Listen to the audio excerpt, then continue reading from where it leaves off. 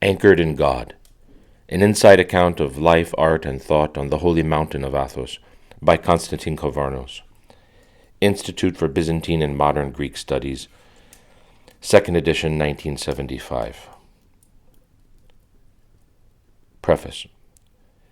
This book is a result of 3 journeys to the holy mountain of Athos, one in 1952, another in 1954, and a third in 1958. I've drawn mostly from the experiences and observations of my last 2 journeys because I took very few notes during my first visit, whereas I kept a full account of what I saw, heard, felt, and thought during the second and third. The purpose of these journeys was to acquire a better knowledge and understanding of Eastern Orthodox monasticism by studying it directly in its purest form, and also to improve my knowledge and understanding of the traditional liturgical arts of Orthodoxy by coming into direct contact with some of the finest examples of Byzantine architecture, painting, and music. What precisely are the aims of Athonite monasticism? What are the means that are employed by the monks of Athos for achieving them? What is the relationship of these ends and means to the teaching of Christ, St. Paul, and the Holy Eastern Orthodox Fathers? How are the monasteries and smaller monastic establishments on the Holy Mountain organized? What is the nature and extent of private prayer and common worship? What, besides these, constitute the monks' daily round of activities? Is the ancient tradition of Eastern Orthodox hesychism still alive on Athos? What books do the monks especially study and recommend? What are their views on monasticism, contemporary mankind, philosophy, solitude, hardship, fasting, prayer, and so forth?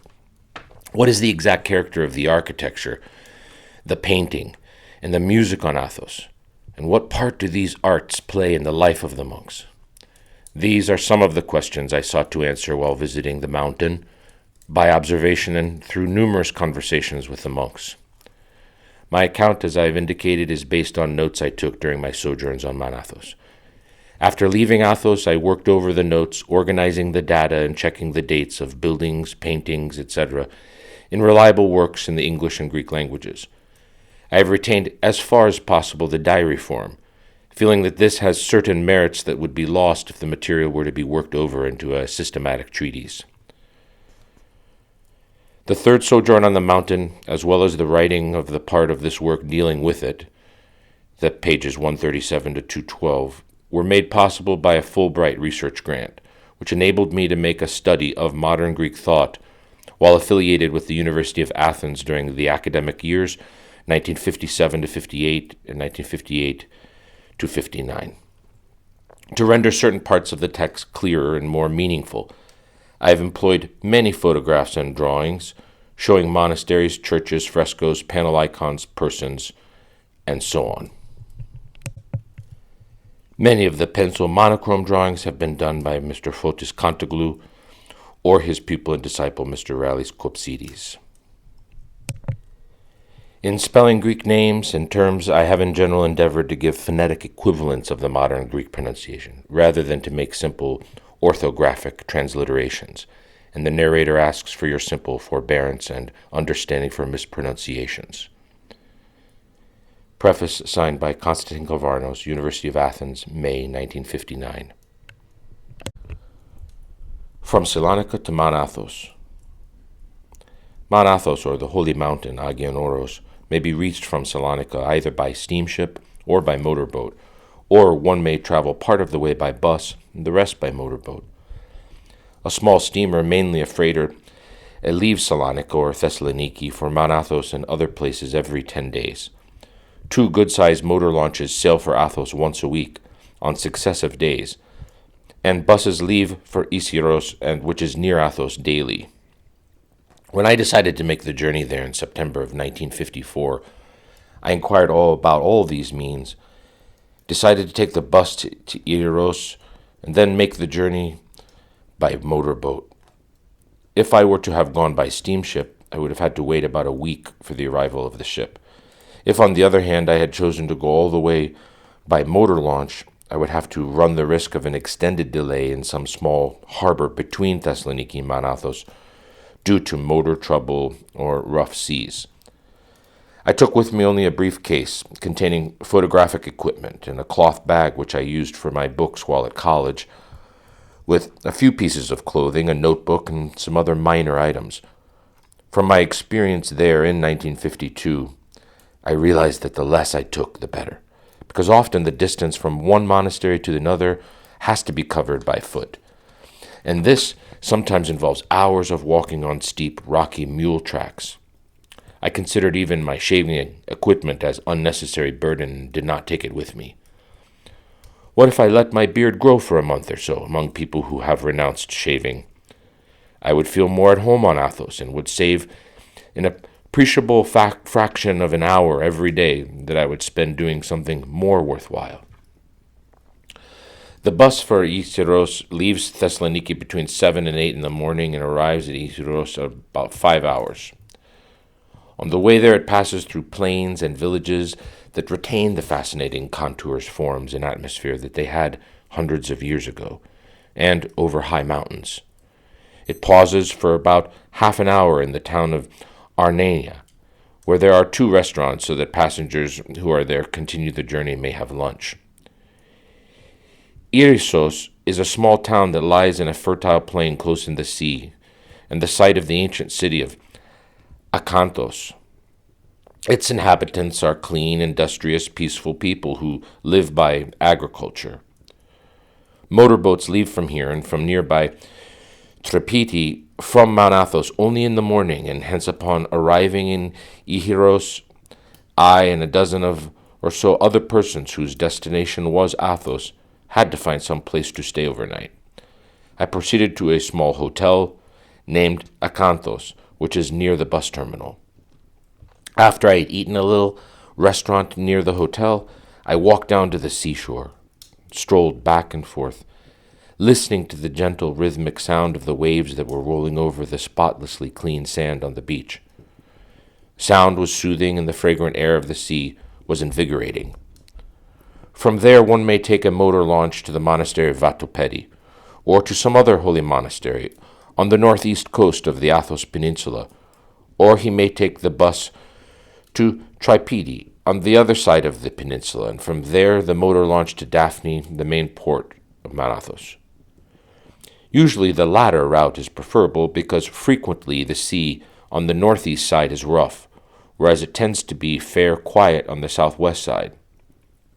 In either case, one has to spend a night in Isyros or else in the nearby village of Niaroda. The bus left Isyros at 6:30 in the morning, and after a brief stop in the village of Niaroda arrived at Tripiti on the south side of the neck of the peninsula in half an hour. Tripiti is not a town or a village, but only a place having a wooden pier and a coffee shop, where one may have light refreshments. The trip from Isyros to Tripiti is most often over flat land. In many places the land is quite close to sea level, and some of the passengers who were familiar with this region, which is known as Provlakas, remarked that these were traces of the canal that had been cut in 480 BC by the Persian king Xerxes for the passage of his fleet. When we arrived at Tripiti, the motorboat was ready to leave. The passengers proceeded at once to the pier, hopped in the boat, one after another. As soon as the baggage was in, the boat took off for Daphne, full of monks and laymen.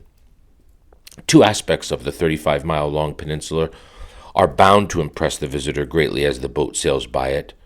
One of these is the form of the mountain, which rises abruptly and majestically near the outer extremity of the peninsula to a conical peak more than 6,400 feet above the sea. The other is the rich, deep green vegetation that covers the entire area, except for the soaring marble peak. Such vegetation, which consists of chestnut trees, firs, oaks, pines, poplars, and other kinds of trees, and of many kinds of shrubs and herbs, is seldom seen in mainland Greece. The abrupt terrain sets it off in relief and makes it a most beautiful and unforgettable sight. This vegetation is a great blessing to the monks. It not only provides for them an inspiring sight, but also constitutes their chief means of support. More than anything else, the money earned in the first place from their export of timber, and in the next place from the export of hazelnuts, walnuts, and laurel oil, provides today the financial basis for the existence of the 20 monasteries of the Holy Mountain. The boat arrived at Daphne at 11 o'clock after having made a number of brief stops. Its first was at the village of Oranoupoli, formerly called Prosphori or Pyrgos, which is situated by a Byzantine tower, near the boundary wall that separates the neck of Athos Peninsula from the sacred territory. The remaining stops were at the ports of the various monasteries and harbors. An arsanas, or port, harbor here, is a landing place with warehouses and buildings for workers and seamen, and usually a tower, formerly used for defense against the pirates. Every monastery has its own arsanas, or port. The port of Daphne, where I and most of the other passengers got off, is a small bay with a pier of motorboats and other small craft. The water of this bay is very deep, so that steamers are able to anchor not far from the pier. There are about a dozen buildings in the vicinity of the landing place: a custom house, a post office, police station, a church, 2 restaurants, and several shops that sell groceries and hardware. The best supplied and most interesting store is that of Christos Theodorides, the boat agent. The majority of the laymen and monks who come to Daphne eat at this place, either in the narrow room at the rear or in the open space in the front, under the trees. Here one will find, among other things, various religious articles intended especially for visitors, such as little wooden crucifixions, small icons carved in wood by the monks and hermits, comboschini made of various kinds of materials, and incense with a wonderful aroma. All the stores are operated by kosmiko, by laymen. Monks are not allowed to dwell in Daphne. Monastery of Zeraputamu.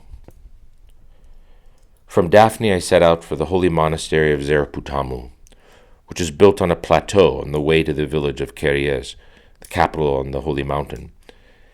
In order for a visitor to be officially admitted into a monastery, he must present a diamatronion, or a letter from the overboard of overseers at Keries recommending him to the hospitality of one of the 20 monasteries. Without such a letter, one may be admitted into a monastery, with the understanding, however, that he will depart early the next day. My plan was to go to Zeraputamu, stay there overnight, and resume my journey to Keries at dawn. Before beginning the difficult walk up the very steep path that leads from the coast to the monastery, I paused at a small beach some distance from Daphne and took a dip into the sea. The monks seldom go swimming, and when they do, they go alone, to out-of-way places. So I did likewise. The water was absolutely clear and of pleasant temperature. Seen from Daphne, the monastery of Zeraputamu appears to be only a short distance away. Actually, it takes about 3/4 of an hour to reach it by foot. Upon arriving, I explained to the gatekeeper that I had come to Athos that day via Daphne and wished to see the monastery, and if possible, stay there overnight before proceeding to Keries. He took me to the assistant guestmaster. The guestmaster himself was away, and explained my case. To my great pleasure, he told me that I could stay here until the next day, and without delay took me to a room in the guest house, the Arkandariki, where I was to rest and sleep during my stay at the monastery. This room was clean, well kept, furnished with a bed, a divan, a table, and a kerosene lamp. It should be noted that government officials, prelates, professors, scholars, and other official guests are given select private rooms, whereas unofficial guests are assigned to plain rooms with beds for several persons. After I had rested a little, I went out to the courtyard to study the architecture and other features of the monastery. The courtyard is bounded by a square of 4-storied buildings. The outer part of the quadrangle consists of tall, sturdy walls and leaves only one entrance. At the highest corner of the quadrangle there is a tall tower of defense. Standing free at the center of Zerputamo's courtyard is the main church, known as the Catholicon. It is a large structure with 7 domes, 3 over the Esonarthex, which is known on Athos as the Lati, a big one on the center, and 2 smaller ones on either side at northwest and southwest angles of it. 3 small ones over the sanctuary, the bema, 2 over the side apses, and 1 set at a higher level over the central apse, and 1, by far the largest and set at the highest level, over the nave. The church's interior far surpasses the exterior in beauty and grandeur. The floor is paved with large marble slabs, while the walls are decorated with holy icons and frescoes. In the central dome looking down is a fresco depicting the Pantocrator, Christ, as ruler of all. Hanging down from the intersection point of 2 iron bars that are fastened to the lower part of the drum and form a cross is a large chandelier, and around it is a beautiful choros or corona, a very large circular brass chandelier with loosely fitted joints held by 12 chains that are fastened to the lower part of the drum. The Catholicon of every Athonite monastery has such a choros. The top of the iconostasis above the beautiful or holy gate, the royal doors, the door at the middle of the iconostasis is a big crucifix. This crucifix serves as a vivid reminder to the monks of Christ's statement, "If any man will come after me, let him deny himself and take up his cross and follow me," Luke 9:23, and of Paul's, quote, "Those who belong to Christ Jesus have crucified the flesh with its passions and desires," end quote, Galatians 5:24, and "The world is crucified unto me, and I unto the world," Galatians 6:14. Although Zerputamo was founded centuries earlier, the present Catholicon was built in 1761 and was frescoed in 1783. One of the monks told me that the old Catholicon was torn down and was replaced by this one because it was too small to accommodate all the monks. Today, there are only 30 monks here, but judging from the number of cells, there must have been at one time as many as 200 or 300. At this, as at the other monasteries of the Holy Mountain, there is daily orthos, followed by divine liturgy, and a daily Vespers service. The first of these is preceded by an hour of private prayer known as canonas. On the day of my arrival, the Vespers started well before sunset and took about 3/4 of an hour. The orthos, the next day, started at about 2:30 in the morning, according to our time system, and was followed immediately by the Divine Liturgy. The 2 together lasted about 4 hours. It should be noted that in determining the time for their church services and other activities, the Holy Community, which resides in Kyrias and all the monasteries on Mount Athos, with the exception of Iveron and Vatopedi, follow the Byzantine time system. The basis of this time system is sunset. When the sun sets, it is 12 o'clock. The hour immediately after is 1 o'clock. The next hour is 2, and so on. Iveron is unique in following the Chaldean system, taking sunrise instead of sunset for 12 o'clock, while Vatopedi has adopted the Western time system. Sunrise and sunset are relative to the peak of Athos. Sunrise is when the first rays strike the peak, while sunset is when the last rays leave it. This system obviously involves clock shifting to fit the seasons, but has the advantage of following the rhythm of nature. Zerputamu is idiorhythmic. This means, for one thing, that the monks do not eat together in the refectory, but each prepares and eats his own food in his own cell, at such times as he wants, following his own idios rhythm, except on certain special and major feasts. It means also that each monk has the right to hold private property. In an idiorhythmic monastery, the monks are allotted every so often a certain quantity of bread, olive oil, vegetables, wine, and so forth. But such things as fish, meat, clothes, and stationery are not provided by the monastery. The monks buy these from the small amount of money allotted to them at certain intervals. Further, an idiorhythmic monastery does not have an abbot, a geronda or igumenos, but has a committee of 2 or 3 senior monks who are elected annually from among the 5 or 15 leading monks of the monastery. Together, they constitute the synaxis, or assembly. They are the executive part of the synaxis and also the spiritual authority of the brotherhood. In a cenobitic monastery, on the other hand, the monks eat together in the trapeza, the refectory, all properties held in common, and the community is governed by an abbot assigned by a committee of 2 or 3 senior monks.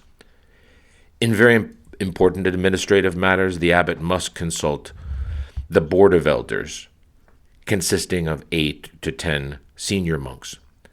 His spiritual authority, however, he exercises alone, without the committee. He is elected for life by those members of the monastery who have been monks for at least 6 years, whereas the membership of the committee changes every year. Of the 2 systems, the cenobitic is the older and more austere. This system is based on the rules that were formulated by the Saint Pachomius from 292 to 346, Basil the Great, 329 to 379, Theodore the Studite, 759 to 826, and Athanasius the Athonite, 920 to 1003, whereas the idiorhythmic system appears toward the end of the 14th century and becomes more prevalent in the 15th and 16th centuries. At the present time, 11 of the monasteries on Mount Athos are cenobitic, and 9 are idiorhythmic. Narrators note the importance of this present work is a snapshot of the present state on Athos prior to our great-grandfather Papu Yosef St. Joseph the Hesychist's disciples then going to the idiorhythmic monasteries and renovating them into cenobitic. As is seen with Zerputamu and Geranda Ephrem, may his blessing and prayers be upon us, the new martyr of Zerputamu, and others, Vatopedi, Philotheu. To continue. On the day when I arrived at Zerputamu, the decapitation, the beheading of St. John the Baptist was being commemorated, and a fast was observed. A fast on Mount Athos does not mean simply that one abstains from meat, nor does it mean that one abstains from food altogether. It means abstinence not only from meat, which, though permitted in the idiorhythmic monasteries, is seldom eaten and is altogether excluded in the cenobitic monasteries and in the skeets, but also abstinence from fresh fish. Dried or salted fish are sometimes eaten, as well as from eggs, cheese, and other items of animal origin, and even from oil and wine. About 2/3 of the days of the year are days of fasting, Lent, and several other long periods of fasting, every Wednesday and Friday, and in the case of the cenobitic monasteries, throughout the year 3 times a week, every Monday, Wednesday, and Friday as well throughout the year, and the day that precedes every notable holy day. Visitors and workmen normally have to observe the fasts, but not with that same strictness as the monks, except those of Great Lent and the fortnight before the feast of the Dormition of the Virgin Mary on August 15th. Regarding the practice of fasting on Monday, Wednesdays, and Fridays, Callistos and Ignatius Xenopoulos, who led a monastic life on Mount Athos during the 14th century, in the Philokalia, Volume 2, say, quote, 3 days a week, that is, on Monday, Wednesday, and Friday, eat only once a day, partaking of 6 ounces of bread and of dry food not to satiation, and of water up to 3 or 4 cups if you want, following the 69th rule of the Holy Apostles, which says, if a bishop or a priest or a deacon or a reader or a chanter does not fast during the holy 40 days before Pascha or on Wednesdays and Fridays, let him be cast out, unless he does this because of bodily illness. If he be a layman, let him be excommunicated. Fast on Monday was instituted later by the Holy Fathers. Fasting takes into account both the quantity and the quality of food. The idea is to eat a smaller amount of food during a fasting day, to abstain from fats and oils, as these tend to fatten the body and thereby arouse lust and make one physically and spiritually lazy, to abstain from meat, fish, and products of animal origin, as these tend to excite carnal desire, and also to abstain from mere delicacies, as the consumption of these is a form of self-indulgence. St. John Climacus, from 525 to 605, says, "Satiety of food is a begetter of unchastity."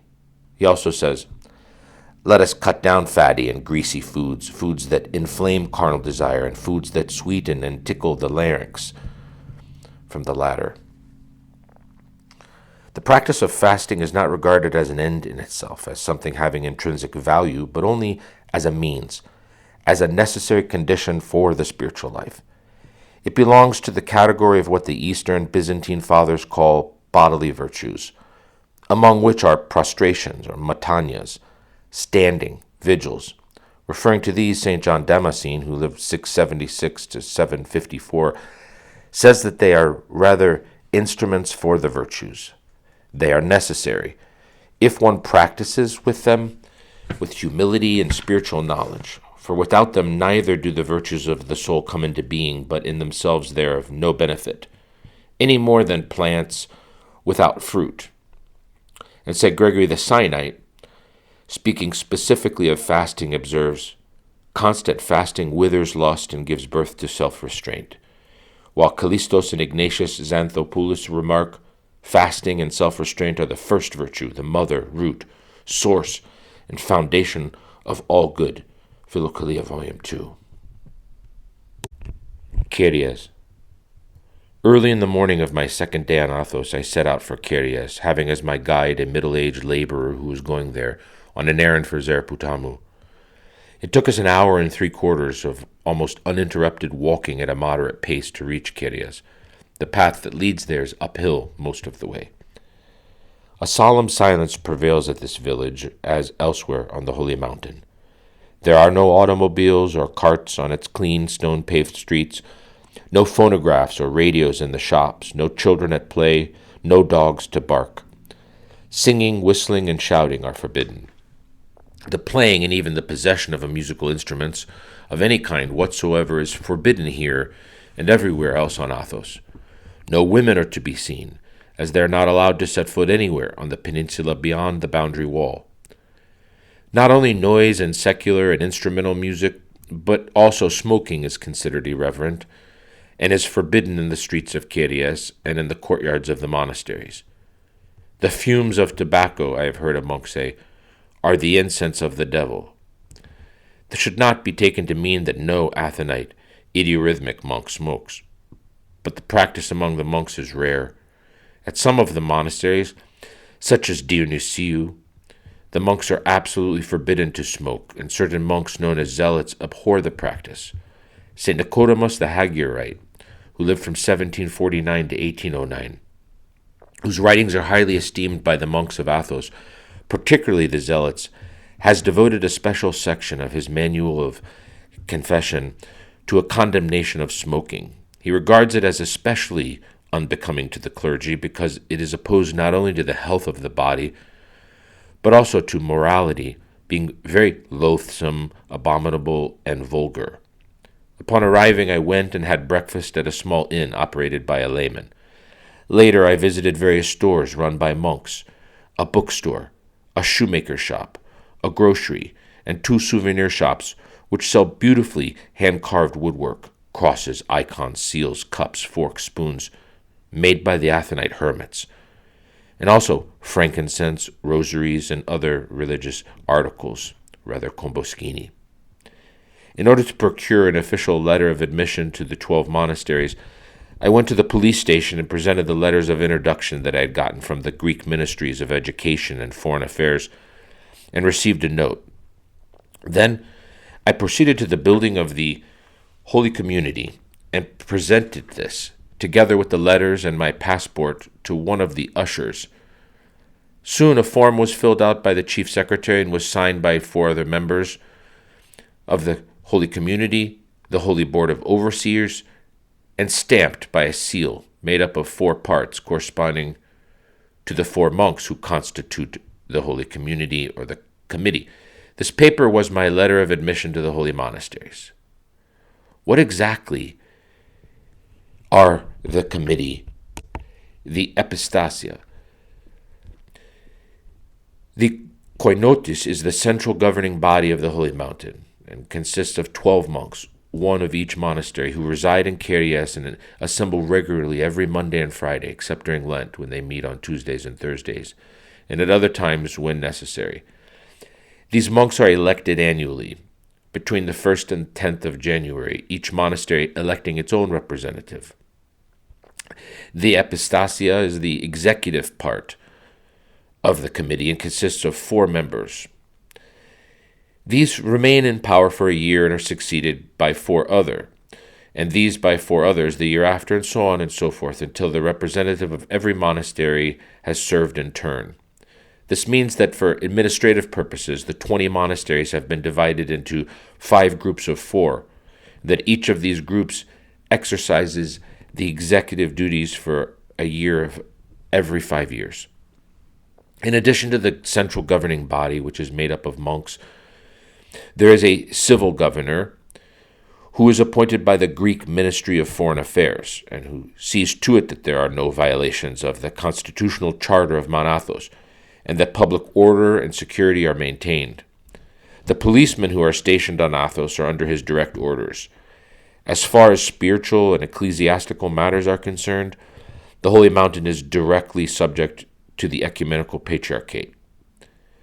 Across from the building of the Holy Community, only a few steps away, is the most important church on Athos, belonging to all the Athonite monasteries, the Church of the Protaton. This church dates from 965, and its basilica the only main church of that type on the Holy Mountain. The exterior of this edifice, which has recently been extensively repaired, is very simple yet majestic. The ground plan is oblong. The side walls are perforated with tall, round, arched windows, while those of the clerestory are pierced by smaller ones. The building leans over to the north side, and buttresses have been constructed on that side to carry the outward thrust.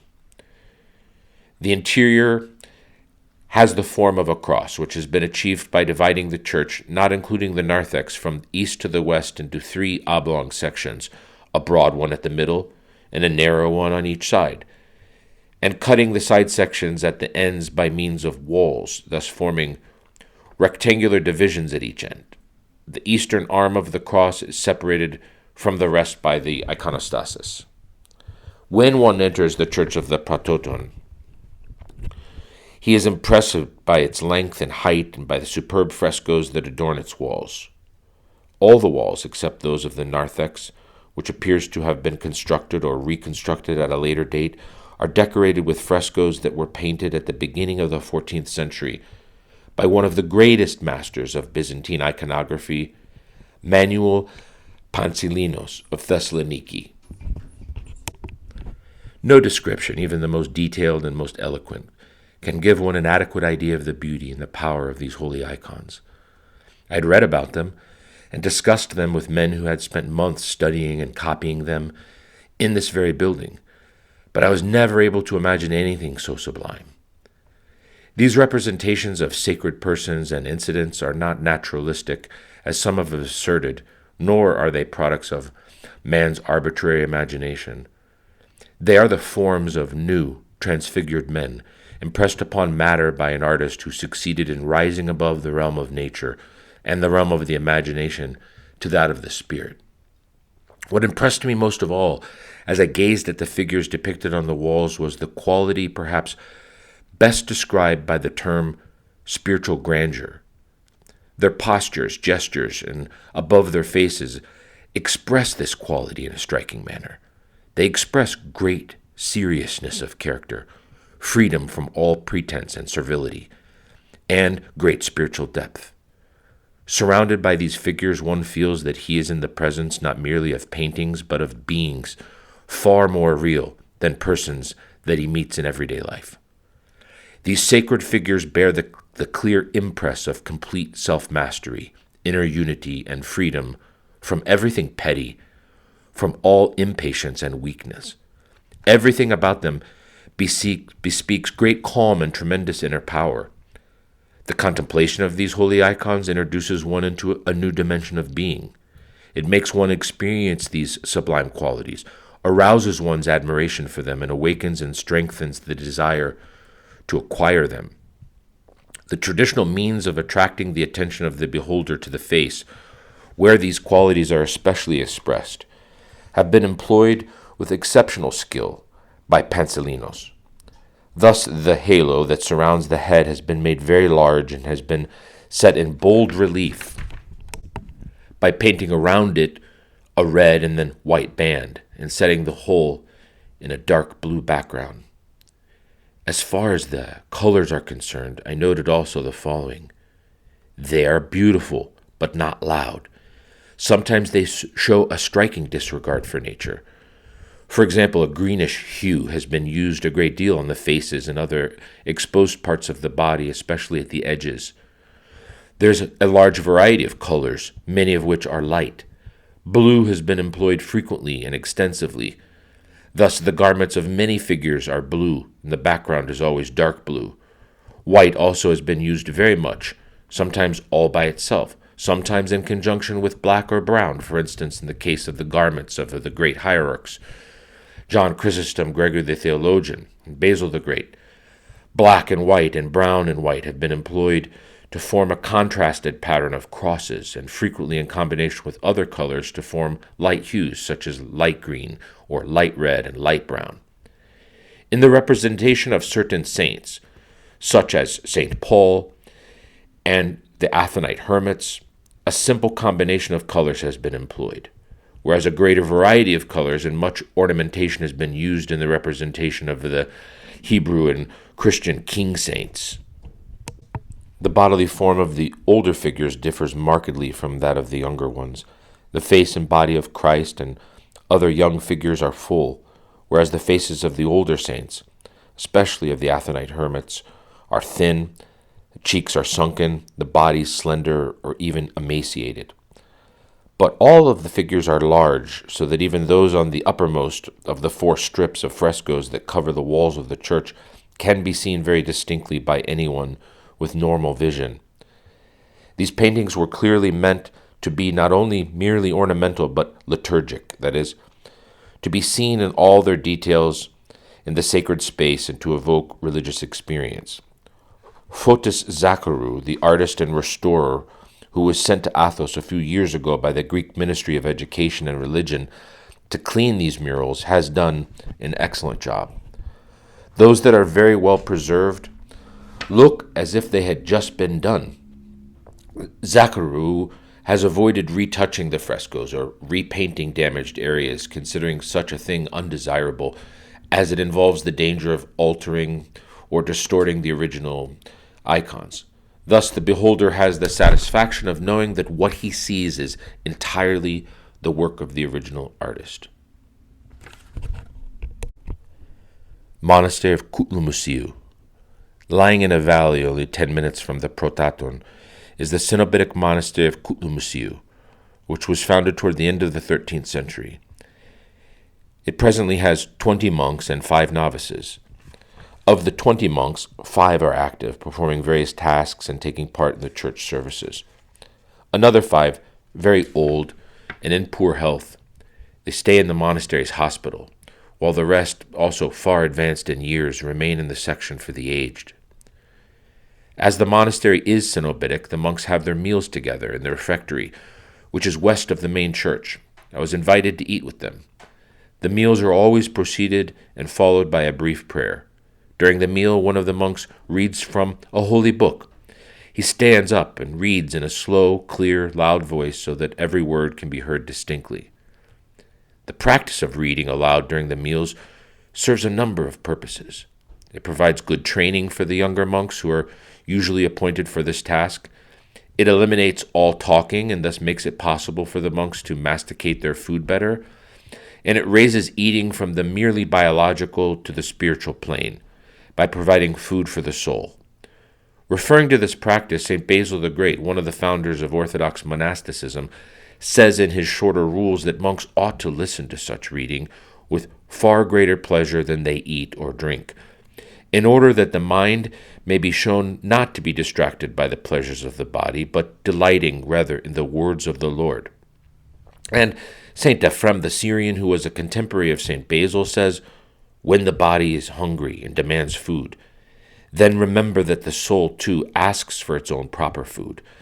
And just as the body cannot live if it does not receive bread, so also the soul is dead if it is not nourished by means of spiritual wisdom. For man is dual, made up of soul and body, and this is why the Savior said that man shall not live by bread alone." Among the monks with whom I had an occasion to talk a good deal with was Maximos, the librarian. Father Maximos took me to the library, which consists of 2 moderately sized rooms containing about 750 manuscripts and a much larger number of printed books, kept in glass-doored cases. Both in the library and in the courtyard we discussed the practices of Athonite monks, particularly noetic prayer, or prayer of the heart. This form of prayer is described as follows by Nicephorus the Solitary, who died around 1340, one of the greatest ascetics of Athos. Quote, "You know that the seat of thoughts of every man is in the breast, for when the lips are silent, it is here that we talk and deliberate and recite our prayers and psalms and so on. Therefore, having banished every thought from the discursive faculty, you can do this if you want to. Give it this prayer: Lord Jesus Christ, have mercy on me. Kyrie Jesu Christe, eleison me. And force this instead of any other thought always to cry within. If you keep this up for a time, the way to the heart will be opened by it." End quote, Philokalia, Volume 2. Another outstanding Athonite monk, Nicodemus, gives this description: "Noetic prayer, or prayer of the heart according to the Holy Fathers, known as vigilant niptiki pateres, the wakeful fathers, is chiefly this, that a man gather his mind, his nous, in his heart, and without speaking with his mouth, solely with the word, residing in his nous, which speaks in the heart, say the following brief prayer: Lord Jesus Christ, have mercy on me. Kyrie Jesu Christe, eleison me," holding his breath a little.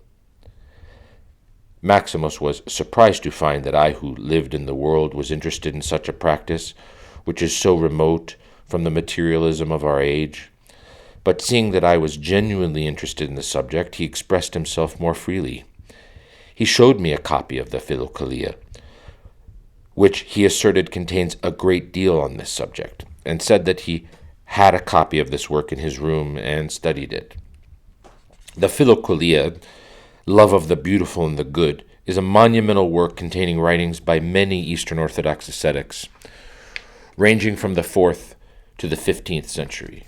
It was compiled by St. Makarios Notaras, Archbishop of Corinth, and St. Nicodemus the Hagurite, and was first published in 1782. Parts of this work, translated into English from the Russian version of the Greek original, were published in England in 1951 in an anthology entitled Writings from the Philokalia on the Prayer of the Heart, and in 1954 in a volume entitled Early Fathers from the Philokalia, Faber and Faber Press. Maximus also showed me a copy of Evangelinos, and remarked that this is another excellent book to read on the subject. The Evangelinos consists of a collection of excerpts from the works of numerous Eastern Fathers arranged under various topical headings. It was compiled by a monk named Paul, and known as the Evangelinos, and was first published in 1783. The actual title of the work is Collection of Sayings and Teachings of God-Inspired and Holy Fathers. Evangelinos, said Maximos, constitutes good preparation for the Philokalia. The little book entitled The Way of a Pilgrim also is very helpful. This work was written by a Russian reader of the Philokalia, apparently about the middle of the 19th century, and was published in Russia in 1884 after the manuscript was found on Athos. It is a wonderful book. I have read it over 100 times. An English translation of the last named work, entitled The Way of a Pilgrim, was published in 1930, 1941, and 1952. Maximus believes that the great decline in spirituality in our time has made the practice of noetic prayer almost totally incomprehensible, not only to those who live in the world, but even to most monks. But there are signs, he remarked, that people are beginning to return to Christianity, are becoming interested in this and similar subjects. An appreciable number of visitors to our monasteries, Germans, French, Americans, Greeks, and so on, asked especially for the works of the Hesychists, such as St. Simeon the New Theologian, St. Gregory of Sinai, St. Gregory Palamas, and many others. As far as the monastic life is concerned, he went on, in spite of its present decline, the fact remains that noetic prayer, or prayer of the heart, as well as other practices, such as strict and regular fasting, can be followed most easily and successfully only in monastic communities of the sort that survive on Mount Athos, where hesychia, solitude, quietness, and other essential conditions are provided. Noetic prayer is the highest form of spiritual striving, calls for great efforts, contempt of all earthly things, and living in hesychia in one place. Is it possible, I asked, to practice this prayer during church services, which take up so much of the monk's time? Yes, replied Maximus. One can carry on simultaneously 2 or even 3 different activities. One can listen to the chanting or the reading, following what is said, and also pray noetically. In trapeza, a monk can simultaneously eat, listen to the readings, and pray noetically. Repeated prayer of the heart increases one's ability to do this. To get important results, one must practice this form of prayer with single-mindedness over a long period. From my talks with Maximus, I was able to gather the following information about him. He is in his 70s and has been a monk for over 30 years. Before he became a monk, he was a businessman.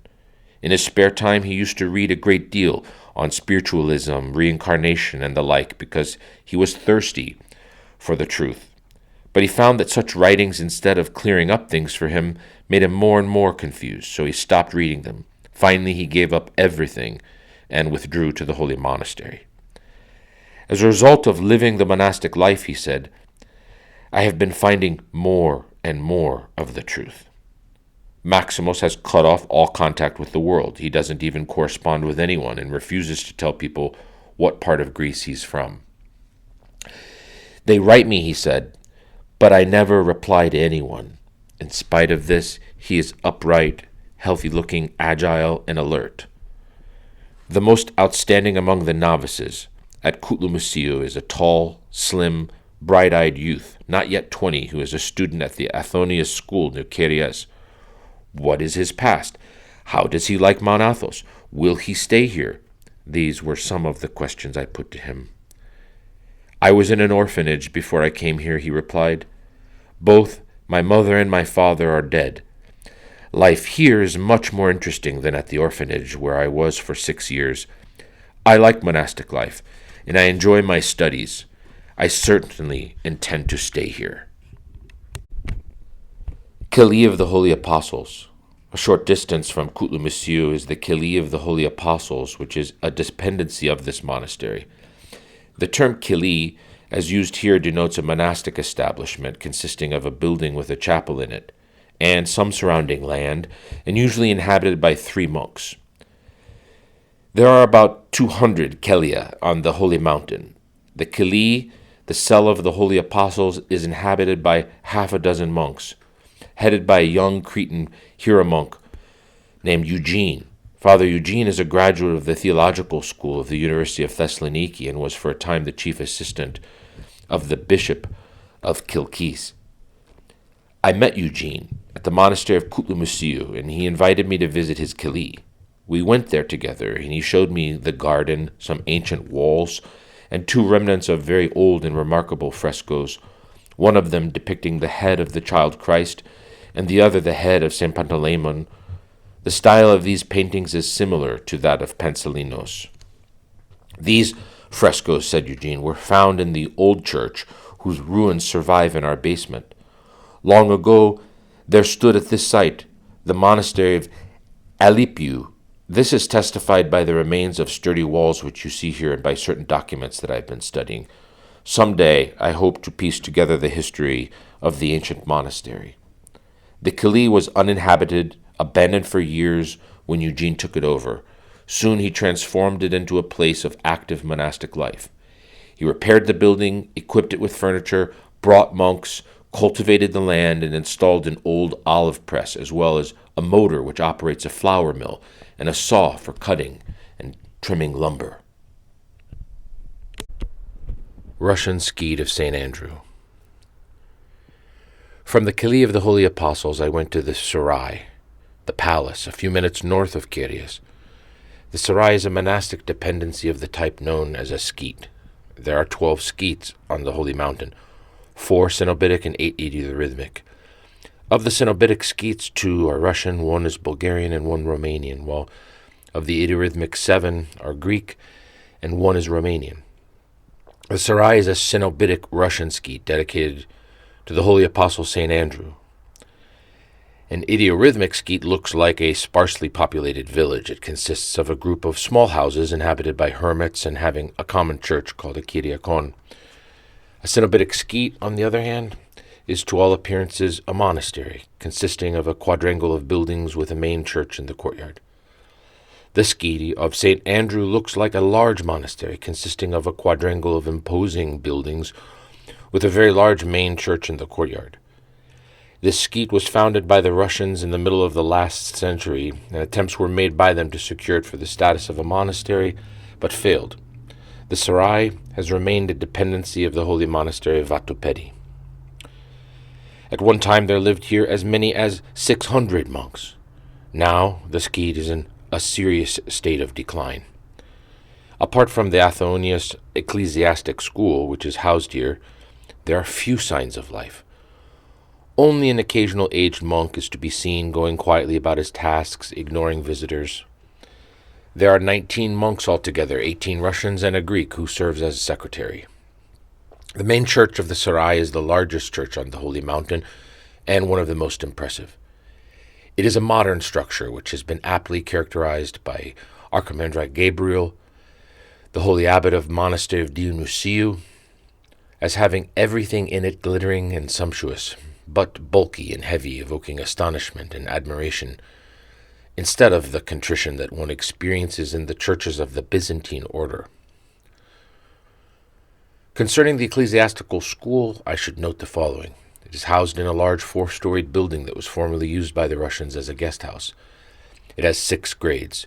During the first 3, various high school courses are taught with emphasis on ancient and modern Greek.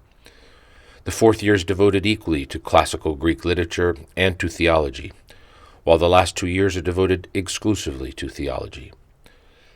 Having been re-established in 1953 after a long interruption since 1940 caused by the Second World War, the school is on an experimental basis.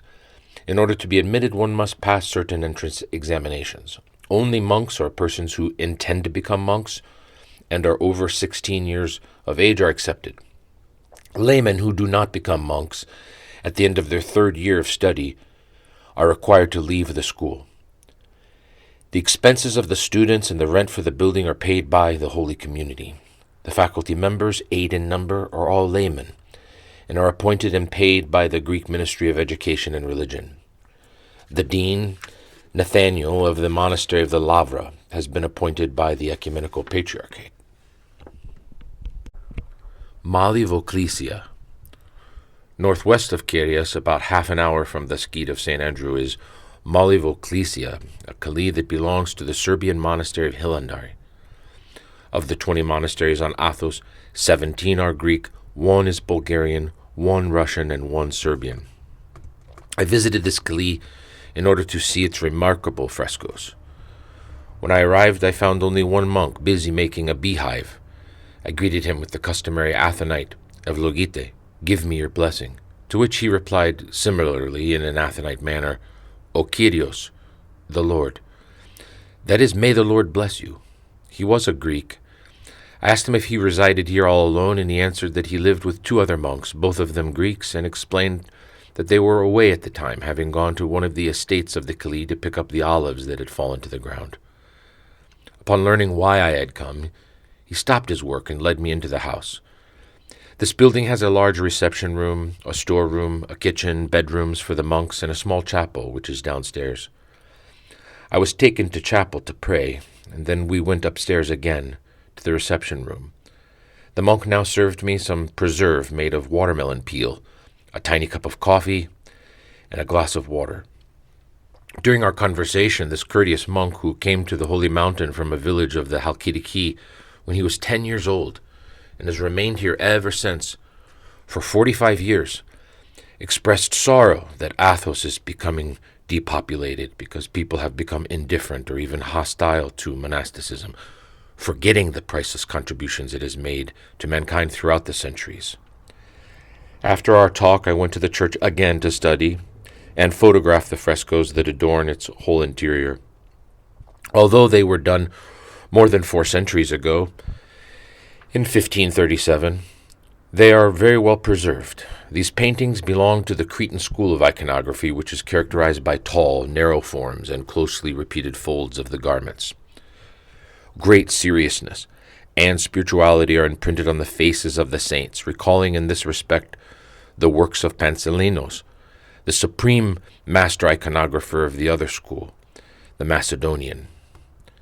The effect produced by the contemplation of these figures in such a little church where they are close to the beholder on all sides is very powerful. Even one who has never experienced humility, contrition, and similar feelings will probably to some degree be aroused to the experience of such feelings when he contemplates these sacred paintings. Monastery of Yveron. My next stopping place was the holy monastery of Yveron, on the northeastern side of the Athos Peninsula. Yveron is built a short distance from the sea on a small plain and is reached from Cavarnos by a stone-paved path that goes downhill for the most part. I made the journey alone and met no one during my hour-and-a-half walk.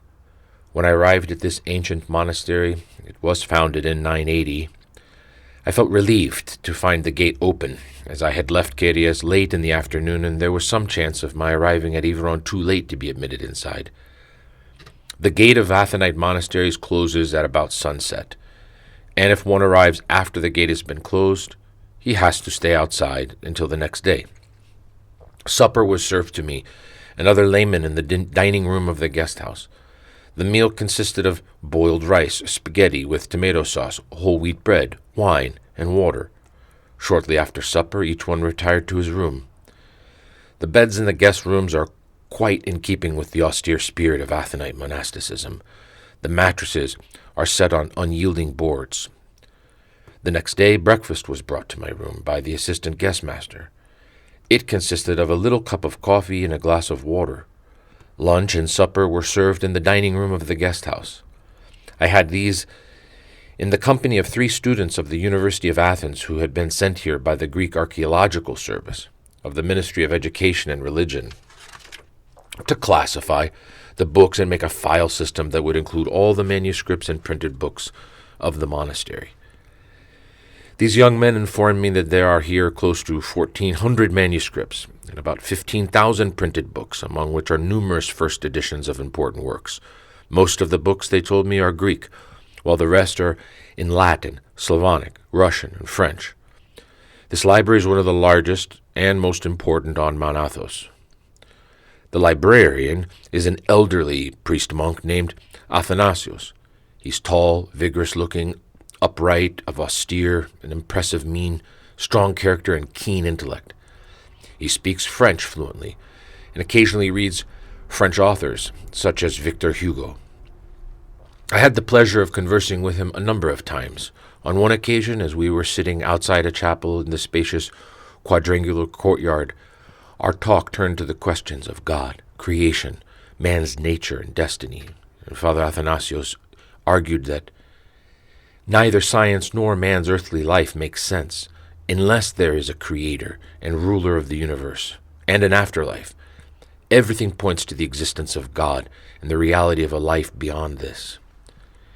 He made reference to recent physical and astronomical theories, quoted statements made by philosophers and theologians. Athanasios is probably the most noteworthy figure among the 50 monks that live in this monastery. There is no abbot, as the monastery is idiorhythmic. At one time, Iveron possessed great wealth. Now it is in financial difficulties, having suffered, among other losses, the destruction by fire of the greater part of its forest during the war against the communists. Before the Second World War, it had electric lighting. It is the only monastery on Athos, besides Vatopedi and Hilandari, that ever had electricity. Now the generator is unserviceable, and lighting is provided by kerosene lamps. In spite of its poverty, however, Iveron is pervaded throughout by an air of ancient dignity.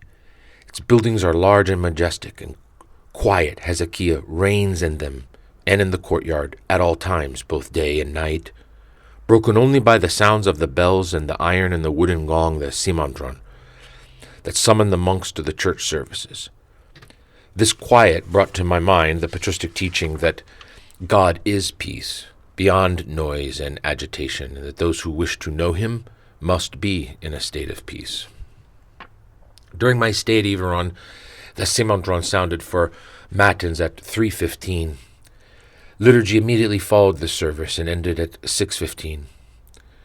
At Iveron and at all the other Athonite monasteries, the first of these services is held regularly in the Kathilikon, while the second is performed in one of the chapels, except on Sundays and festivals when it takes place in the main church. While the services are going on, the monks stand in the stalls, the stasidia, which are ranged along the walls. They wear their tall black cylindrical hats known as skufo, removing them only at certain points of the liturgy, as when the chanter sings, "Let us put aside all worldly care so that we may receive the Holy King of all, invisibly escorted by the angelic hosts," and the entry of the holy gifts takes place, when the priest says, "Thine own of thine own we offer unto thee, in all and for all," and again when he says, "With the fear of God, with faith and love draw near." At such times the monks descend from the low wooden platform on which the stalls are set, take off their hats, and stand with their heads bowed. They do not kneel.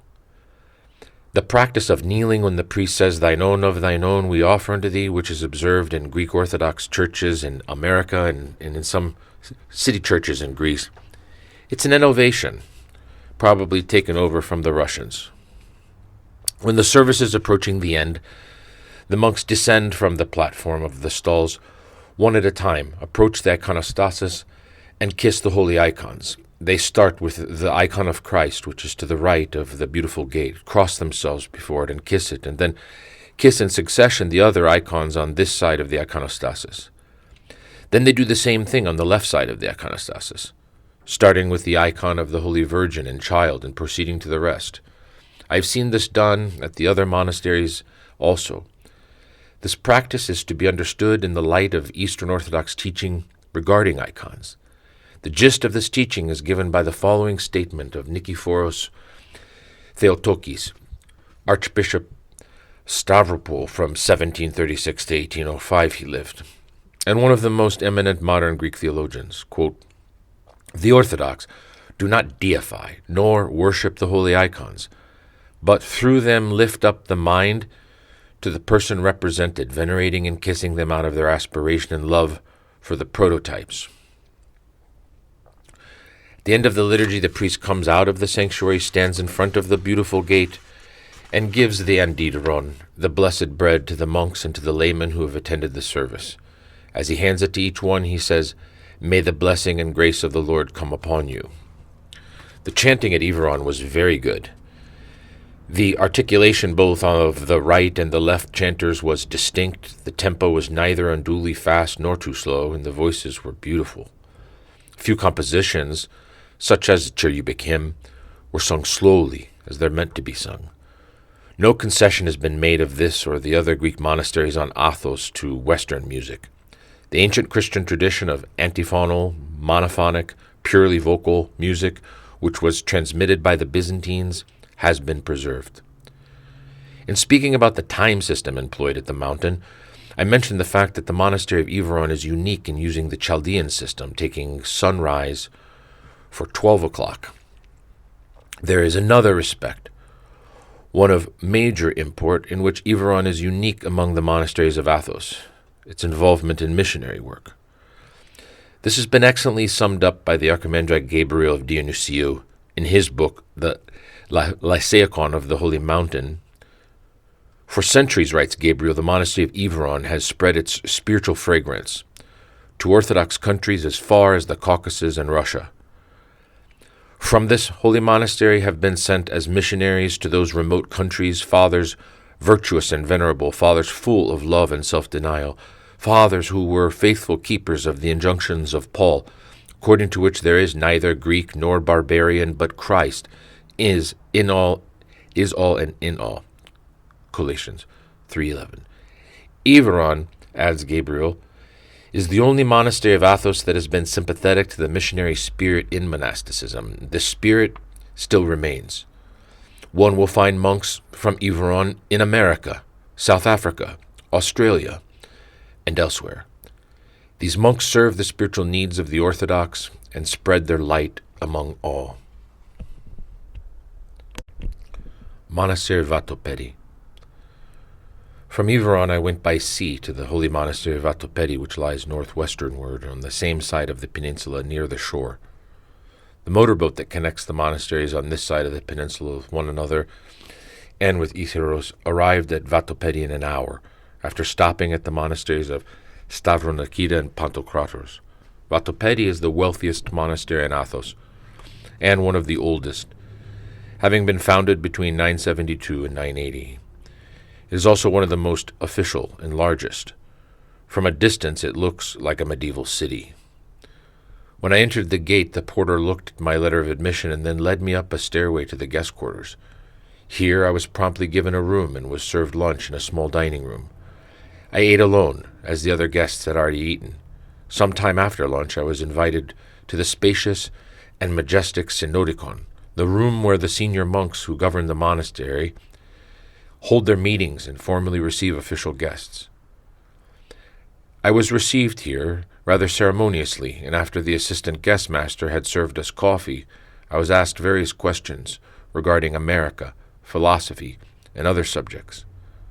There was something affected in the way these monks spoke, but nonetheless what they said impressed me as being in general sound.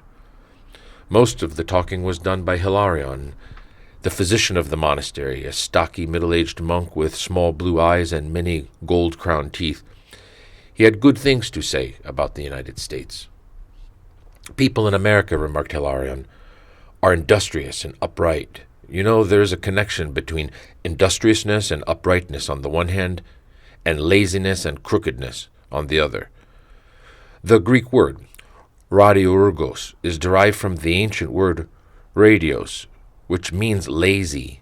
A radiorgos is a lazy person who seeks to acquire goods not by means of work, but through intrigue, through cunning. Our talk lasted about a half an hour. Then I was taken to the library, which I had expressed a desire to see.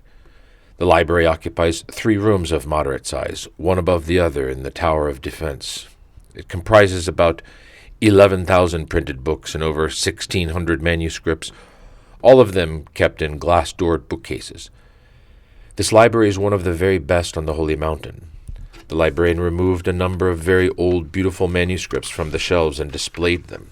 He also showed me the apspis, a jasper cup with a gold base and gold handles, a gift of the Byzantine Emperor Manuel Paliegos, who reigned from 1391 to 1425, and a remarkable Byzantine fresco, a remnant of the 14th century composition, with the heads of the apostles Peter and Paul. After my visit to the library, I returned to my room. As I looked at it carefully, I felt an incongruity between it and the very austere spirit that prevails elsewhere on Mount Athos. Here were a sumptuous bed and draperies, a large mirror, the only mirror I had seen thus far on the mountain, beautiful linoleum on the floor, a fancy electric lamp. The lamp, however, was useless, as the monastery's generator was unserviceable. Lighting was supplied by kerosene lamps. Across from this room was one similar to it. This was occupied by the bishop of Edessa, Macedonia, who was visiting Vatopedi and other monasteries on the mountain. These two rooms are on either side of the guest hall, which is a large salon with beautiful lounges, armchairs, and rugs. Vatopedi is unique among the monasteries of Athos in having deviated from the traditional Athonite simplicity and austerity, as well as in having abandoned the Julian calendar and the Byzantine time system.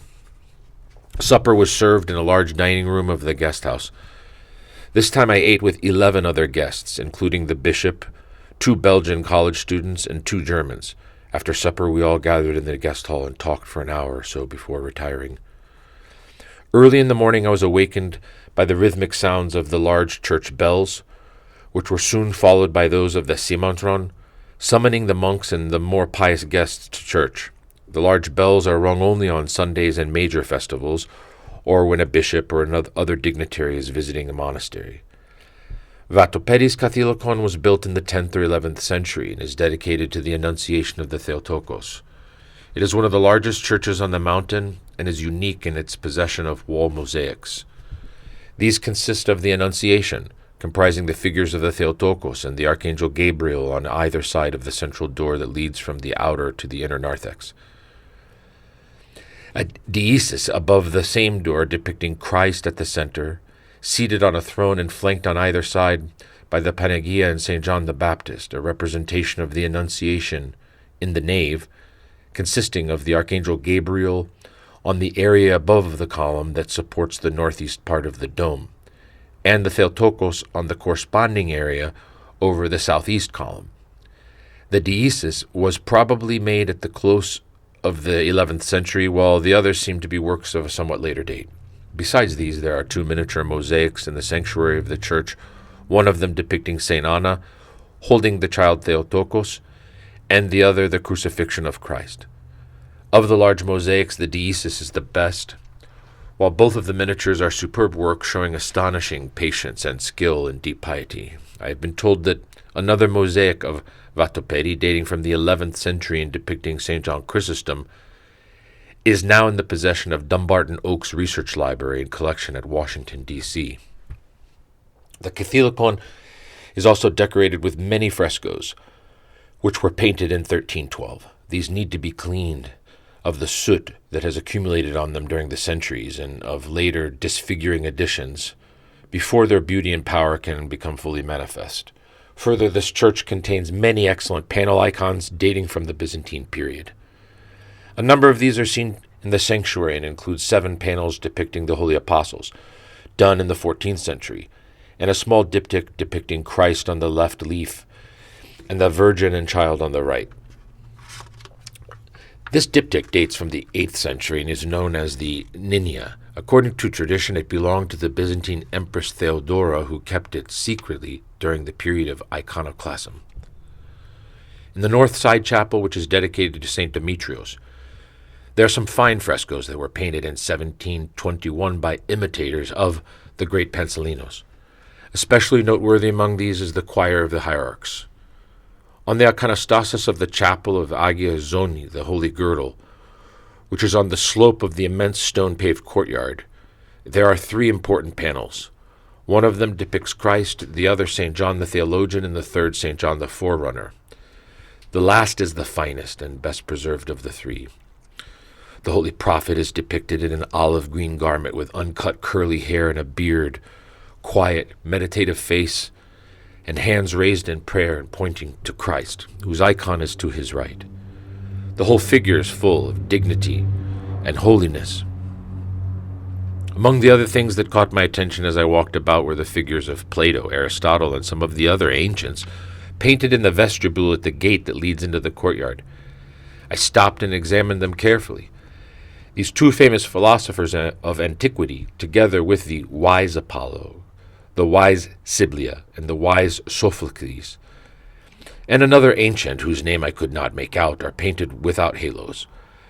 Plato holds a scroll on which the following is written: "The old is new, and the new is ancient. The Father is in the offspring, and the offspring is in the Father. The one is divided into 3, and the 3 constitute one." Aristotle, too, holds a scroll on which it is written, quote, "The beginning of God is by nature inexhaustible, for the Logos derives his substance from him," end quote. The statements are not actually to be found in the writings of the two philosophers. These frescoes, which were painted in 1858 by a certain Nikephoros, are mediocre as works of art. But from a religious point of view, they're very interesting because they show the attitude of Athonite monks, at least of those of Vatopedi in modern times, toward the ancient Greeks, particularly toward Plato and Aristotle. Being painted here near the entrance of the monastery, holding scrolls with statements akin to those contained in Christian teachings, the figures of these ancients remind one of the attitude of some of the early Christian writers of the East, such as Clement of Alexandria. That Greek philosophy, as represented by such thinkers, is a pathway leading to Christianity. On the area above the philosophers and the other ancients are depicted saints and angels with halos. In this way, the artist indicated the general view of the Eastern Fathers that Christianity is something higher than ancient Greek culture, even at its best. In the evening of my third day at Vatopedi after supper, I talked with Father Theophilus, one of the senior monks of the monastery, about the relationship between Christianity and philosophy and about monasticism. The conversation developed as we were sitting on the balcony of the guest hall, where a cool, refreshing breeze was coming from the sea. During our discussion, Theophilus assigned much value to philosophy in relation to religion. One cannot become a great theologian, he remarked, without being to some extent a philosopher. However, a philosophical predisposition, which is a gift, is more important for a theologian than philosophical learning. As far as practical philosophical systems are concerned, to my mind, Platonism is the best. I believe that the association of Eastern Orthodoxy with Plato has been far more fortunate than that of the Western Church with Aristotle. Platonism has more vitality than Aristotelianism. It has more in it that is enduring and is more likely to remain throughout the centuries, a living system making Christianity accessible to intellectuals. Regarding the fundamental principles governing monasticism, Theophilus said, "Monasticism is based on three virtues: poverty, chastity, and obedience. The last two are but forms of the first. Poverty is not to desire to possess anything. Chastity is not to desire anything in the way of carnal pleasures. Obedience is to give up one's will, one's egotism, and do the will of another, of a spiritual superior." What impressed me in these definitions was the reference to an inner psychological factor rather than to an outer physical one, and the conception of this inner factor as a limit, an ideal that is exceedingly difficult to attain. Only true saints can be said to have fully lived up to these high spiritual principles. This led me to ask Theophilus to name some of the saints who have lived at Vatopedi. He mentioned Simeon Nemanja, the founder of the monastery of Hilandari, who had lived here as a monk for 3 or 4 years, Simeon's son Savas, the greatest Serbian saint, and Maximos the Greek, who exerted an important influence on Russian theology in the 16th century and died in Russia in 1556. Maximos translated the Psalter and other liturgical works, and passages from the writings of the Eastern Fathers such as St. Isaac the Syrian, St. John Damascene, and St. Simeon the New Theologian. The Russians, though not the Greeks, regard Maximos as a saint. In answer to my question regarding the daily schedule at Vatopedi, Theophilus told me the following. We rise at 4 o'clock Western time and go to church for the Orthos, the liturgy that immediately follows it. When the liturgy is over, we have coffee. Then, from 7 to 10, each one of us performs his special tasks, his diakonima, either within the monastery or outside. From 10 till 12, we occupy ourselves with various matters at our living quarters, talk with guests, or study. Between 12 and 3, we have lunch, followed by rest. From 3 to 4, we have vespers and the apolypnon, small compline. Between 4 and 6, we perform our special tasks and may take a walk when we're not busy. Between 6 and 9, we prepare our evening meal, we eat and study. At 9, we pray in private for about an hour, and then we go to bed. This schedule, he went on to explain, it holds during periods when night and day are of about equal duration, but is somewhat different during the other seasons of the year, and considerably different on Sundays, major holy days, days when there are all-night vigils, and during the long fasting periods. Bulgarian monastery of Zografu. Zografu, the Bulgarian monastery, is an hour-and-a-half walk from Vatopedi. It is located inland, closer to the southwestern corner of the peninsula than to the northeastern, and remains invisible until one has come near it because it is built on a slope close to a valley and is surrounded on all sides by tall vegetation. This holy monastery is much smaller than Vatopedi and has fewer monks. At this time, Vatopedi had 45, Zografu about 35. By birth, the monks of Zografu are Bulgarians. However, like all the monks on the mountain, they are Greek subjects, for according to the 1924 Constitutional Charter of Mount Athos, quote, all those who live the monastic life here on Athos become Greek subjects as soon as they are accepted as novices or monks, without any other formality. Among themselves they speak Bulgarian, but every one of them seems to be able to speak Greek to some extent. The main church was built in 1801 and was frescoed in 1817. Architecturally, it is similar to the catholicons of the Greek monasteries. Its paintings, however, show certain peculiarities. For instance, the halos of the large figures that form the lower row of paintings are bas reliefs. Many of the icons have Slavonic inscriptions. In the nave there is a large icon depicting St. George, to whom the church is dedicated. This icon is said to be not made with hands, but painted miraculously in 980, when the church was first built.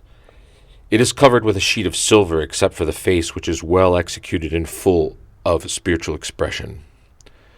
The church services at Zografu are in Slavonic, but the music is Byzantine.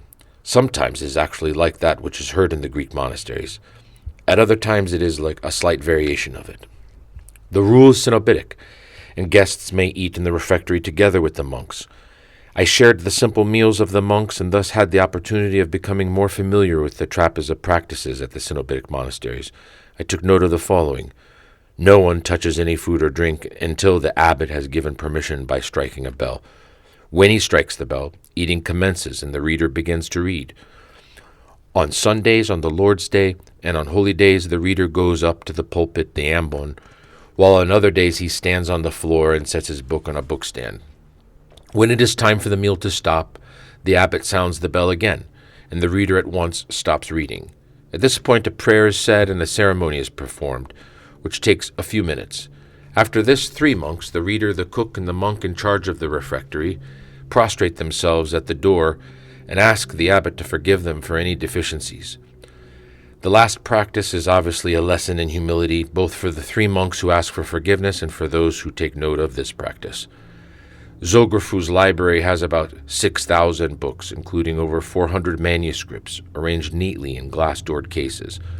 Most of the printed books are manuscripts in Slavonic, but there are many Greek works too, and a smaller number of books in other languages. Among the printed books, I noticed a Slavonic version of the Philokalia named the Dobrotulubi. Holy Monastery of Constantine. Before leaving Zografu, I asked the monks to tell me how to reach the monastery of Constantine, which lies southeast of it. They explained that there is a short cut from Zografu to Constantine, but warned me that I would probably get lost if I took that path, and advised me to take instead the broad, not too steep, stone-paved road to the port of their monastery, then to walk along the coast of the port of Constantine and take the uphill path from there. I followed their advice. In and about the buildings of the port of Zografu, I found a dozen or so workmen, some of them eating, others resting and talking. At the pier there were 2 big motorboats, and several men were busy loading them with timber. A number of youngsters, sons of the workmen, were swimming in the calm, crystal-clear sea. Constantine is a small Cenobitic monastery, having at present 28 monks. Like Zografu, it is surrounded by mountains, but it has much more of an open view, because on some sides the mountains are distant. Quite near it, there is a large vegetable and fruit tree garden that adds to the beauty of the environs. Although Constantine was established in the 11th century, its buildings are not old, as it has been destroyed by fire 3 times. The main church, similar in form to the older Athonite Catholico, was built between 1860 and 1871. The library is in the tower. It is small but well kept and has, beside printed books, more than 100 manuscripts. among which is a very valuable 11th century copy of the Ladder of Divine Ascent by St. John Climacus. The librarian, Father Modestos, is young, apparently in his early 40s, dynamic, and has an excellent memory and deep spiritual convictions. He regards Holy Orthodoxy as the highest form of Christianity, and Mount Athos as the epicenter of Orthodox spirituality. Inquiring whether the great Byzantine contemplatives are studied here at the present time, I learned that Modestos himself reads, among other ascetic and spiritual writings of the Eastern Church, the works of St. Simeon the New Theologian, who lived from 949 to 1022, the greatest Byzantine mystic, and he reads the Philokalia.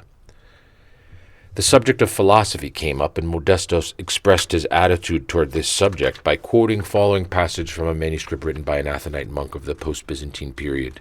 Quote, "Many of the Greeks tried to philosophize, but only the monks found and learned the true philosophy. Having received the heavenly gifts in purity and chastity and fasting, vigilance, and prayer, they philosophized, saying, 'The aim of philosophy is to keep the bond of divine love and peace unshaken, to the benefit both of monks and of laymen.'"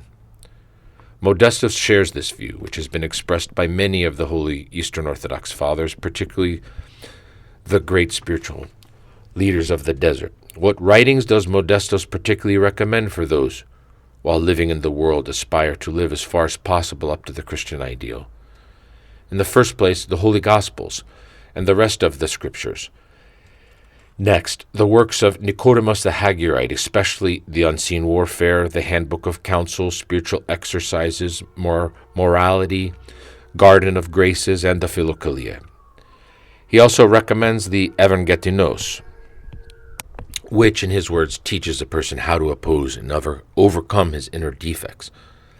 Like Maximus of Kutlumissiu, Modestos regards this work as an excellent preparatory reading for the Philokalia. He holds that one can do what these books teach, even if one lives in the world. But it is necessary, he explained, that one have an experienced and competent spiritual guide, whose instructions one follows faithfully, submitting one's will to this. A spiritual guide is indispensable. If a person doesn't have such a guide, he should search for one. Suppose a person makes a search in the city or land where he lives and fails to find a spiritual guide, I asked. In such a case, replied Modestos, he should correspond with one on Mount Athos.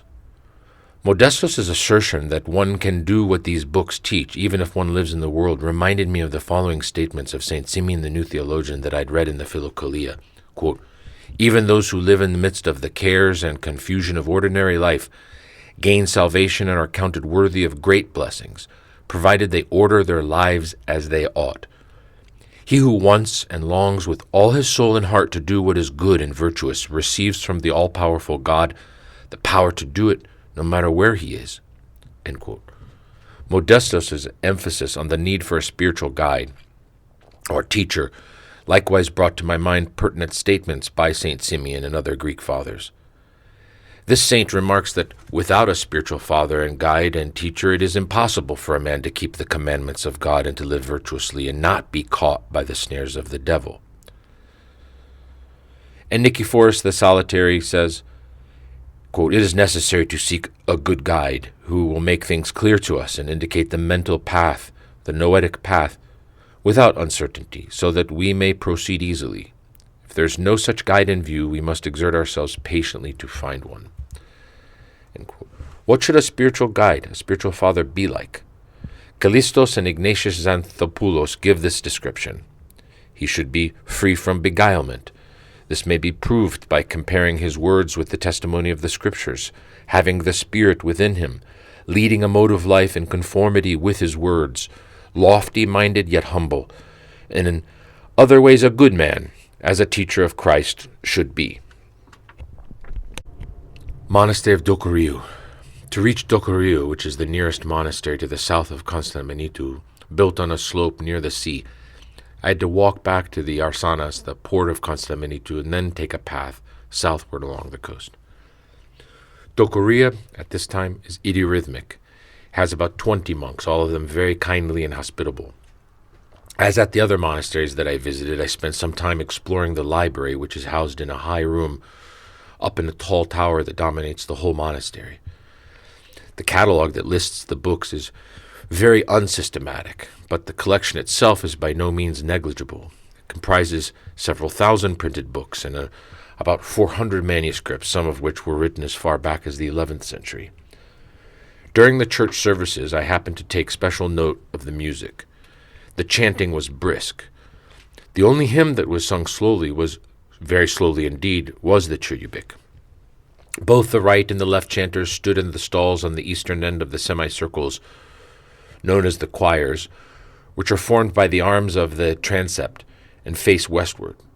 I have seen the chanters occupy this part of the choir at other monasteries, but it was here that I happened to reflect on the matter. Seeking an explanation for the position of the chanters, I concluded that it must have been instituted in order to render the chanting more audible and thereby more effective. The main church, or catholicon, is a very tall and majestic 16th century edifice built at the center of the small but rather steep courtyard. It has 5 tall domes, 2 small ones at the eastern end, one over each of the side apses of the sanctuary, 2 larger ones over the esonarthex or latis, and a much larger one which raises high above the others over the nave. The general ground plan of the buildings is the same as that of the other Athonite catholica. It is a cross with all the ends except the western rounded in the interior. The latis is usually large. The frescoes that adorn it and the nave were painted in 1568 and are outstanding works of the Cretan school of iconography. Among the most striking frescoes is one in the latis, depicting Saint Pachomius, standing to the right of an angel. Pachomius, who was one of the greatest masters of the monastic life and who is said to have founded, about 318, the first Christian monastery, is represented looking at the holy angel with face, hands, and posture expressing deep humility and awe. The holy angel holds an open scroll on which it is written, quote, "In this habit, this schema, shall all flesh be saved, O Pachomius," pointing to a scufo, the top of the angel's head.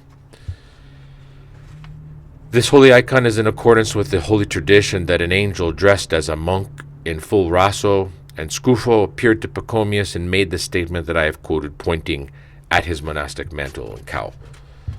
Why such emphasis is given to the garb of the monk is explained by the following remark of Saint Ephrem the Syrian, which appears in his ascetic works. Quote, "Humble monk, understand the habit that you wear and notice how much difference there is between it and that of the worldly man. Direct your nous to what it means, namely, that it signifies the renunciation of worldly ways and things and reminds one of spiritual work." The effect of participating in a night service in a church such as the one described is tremendous. The mysterious power of the architecture is enhanced by the darkness lit by the faint, trembling light of the candles in the chandeliers. The frescoed figures, especially those in the lower parts of the walls which are within the halo of the lights, acquire a strange dynamism and assume a more awe-inspiring aspect. And the sacred chant, which is executed by 2 choirs, acts on one with great force in this unearthly atmosphere. Holy Monastery Xenophantos. Continuing my journey, I walked to the next monastery southward, Xenophantos, which is only 20 minutes away, near the beach. Xenophantos is larger than Dokuriu and has at present about 30 monks. The main church of this holy monastery is relatively new, having been built between 1809 and 1819 to supersede the old Catholicon, which was too small for the then expanding monastery. It has very few wall paintings, and these modern and devoid of deep spiritual expression and artistic merit. Among the panel paintings, there are some that are excellent.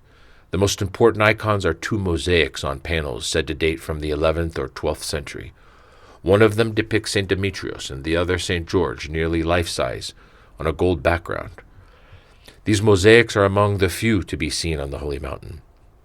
Excellent frescoes, among the best examples of monastic iconography, are to be seen in the chapel of St. George, the former Catholicon of the monastery, These paintings were done in 1545 by Anthony the Cretan.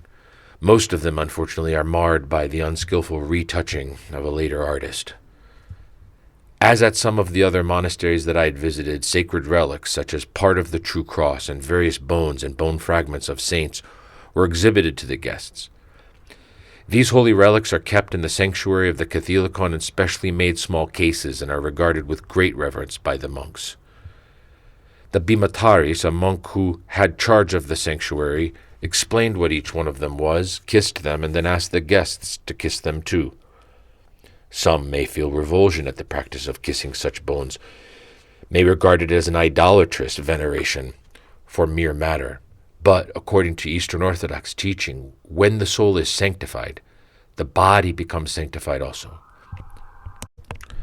Since it holds the body together and is present in all its parts, for this reason the grace of the Holy Spirit, just as it appropriates itself to the soul, so too it appropriates itself to the body. However, as long as the soul is united with the body, the All-Holy Spirit does not bring all of the body fully to its own glory, because it is necessary that the soul show its will until the end of this life. But when the end comes and the soul separates from the body, then as the struggle has ceased and the soul has won and departs from the body with the wreath of incorruptibility, then I say the grace of the Holy Spirit appropriates to itself and sanctifies fully the body of such a soul.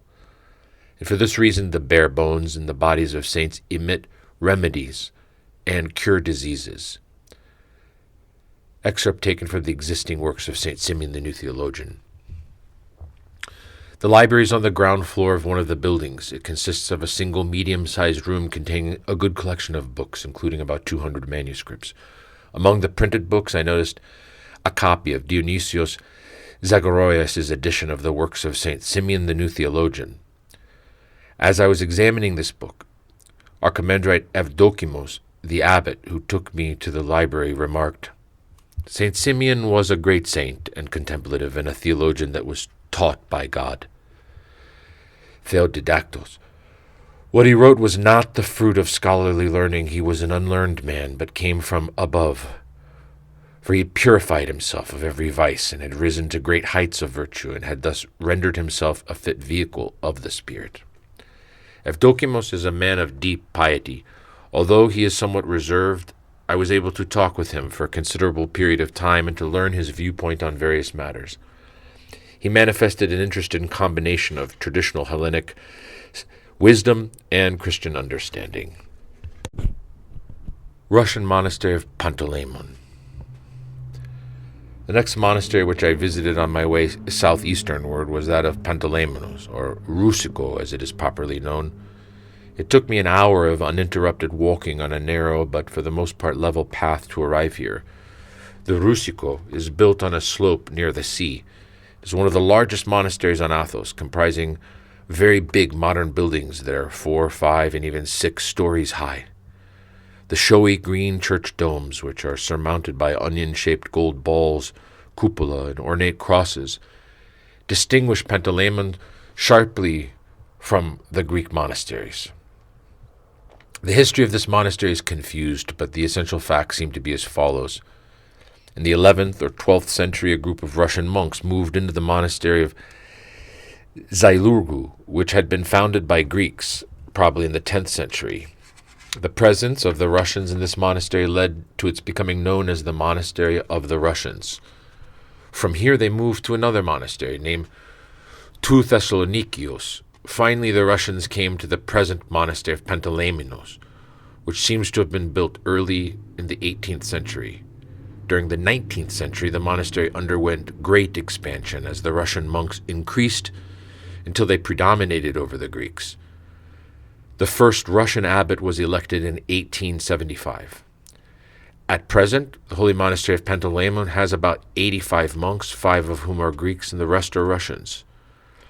As at the Skete of St. Andrew, most of the monks are very old, in their 80s or 90s.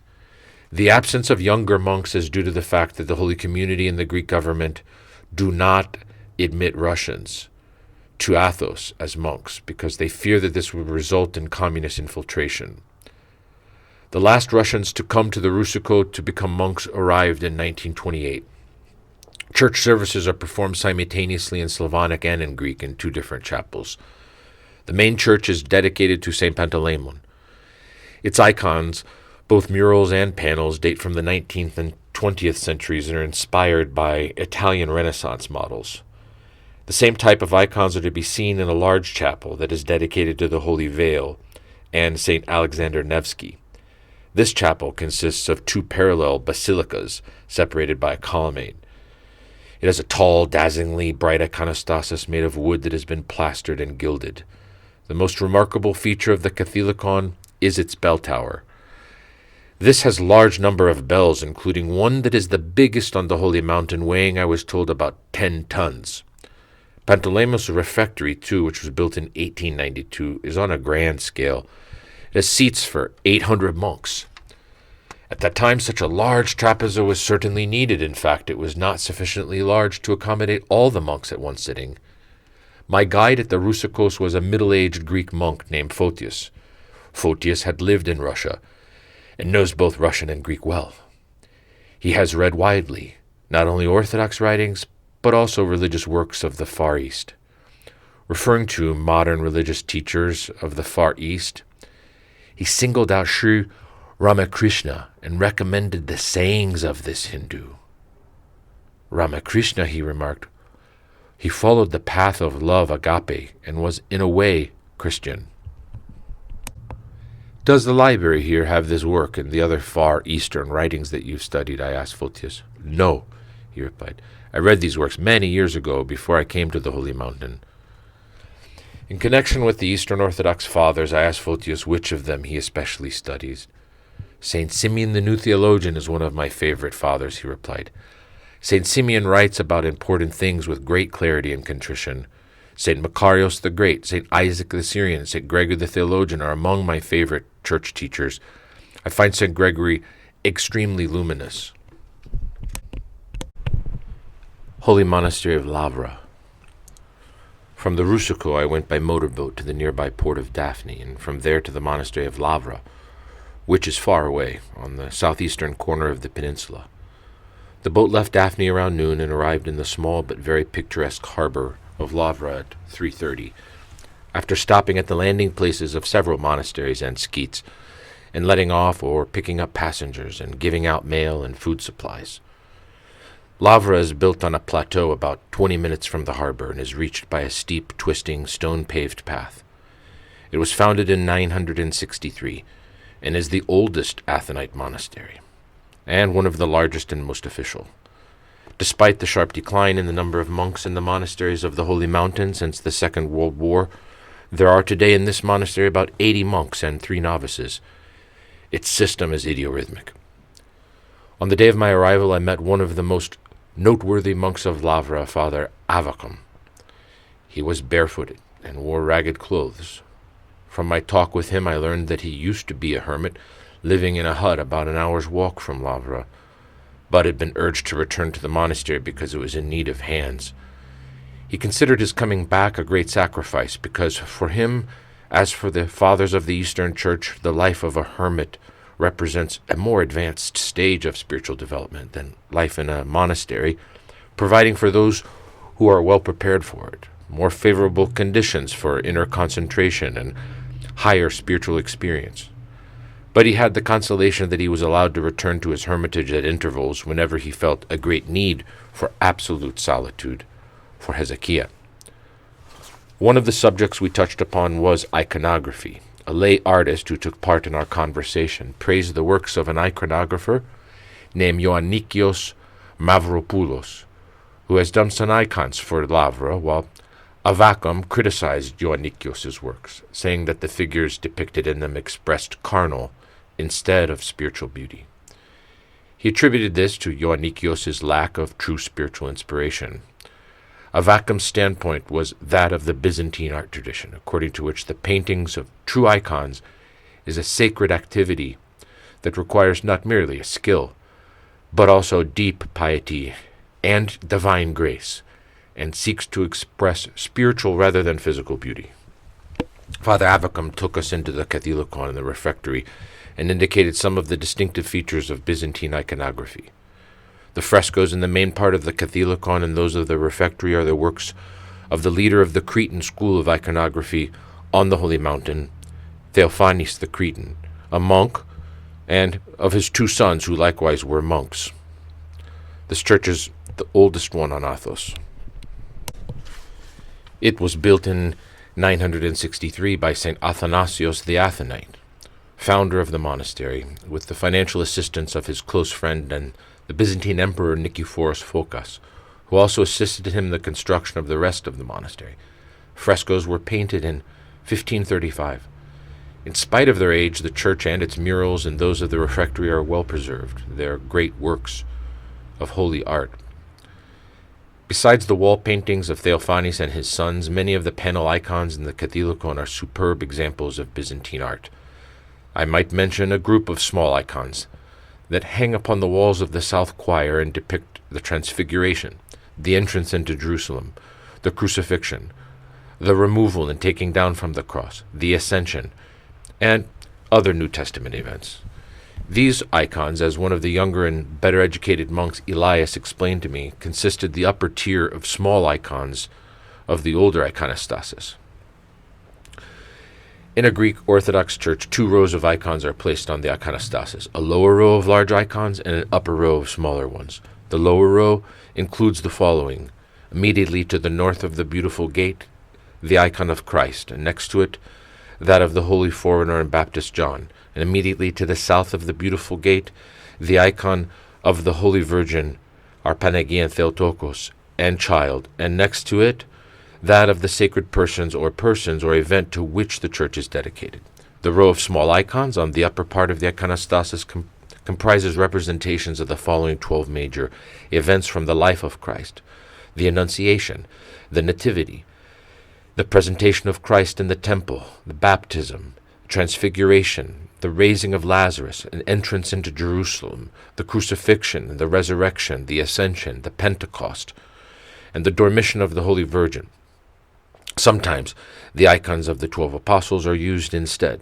These beautiful panels are no longer on the iconostasis because some innovators of the last century, impressed by the very high and complex iconostasis that had been introduced by the Russian monks of Athos into their own churches, took apart the older iconostasis in 1870 and replaced it with one of Russian design, and mounted modern icons upon it like those made by the Russians, very influenced by Western art. The new iconostasis is a major incongruity in the church, spoiling its Byzantine splendor and interior. Instead of the traditional single tier of small icons above the first tier of the larger ones, it has 5 tiers.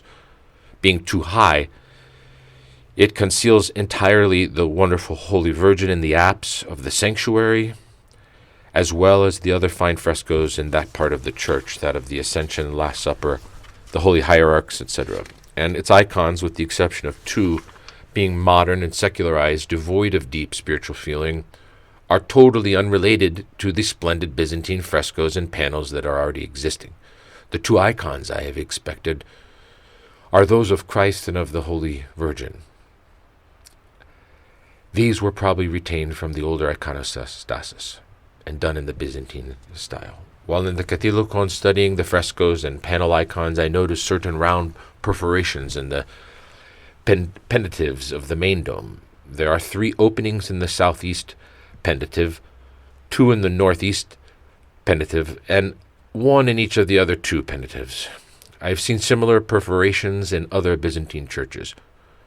Photius Cantiglus, the eminent Greek iconographer and restorer who has had an occasion to work in the domes of many Byzantine churches and to examine them closely, once told me that these holes are the mouths of clay pitchers which the Byzantines put in the pendentives when they were building the churches for the purpose of enhancing the sonority of the chanting, the acoustics.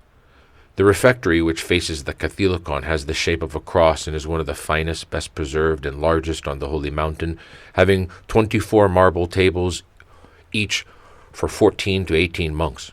All its walls are covered with frescoes, both compositions and representations of individual saints. Among the most remarkable compositions is one that depicts all the saints entering paradise. This icon is near the entrance of the refectory on the right side as one enters. Depicted here is a procession of tall, slim, upright figures, full of piety, with gestures of prayer and heads surrounded with prominent halos. At the front of the procession one can distinguish the apostles, Peter, Paul, and John. Some of the frescoes have been retouched by later painters, and certain of them seem to be in their entirety works of a later date. Many excellent panel icons are to be seen in the little chapel of St. Michael, Synodon. This chapel has actually been made a museum of Byzantine iconography. Numerous old icons of all sizes and depicting a great variety of themes have been hung all over the walls. Besides its remarkable main church, refectory, and chapel museum, the holy monastery of the Lavra can boast of the most beautiful philia, or sacred fountain on the holy mountain. This sacred fountain, which stands in front of the Catholicon about a yard west of the entrance and dates from the 11th century, consists of a basin with a dome above it that rests on 8 columns connected to the upper end by round brick arches, and at the lower part by sculptured marble slabs. The basin is carved out of a single block of white marble and is about 8 feet in diameter. The philia is used for preparing holy water, agismos, on the first day of each month, with the exception of January, when it is used on a Holy Theophany Day. The library and treasure room of the Lavra are in an isolated, one-storied, 3-room stone building located behind the main church. In the room at the north end of the building are kept the printed books, which constitute a very important collection. In the middle room are kept the manuscripts, 2,200 of them, making up the largest and best manuscript collection on the mountain. Some of the manuscripts contain remarkable miniature icons, among the finest I've ever seen. The dates of the manuscripts vary widely. Some of them go as far back as the 4th century A.D. At the south end of the building is the treasure room, which contains the largest and most valuable collection of precious articles on Athos. Among the things kept here are a sakos, a robe worn on very seldom occasions, said to have belonged to the Emperor Nicephorus Phocas, richly wrought with gold, an imperial crown, mitres of archbishops, gold and silver staffs, beautiful vestments of bishops and priests, crosses, 2 huge books of the Holy Gospels, one in Greek weighing 39 pounds and the other in Russian weighing 62 pounds, adorned with a large quantity of gold and some superb panel icons. One evening, as I was strolling in the courtyard, I came upon Avacum, sitting on the ground a short distance from the main church, holding a small cubical lantern and talking with another monk who was standing. Avacum recognized me and asked me to join them. The limited area that was illuminated by the lantern caused my vision to be focused on Avacum. I took special note of his thin, ascetic face and his hearty hands. On his knuckles I noticed conspicuous calluses, the result of many prostrations and matanyas that he performed daily. As to how many prostrations or kneelings should be performed by those who have chosen the contemplative and monastic life, I shall quote the following succinct statement of Callistos and Ignatius Xanthopoulos from Philokalia, quote, "Concerning the number of kneelings, we know that our holy fathers have prescribed 300, which we must perform every day and night of the 5 weekdays. For we have been commanded to rest from them on Saturdays and Sundays, and also on other days and weeks that have been noted as exceptions through custom for certain mystical and secret reasons. Some persons, however, perform more than this number, others less, each according to his strength and deliberate choice. Therefore you, too, do according to your strength. Yet blessed indeed is he who is in this, as in other godly acts, does more, forcing himself. For the kingdom of heaven suffereth violence, and the violent take it by force." End quote. Philokalia, Volume 2, page 375. To continue. The practice of prostrating oneself has 2 aspects, one outer and the other inner. It serves both to exercise the body and to call forth painful voluntary efforts, and to evoke contrition. Regarding the latter, Theoleptos, a contemporary of Callistos and Ignatius, who at first led a life of spiritual struggle on Mount Athos, and then became Metropolitan of Philadelphia in Asia Minor, says this, quote, "You should not neglect kneeling, for kneeling represents falling into sin and also a confession of sin. Rising up signifies repentance, a change of direction. and a promise to lead a virtuous life. Let every kneeling be made with the noetic and mental invocation of Jesus, so that by falling with both soul and body at the feet of the Lord, you may win the benevolence of the God of souls and bodies, end quote. Philokalia, Volume 2, page 231, Faber and Faber.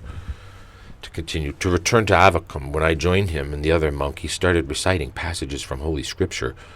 Now and then he would stop his recitation and ask me, "What does that mean?"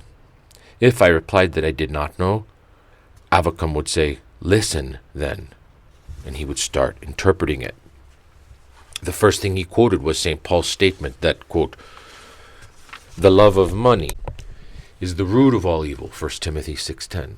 This apparently was intended as a warning to me against what he, like many other persons in Greece, regards as the typical weakness of Americans. At one point I asked him, "Father Avacum, what is your attitude toward philosophy?" "True philosophy, my son," he replied, "is to be found in the Gospels, in the epistles of the Apostle Paul, and elsewhere in the Scriptures, and also in the writings of the Holy Fathers and the lives of the saints. What is generally called, quote, philosophy is in comparison with these worthless. Listen to what Paul says in his first epistle to Timothy, quote, "Avoid the godless chatter and contradictions of what is falsely called knowledge, for by professing it some have missed the mark as regards the faith," end quote.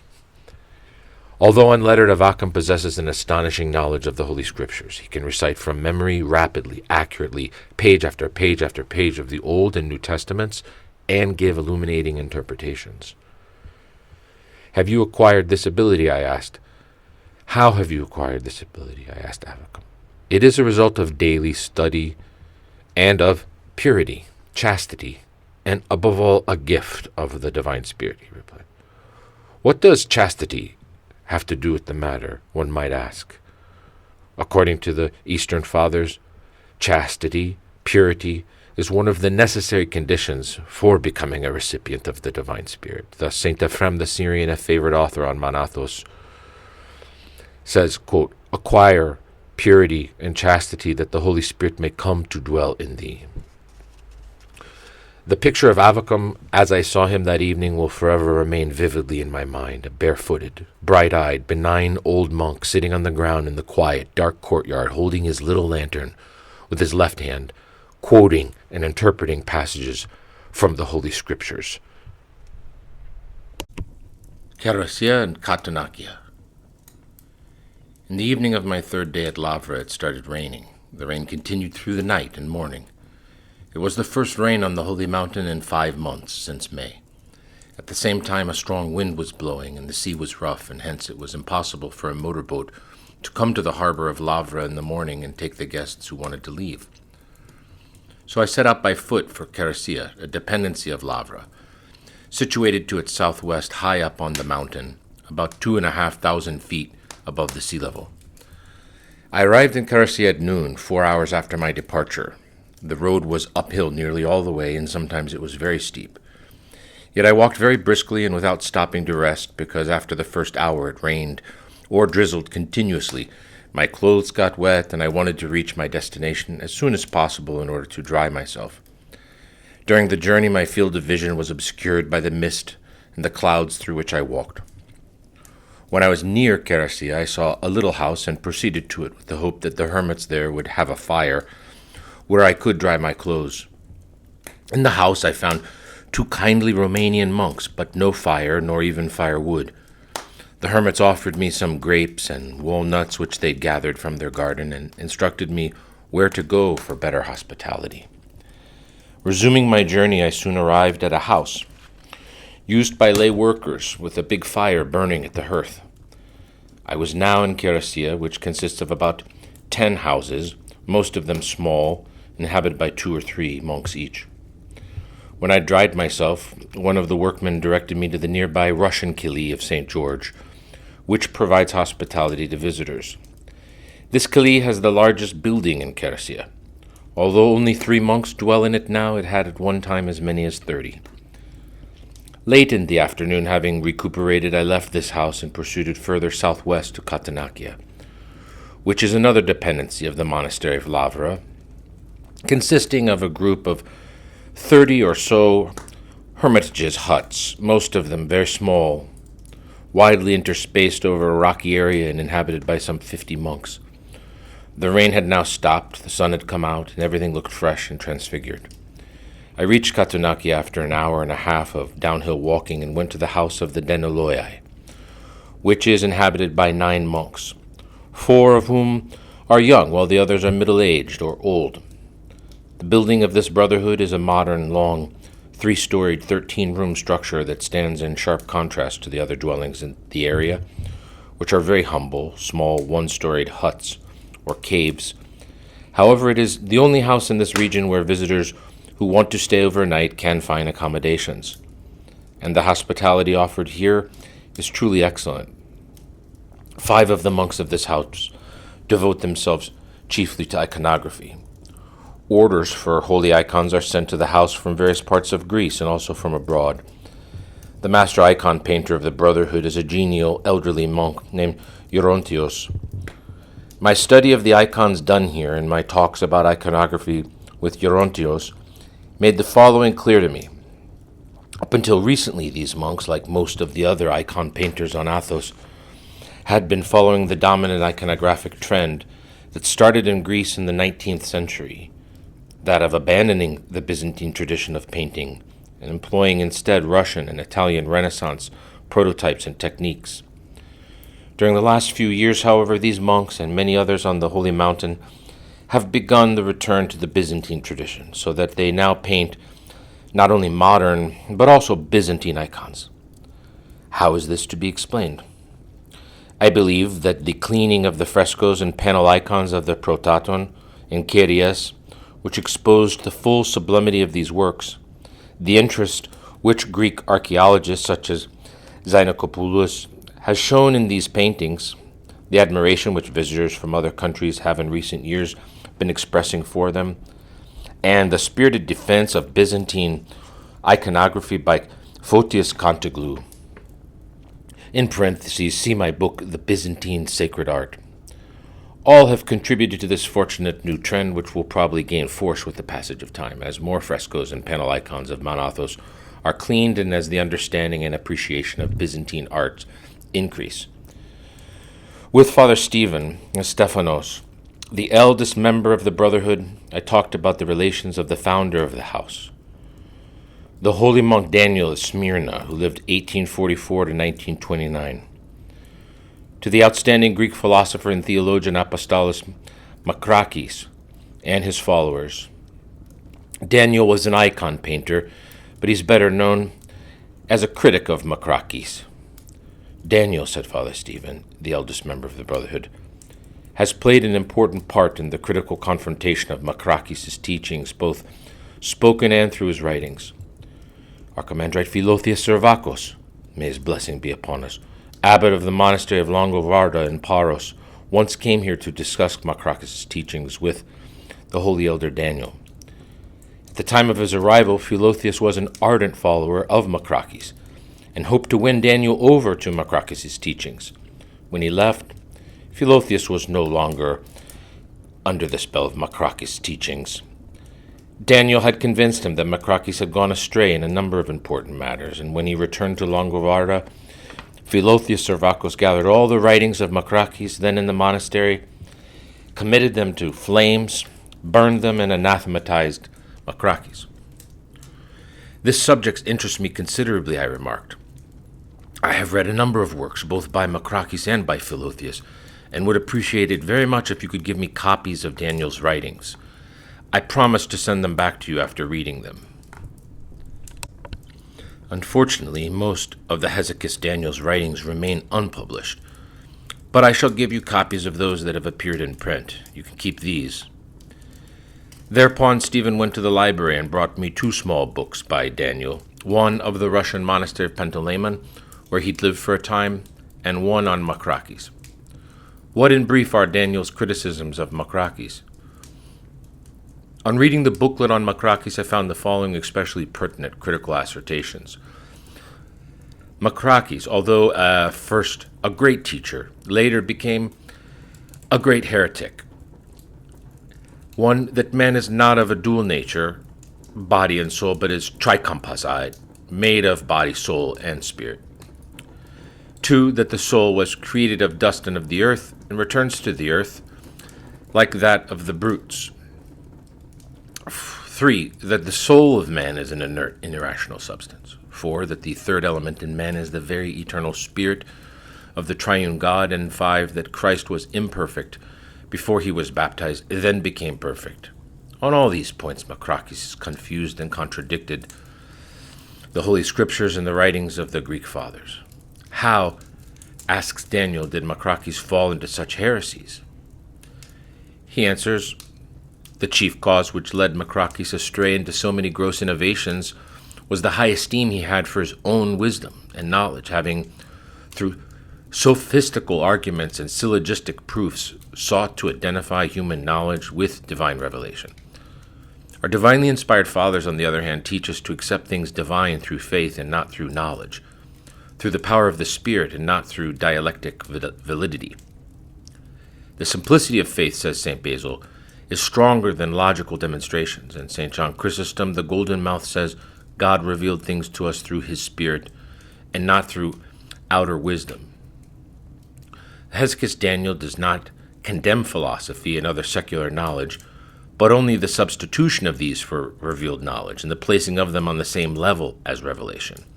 He says, quote, "It is true that secular knowledge and wisdom are good and useful and contribute much to the development and moral education of man, in that they find the reason of things. But they're not limited only to the realm of nature. They are limited only to the realm of nature and do not possess validity in the realm that is above nature."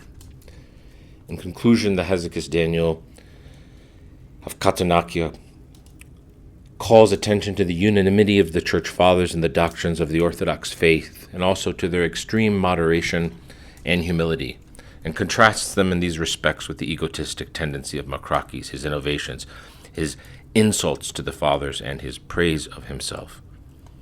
Daniel's critique of Makrakis is one of the most apt and concise that I've come across. Monastery of St. Paul. Leaving Katonachia, I headed by foot for the Monastery of St. Paul, taking a track that passes through the Skeet of St. Anne, situated on a very steep terraced slope, a good distance from the sea. During my journey, which took about 2 hours, I paused at this Skeet in order to rest and drink some cold, refreshing water from a stream that runs through this region, and also to visit the main church.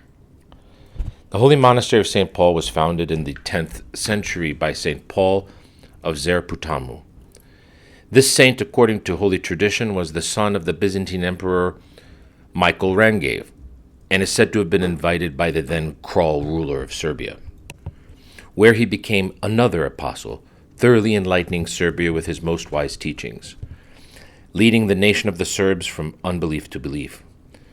Although St. Paul's was founded at that early date, neither its present Catholicon nor the refectory are old. The Catholicon was built between 1817 and 1845 and has no murals. The refectory, which is west of it, seems to be more recent and has only 3 wall paintings. One of them depicts the Last Supper, a reminder that the practice of taking meals in common, which is followed by Cenobia, has been taught by Christ's own example. In one of the old buildings of the quadrangle, there is a tiny chapel dedicated to St. George. This chapel is decorated with wonderful frescoes of the Cretan school dating from 1553. Many of these frescoes are in a poor state of preservation, and some have totally perished. Among the most outstanding and best preserved are those depicting St. Pachomius with an angel, Saints Peter and Paul embracing each other, and St. John the theologian.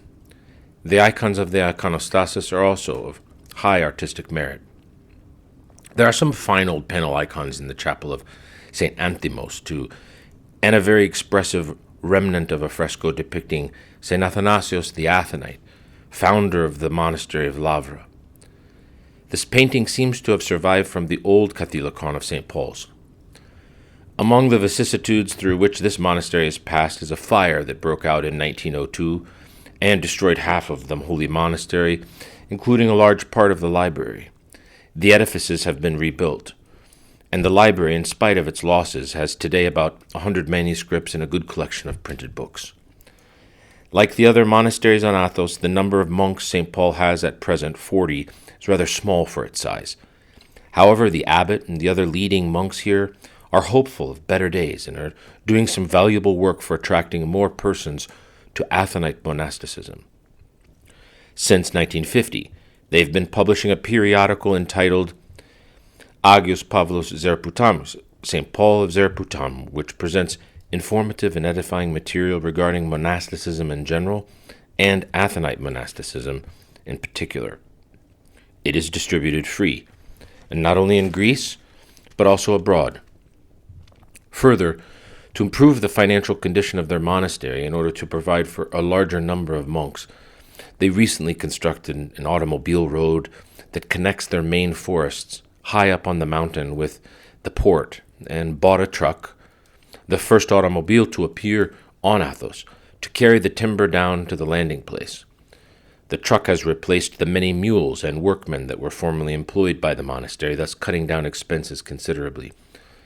The monks of the other, more conservative monasteries look upon this innovation very critically as one which, if extensively imitated, will spoil the Byzantine character of the Holy Mountain and will lead to excessive tourism there, destroying the seclusion that they now enjoy.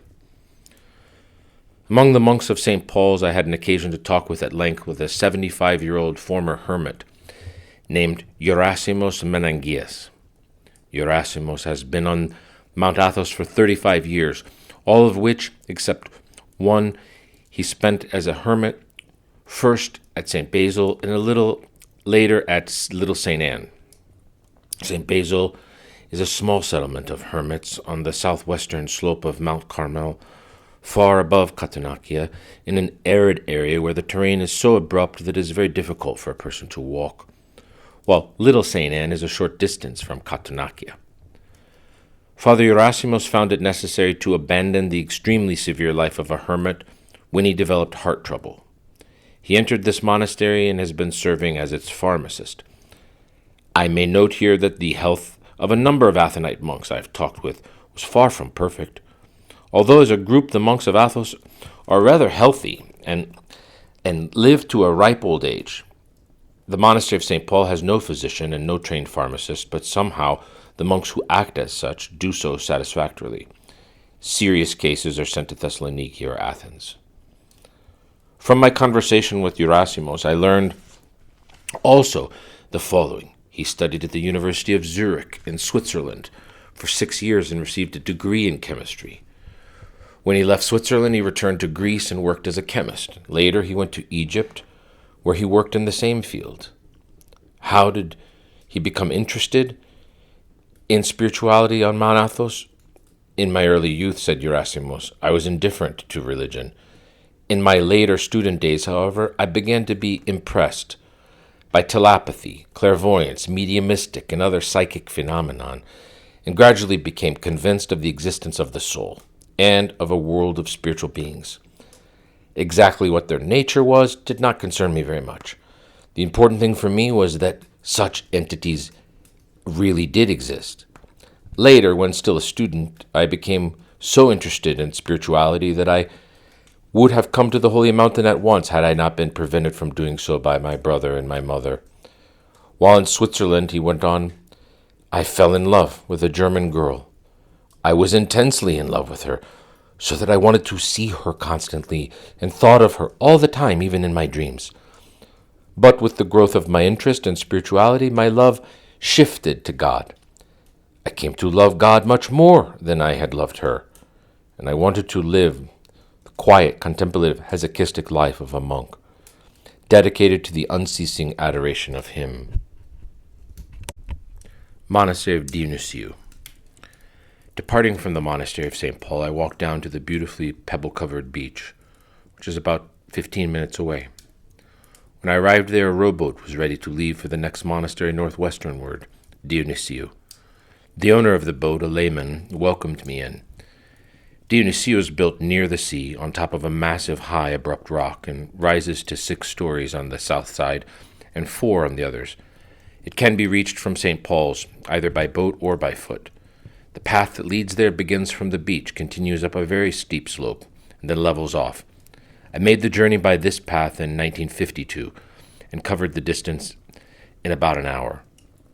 The monastery of Dionysius was founded in 1355 by St. Dionysius of Corissos, or Castoria, and was enlarged in 1375 with the financial assistance of Alexis, king of Trebizond. It has 45 monks, 5 of whom, including the abbot, are priests, 1 is a deacon, and 4 are novices. These figures were given to me by the Holy Archimandrite Gabriel, who has been abbot of the monastery since 1936 and is one of the most distinguished monks of Athos today. On the day of my arrival at Dionysius, there was an all-night vigil service which started at 7:45 and continued without interruption for 8 hours. It was one of the shorter vigil services. There are others that go on for 12 or 15 hours. Father Theoklitos, the secretary and maintainer of the rules, typicaries of the monastery, urged me to attend this service, saying that it would be a valuable experience, and I followed his suggestion. At the end of the vigil, all went to bed. 3 hours later, everyone was up again to attend the Divine Liturgy, which lasted an hour and 3/4. These services leave one exhausted. After attending them, a layman comes to appreciate fully the popular Greek saying, "Monastic life is very arduous." Father Gabriel informed me that there are more than 50 vigil services a year and that they are found very exhausting by the younger monks, but less so by the older ones. Evidently, monastic discipline increases one's power to stay awake and to endure extreme bodily discomfort. The main and direct purpose of these long services is, of course, to worship God or to honor a certain saint. However, from my study of the scriptures and the writings of the Eastern Fathers, my talks with the monks, and my own experience, it is clear to me that such vigils are designed also to promote inner wakefulness and nipsis, or attention, and to produce certain physical effects that are conducive to inner development. They cause extreme discomfort and fatigue by compelling one to stand still for hours in a cramped stall, stacidi, and therefore require and gradually develop great patience and willpower. These vigils are in accordance with Christ's injunction, "Be wakeful and pray that you may not enter into temptation," Matthew 26:41, and with St. Paul's, "I harass my body and bring it under subjection, lest after preaching to others, I myself should be a castaway," 1 Corinthians 9:26. One can learn a great deal about the steadfastness, the serenity, and the austerity of holy orthodoxy by taking part in such vigils. During my stay at Dionysius, I had many talks with Fathers Gabriel and Theoklitos. Among the themes I discussed at length with Gabriel was the daily schedule of this holy monastery. He said the following with regard to it.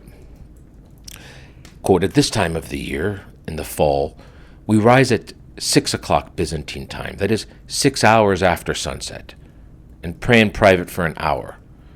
At 7 we go to the Catholicon for the Orthos, which takes from 2 to 3 hours.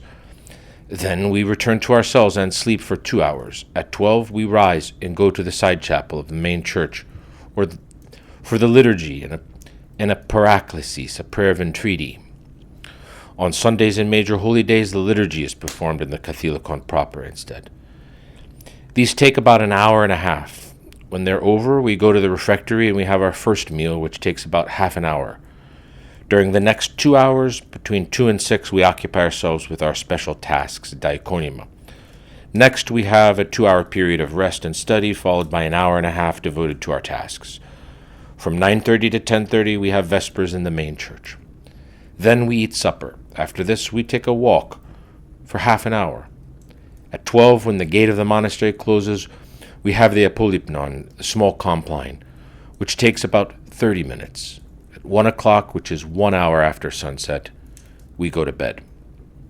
This schedule," he went on, "holds for the spring and fall on Tuesdays, Thursdays, and Saturdays. It's different during the other seasons and also on Sundays, Mondays, Wednesdays, Fridays, major holy days, and days where there are all-night vigils.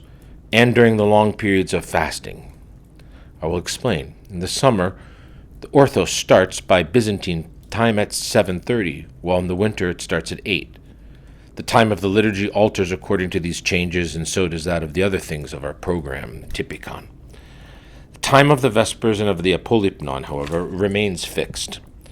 Throughout the year, the Vesper service starts at 9:30 and the Apolypnon at 12, except the Great Compline, which we have only during Lent. This starts at 10:30. On Sundays and major holy days, the Orthos takes 4 to 5 hours. On Mondays, Wednesdays, and Fridays, and during fasting periods, instead of 2 meals, one after the liturgy and another after the Vespers, we have a single meal, served at 5 o'clock, that is, toward noon. The morning meal is replaced by a cup of Greek coffee. Summing up his account, Father Gabriel said, "Our typical day thus comprises roughly 8 hours of prayer, 8 of work, and 8 of rest." What are the conditions for joining this brotherhood? I put this question to Gabriel, and he gave the following reply. To become a monk here, one has to be a novice from 1 to 3 years. During this period, one must conform absolutely to all the rules of the monastery, following its program, its typikon, attending regularly the church services, partaking of the same food as the others and nothing beyond this, and obeying strictly his superiors. With Father Theoklitos, I talked about certain other matters pertaining to monasticism. Theoklitos seems to be in his early 40s and has been at the monastery for 12 years. Although he has received only a high school education, he has a very disciplined mind and has written many fine articles for religious periodicals and 2 books. In our talks, he spoke with clarity, good sense, and great faculty without having to pause for the right word or formula. He showed considerable erudition, making reference to many writers, including Augustine, Aquinas, Anselm, Kant, Bergson, Freud, Nicodemus the Hagiorite, and Kierkegaard. As a theologian, he impressed me as being one of the best in Greece today. Although gifted, Theoklitos has no illusions about himself, and he is not a proud man. As one who lives in the monastery, he places himself far below the true hermit. A monastery, he said, is a school for children as far as the spiritual life is concerned. You are employing the word children in the symbolic sense that it has in the scriptures, I remarked. To be a child in this sense is no small achievement. I have in mind especially the sense in which St. Paul employs it in his epistle to the Galatians, where he depicts the state of being a child as not being one of supreme fulfillment, but as representing a lower stage of spiritual development. He says, quote, "The heir, as long as he is a child, differs nothing from a servant, though he be lord of all, but is under tutors and governors until the time appointed of the father." Galatians 4, 1-2. A monastery is a school where men are instructed and trained in the science of sciences and the art of arts, of purifying themselves of what the church fathers call passions, that is, bad thoughts, negative emotions, vices. Those who have achieved such purification of the heart are qualified to become hermits. A hermit has the possibility of rising up to a state of theoria, contemplation, mystical union with God. But isn't mystical experience possible to those who live in the monasteries? I asked. No, he replied. To attain to such an experience, one must live in complete Hezekiah and pray constantly. But one who lives in a holy monastery is burdened with cares and tasks that make this impossible. Are there such men on Mount Athos today? I asked Theoklitos. Yes, he answered, among the hermits. Of course, the fact that one is a hermit does not mean that one is necessarily a mystic or one who sees God. Like Modestus of the monastery of Constantine, Theoklitos stressed the need of a spiritual guide for one's spiritual health and development. He holds that even noetic prayer is dangerous if practiced without the guidance of such a person. This form of prayer, he said, is a challenge to the powers of evil. It arouses them fiercely against us, and we must know how to engage successfully in spiritual warfare against them. Apart from a competent spiritual guide, there is the danger of going astray. of losing one's reason. I asked him what he thought of the Philokalia and whether he recommended it for laymen. Like the other monks with whom I had talked about this work, Theoklitos expressed very high esteem for it, but he asserted that one cannot practice its teachings while in the world. The Philokalia requires life in monastic seclusion, he said, and leads to it. He did not mean to deny that there is much in this work that can be adopted and utilized by a layman who is intelligent, sincere, and has a good spiritual guide, but rather that it is only in a monastic establishment that its teachings can be fully and most effectively applied. In addition to my conversation with the monks, I found the study of the main church, the refectory, and the library of the monastery very rewarding. The esonarthex and the nave of the church, which is built in the very narrow courtyard, are decorated with excellent frescoes that were painted by the Cretan iconographer in 1547 Zortzes, the year the church was rebuilt, after it had been destroyed by fire in 1535. These frescoes are comparable to those of the monastery of Lavra, both being works of the Cretan school. Besides these murals, the cathedral has some excellent panel icons also done in the true Byzantine style. Especially noteworthy are 5 larger panels in the sanctuary depicting Peter, the Panagia Virgin Mary, Christ, the Holy Forerunner and Baptist John, and the Apostle Paul. These are mounted on the iconostasis facing eastward, in the order in which I have listed them, and thus constitute a great deesis. These icons were done in 1542 by a priest named Euphrosynos. The walls of the trapeza, too, are all adorned with frescoes. These were painted in 1547 and 1615. Some of them are very outstanding, but most of them lack technical finesse and sublimity of the frescoes that are found in the Catholicon. The one that especially attracted my attention was the very large, 10 feet wide and 16.5 feet high, very well preserved 16th century composition representing symbolically the basic idea of St. John Climacus's ladder, which explains how a monk may rise progressively through 30 virtues to spiritual perfection. In this composition there is a ladder with 30 rungs that is fixed on the earth and reaches to heaven. The ladder is made up of 2 equal parts that rise at different angles. The lower half rises at an angle of about 45 degrees, while the upper half goes straight up vertically, showing that the higher levels of spiritual development call for greater efforts and more difficult to attain. On the ladder there are monks at various stages of ascent. To the left of the ladder, the wicked demons, representing evil or negative inner factors as well as actual beings, are seeking to thwart the ascent of the monks and succeed in causing some of them to fall, while to the right of the ladder, the good angels, representing good or positive inner factors and good practices, as well as actual beings, encourage and assist the monks in their upward movement. A monk who has fallen from the ladder over to the left side is being swallowed by a huge dragon below, and 2 others who have also fallen from the same side are on the way to the gaping mouth of the monster, which represents hell. An elderly monk has reached the top of the ladder and is being crowned by Christ, who emerges from heaven. Another fresco that arrested my attention was in the cloister before the refectory and is inspired by the book of Revelations 6, verses 12 to 17. In this painting is depicted a city with a particular thick clouds rising above it and what appears to be stars or exploding bombs falling down from the sky and destroying the buildings. In the foreground are people who have sought refuge in caves. Although this painting was done in 1635, one could easily take it for an imaginative representation by a contemporary iconographer showing a city under an airplane bombardment, with its inhabitants in air raid shelters. The monks regard it as a prophecy of such nuclear bombings. Still, another fresco that made me stop and examine it closely was one near the preceding composition and done by the same iconographer. It shows locust-like creatures with human heads, iron-like arms, wings, and long, cloud-like tails.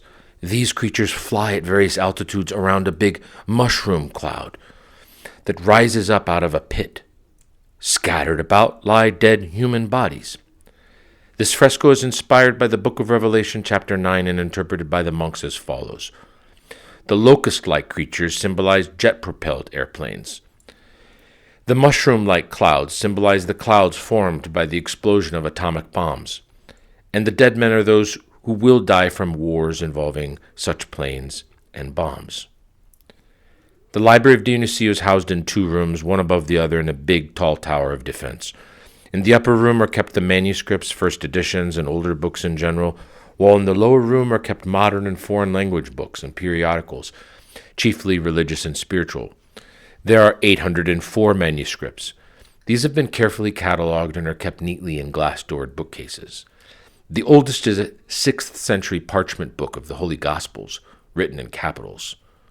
A significant feature of this manuscript, which is well preserved despite its age, is the presence of musical signs under the words. No one has been able to find the key to these signs, but their presence in this work is clear evidence that the practice which is observed in Orthodox churches today of intoning the gospel passages goes at least as far back as the 6th century. Among the other especially noteworthy manuscripts are 2 books of the Gospels, one dating from the 10th and the other from the 11th. These are decorated with designs and icons of the rarest beauty and are unique on Mount Athos. Monastery of Grigoriou. Continuing my journey, I went by rowboat to the next monastery northwestward, Grigoriou. The boat belonged to the Monastery of Dionysio and was rowed by a layman. I was let off at a fine little harbor of Grigoriou and walked uphill to the monastery, which is a short distance away, built on a rock that is washed by the sea. Grigoriou was founded in the 13th or 14th century, but has been destroyed twice, first by pirates in 1500 and then by fire in 1761. As a result, its buildings and paintings are relatively new. The main church has disappointing modern frescoes, while the refectory has none. I did not see the abbot, Archimandrite Bessarion, who is reputed to be an excellent administrator, as he happened to be away.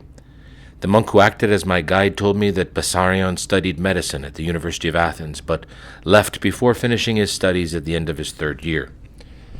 Like the other monasteries on Mount Athos, Grigoriou has had better days. In 1920, for instance, it had 66 monks, not counting novices, whereas today it has only about 40 monks and 5 or 6 novices, and is confronted with serious financial difficulties it did not have then. The financial difficulties which this and the other Athonite monasteries face today arise in large measure from the fact that in 1926 the Greek government, confronted with the staggering problem of supporting 1.5 million Greeks who were expelled from Asia Minor by the Turks during the war 1921-23, took over most of the monastery's land estates, the metokia, that were outside of the mountain. Although the state undertook to compensate the monasteries annually, it has not been able in recent years fully to carry out its commitments, owing to the enormous economic difficulties that beset it as a result of the great destruction that was caused during the Second World War by the Italians, the Germans, Bulgarians, and by the Communist Revolution that followed.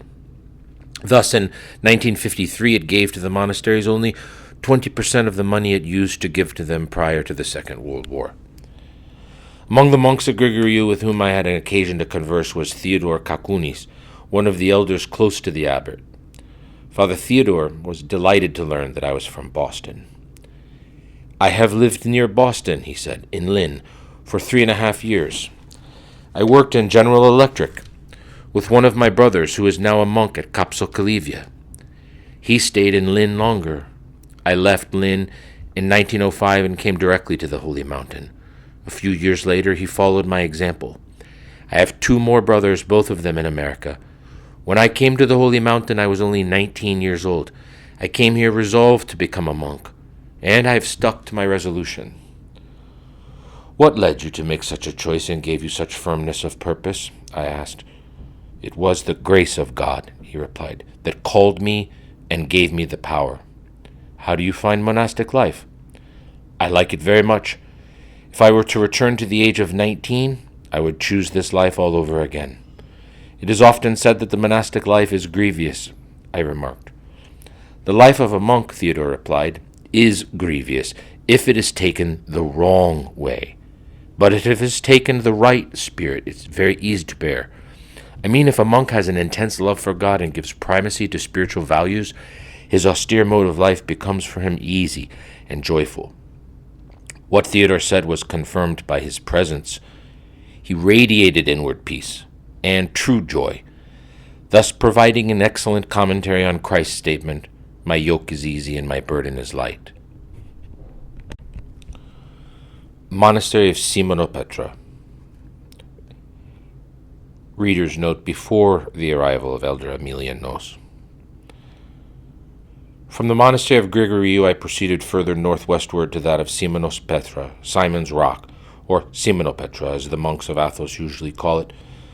The two monasteries are not far from one another. Simonopetra can be reached from Grigoriou either by walking the whole distance, over difficult terrain, or by taking a boat to the Arsenas, the port of Simonopetra, and walking the rest of the distance. The guest master of Grigoriou asked one of the workmen to take me to Simonopetra's port in Grigoriou's rowboat. When we reached the port, I got off at the pier and walked up the steep, stone-paved zigzag path. I arrived at Simonopetra after half an hour's walk amidst very rich vegetation. During my walk, I looked with awe at the 7-storied buildings of the monastery above me. The high, isolated, tower-like rock on which they're built greatly accentuates their height and renders the monastery the most striking construction on Athos. The west side is the most impressive, and it is this that one sees from the sea or one approaches the monastery from the pier. The buildings that make up Simonopetra are all new, yet definitely Byzantine in style.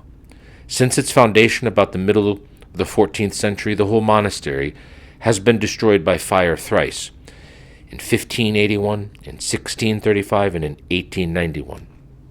Only the sacred relics and a few other things were saved from the last fire. In the Cathedral one will see no wall paintings. The library consists of a single small room containing only printed books, nearly all of them new. Simonopetra is Synobitic. It has about 25 monks, most of them Greeks from Asia Minor. I had occasion to converse with several of them and found them very friendly and devout. This was the last monastery I visited during my 1954 sojourn on Athos. Serbian Monastery of Hilandari. I revisited Mount Athos in May 1958. From Thessaloniki to Isiros, my trip followed the same pattern as in 1954. However, instead of taking the bus to Tripedi and the motorboat from there to the port of Daphne, I took the motorboat straight to Hilandari, the Serbian monastery, on the northeast side of the Athos Peninsula. My plan was to visit all the monasteries on this side of the peninsula that I had not visited before, as well as those that I had, and to turn around the tip of the peninsula and visit as many of the monastic establishments on the other side as time permitted. The sea was calm on the day of my arrival, and the captain of the motorboat that leaves from here assured me that the other travelers who were thinking of following this route, that the sea would be quiet the next day or two. And indeed it was. The boat left Isiros early in the morning at 6 and proceeded first to the village of Nia Rhoda, half an hour away, and then to the port of Hilandari, which is the first Athonite port on this side of the peninsula. As it moved away from Nia Rhoda, several dolphins made their appearance just ahead of us, rising and diving. The boat arrived at the port of Hilandari within 3 hours after its departure from Isiros. The monastery itself is about 3/4 of an hour from the port and is not visible from it. I walked there with one of the monks of Hilandari who had come here for some matter and was returning to the monastery. He was a tall, genial Serb who spoke Greek. A short distance from the beach near a big medieval tower, the monk led me off the main road to a spring with cool, delicious water, which he said was agisma, the holy water. We both had a drink, and without tarrying long, resumed our walk. From my conversation with my companion, I learned that he was named Domitian, and that he came to Mount Athos 37 years ago after serving in the army. He came as a pilgrim. He liked the holy mountain very much and decided to stay here. Domitian asked me my name, nationality, profession, and about economic, social, and other conditions in the United States. Our conversation then turned to the monastery of Hilandari. "How many monks are there at your monastery?" I asked. "About 25, he replied. "The number's been growing smaller with years. When I came, there were 85. "Are they all from Yugoslavia?" I asked. "No. There are also 3 or 4 Russians," he answered. "What do you think has been causing the drop in the number of monks?"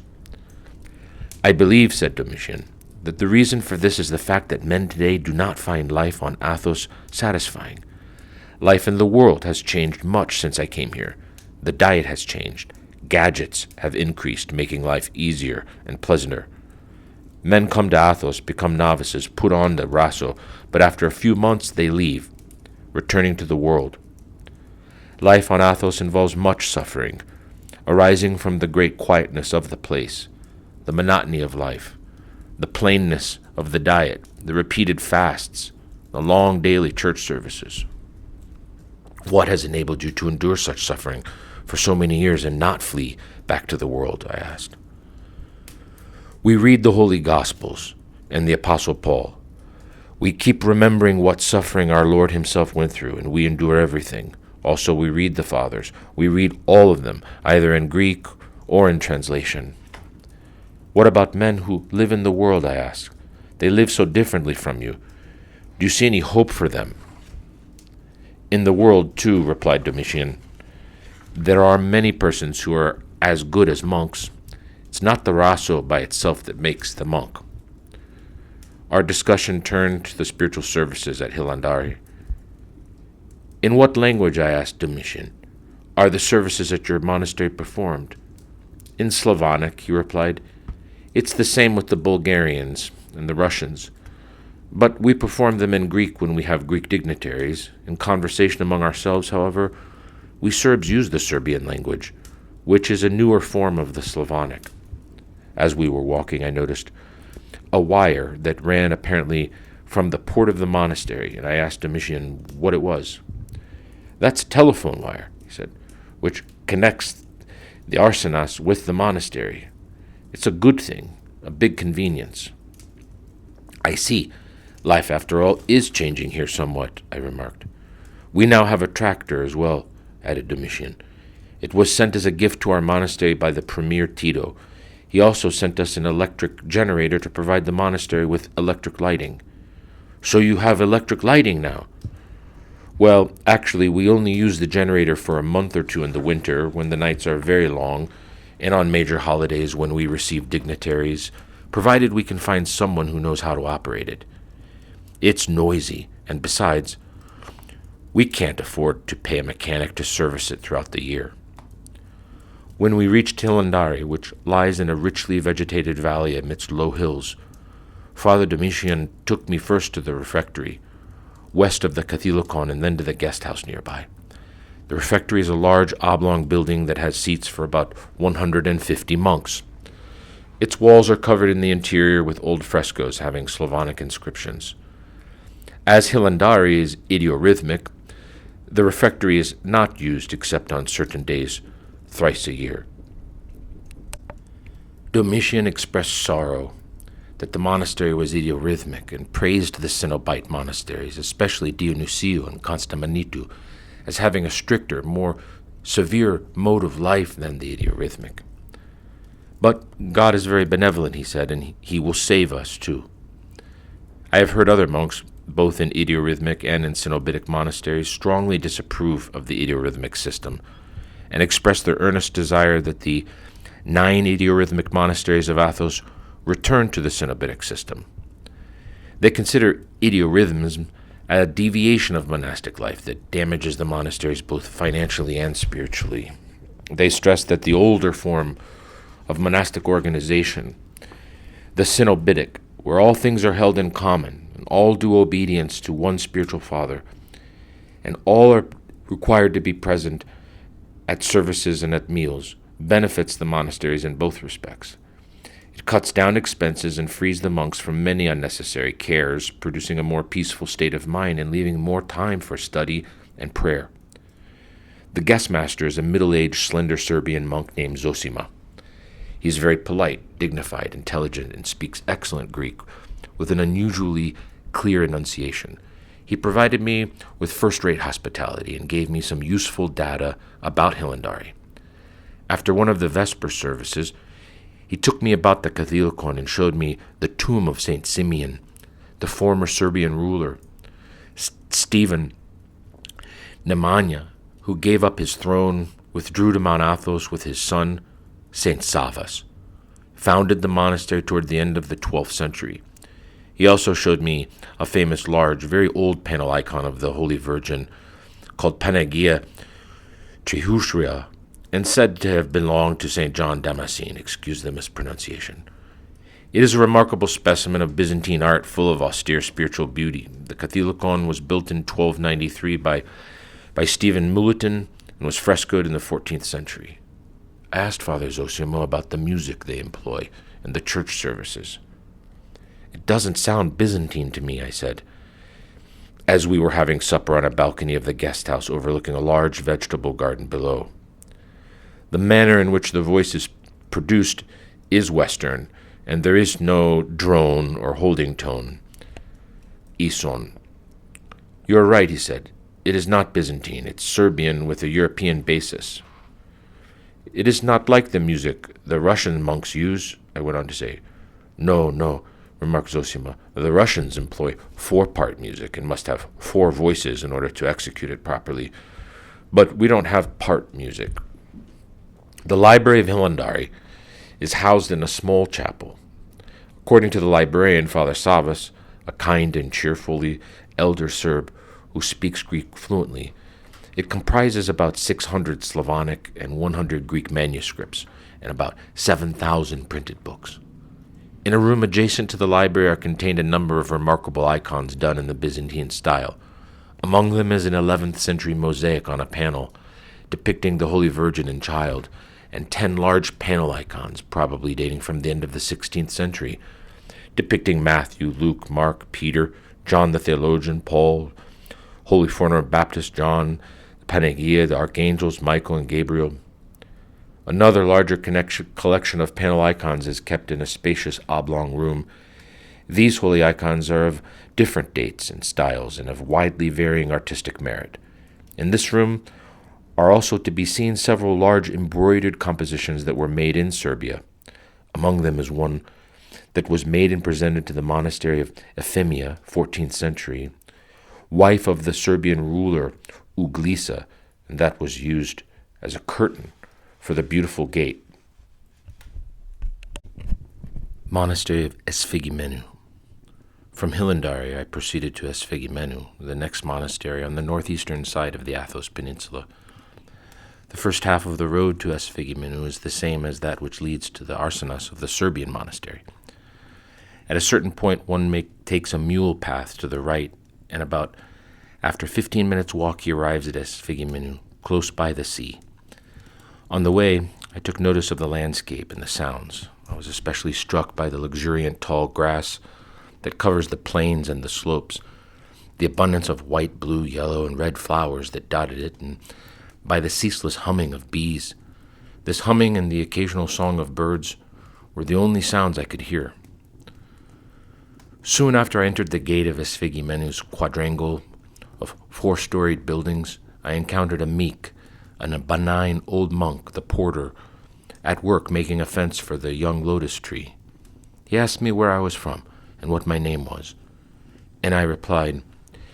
He said, "Nazisis, may you live," a typical remark of Athonite monks. "So you're from America. I have a brother in New York, and I myself have been in America, in the state of Washington. That was many years ago. I stayed there 3 years. Then I left America and came here. At the age of 30, I have been on the Holy Mountain 50 years. "Your name, Father?" I asked. "Cornelius," he replied. "In the world my name was Constantine, but as you probably know, when one becomes a monk, he receives a new name, usually one that starts with the same initial letter as the original." When we had talked for a while, Cornelius interrupted his work and took me to the guest master, Agathangelos, a very friendly monk. Agathangelos offered me a spoonful of quince jelly, a little cup of coffee, and a glass of cool water. After we had conversed for a time, he showed me to a room on the outer side of the guest house overlooking the sea. I went inside, opened one of the windows, and beheld an uncommonly beautiful view of the sea and coast. Then, as I sat writing, I heard the rhythmic pounding of the waves as they broke on the sturdy foundation blocks that extend into the sea. After Vespers, one of the monks, named Eurontios, whom I met at the service, was about to start, came over to me while I was in the narthex and said, "As you seem to be interested in our practices, I would like to explain to you certain things about our life." Thereupon, he took me to the south side chapel of the Catholicon and started describing the nature and sequence of the church services and other practices. "Every day," said Eurontios, "including Sundays, a small bell is rung 1 hour before the Athos starts. It is a notice for the monks to get up. They rise at once and pray for 3/4 of an hour in their cells. Each monk does a minimum of 100 prostrations and says 12 comboschini. Comboschini, you know, has 100 knots. 3 comboschinis are said to Jesus. At each knot the monk says, 'Lord Jesus Christ, have mercy on me.' Then the monk says 3 comboschinis to the Holy Virgin, repeating the prayer, 'Most Holy Theotokos, save us.' Next, 1 comboschini is said to the saint who is celebrated that day, 1 to all the saints, and 1 to the saint that has the same name as the monk who is praying. Finally, 3 more comboschinis are said to Christ." Father Eurontios took me out of the Catholicon and showed me the small bell that is used for waking up the monks and explained that it is also rung 1 hour before the liturgy starts and shortly before the Vesper service and the meals. This bell hangs from a beam in the porch at the west side of the church. The Athos, he went on, takes from 2 hours to 2.5, and shortly after the Athos comes the liturgy, except on Sundays and holy days when there is an intermission of 1 hour. On days preceded by an all-night vigil service, there is an intermission of 2 hours. The Vesper service begins at 9:45 by Byzantine time, while the Apolypnon and small Compline begins 11:45 by the same time system, except on days when there's going to be an all-night vigil. It is then performed at the beginning of such a service. The Vespers take about 3/4 of an hour, while the Apolypnon lasts only about a half hour. "You spoke about the use of the small bell," I said to Eurontios. "What about the large bell?" "The large bells are used only on Sundays and major holy days to announce the Orthos, liturgy, and Vespers." As we were talking, a short, very old, thin monk named Germanos approached us and asked me where I was from. Upon learning that I was a Bostonian, he expressed pleasant surprise and said that he himself had lived in Boston between the years 1890 and 1892. After that, he explained, he went to Russia and stayed there for about the same period of time. Then he came to this holy monastery in Athos. Germanos next asked me what my profession was. When I had explained, he remarked slowly and solemnly, "Good, very good, but cultivate faith and piety. Without these, a man is a plain zero. Our Lord has said, 'Without me, you can do nothing,' John 15:5. Also, whatever you do, keep in mind the supreme aim. Our supreme aim is salvation. Never to anything that is contrary to it."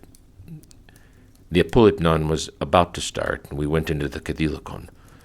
I recalled reading that a great 14th century Byzantine, St. Gregory Palamas, champion of hesychism, was for a time abbot of this very monastery, and I asked Germanos if there was an icon of the saint in the church, and also if any other saints had lived at Esphigimenu.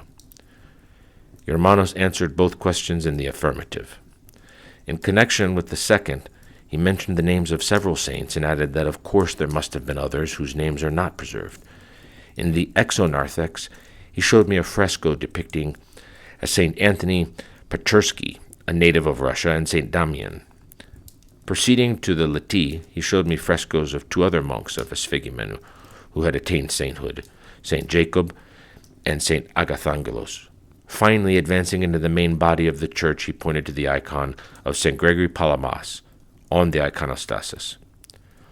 Although Esphigimenu was founded in the 10th century, the murals of the Catholicon are not of the Byzantine period, as the monastery was destroyed by fire toward the end of the 15th century and by pirates in 1533.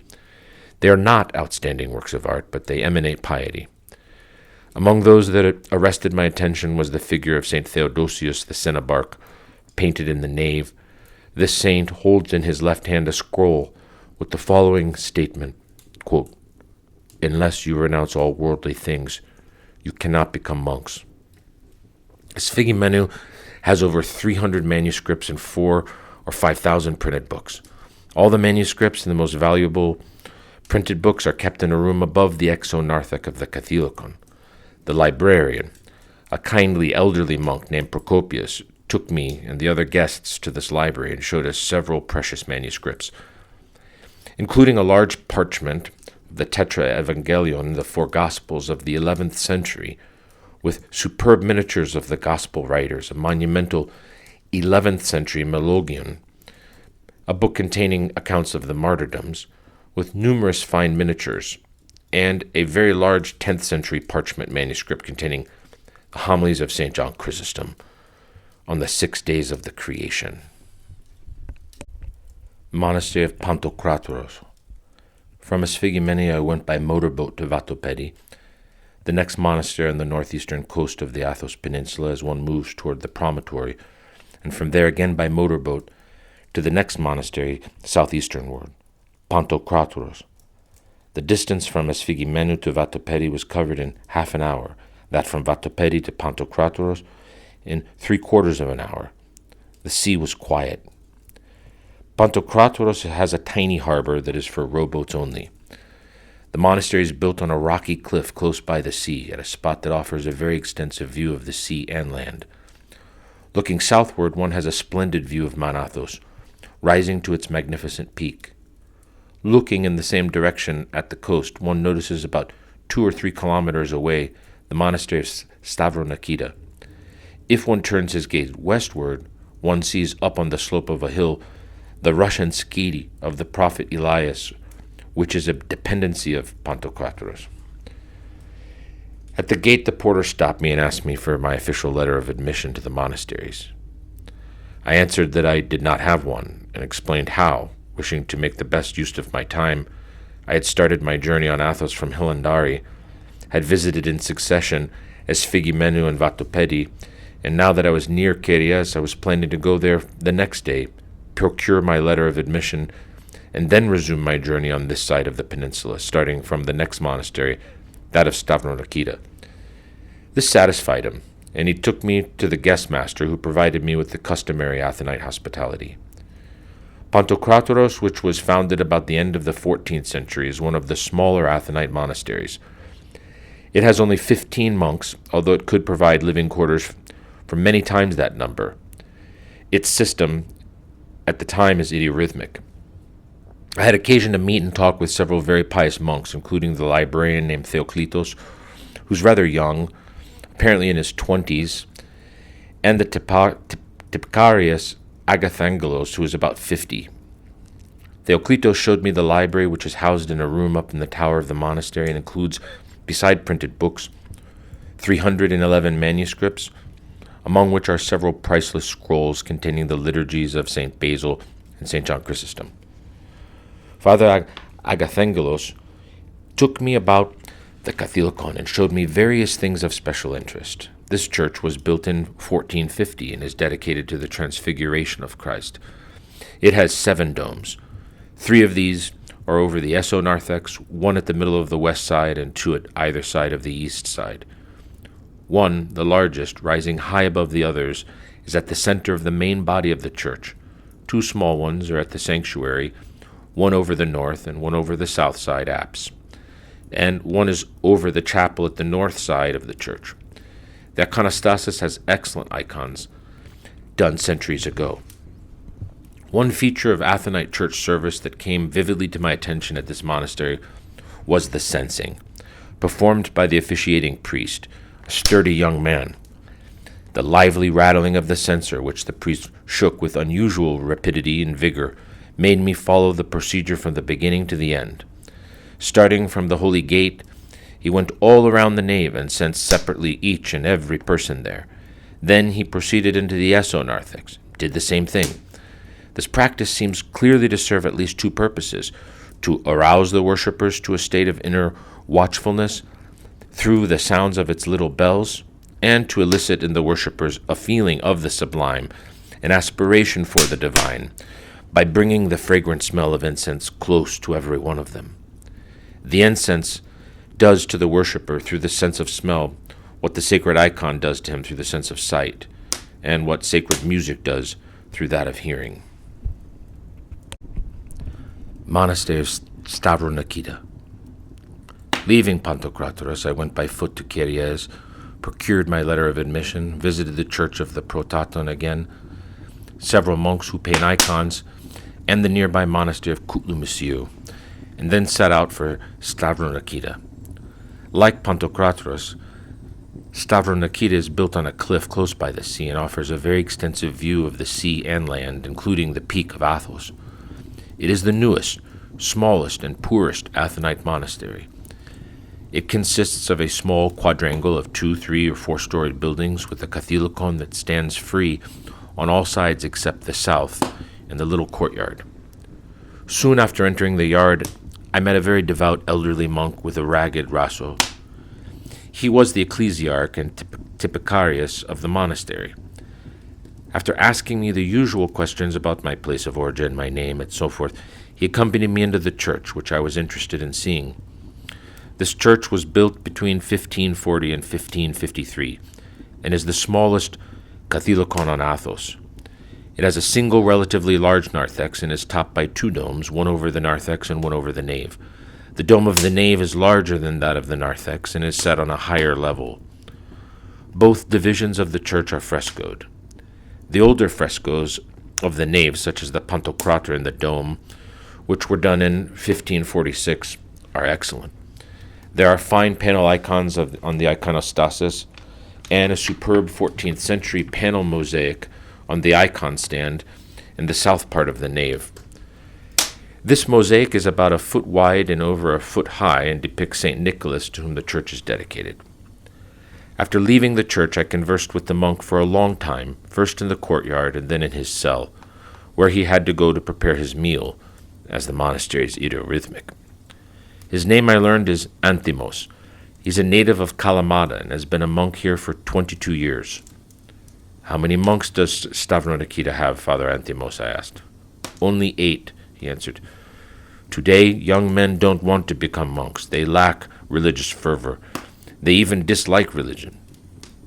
In his cell, consisting of a small, single room, Anthimos made me some coffee. Then he cut and fried squash for his midday meal. Amongst other things, we discussed the present state of mankind. Anthimos was pessimistic. Quote, "My observations and those of the other monks here," he said, "show that people, men and women, young and old, are moving more and more in the direction of materialism. Their attention has been shifting steadily away from the soul and from God to the external material world, away from the eternal and imperishable to the temporal and corruptible. One of the major causes of this is science.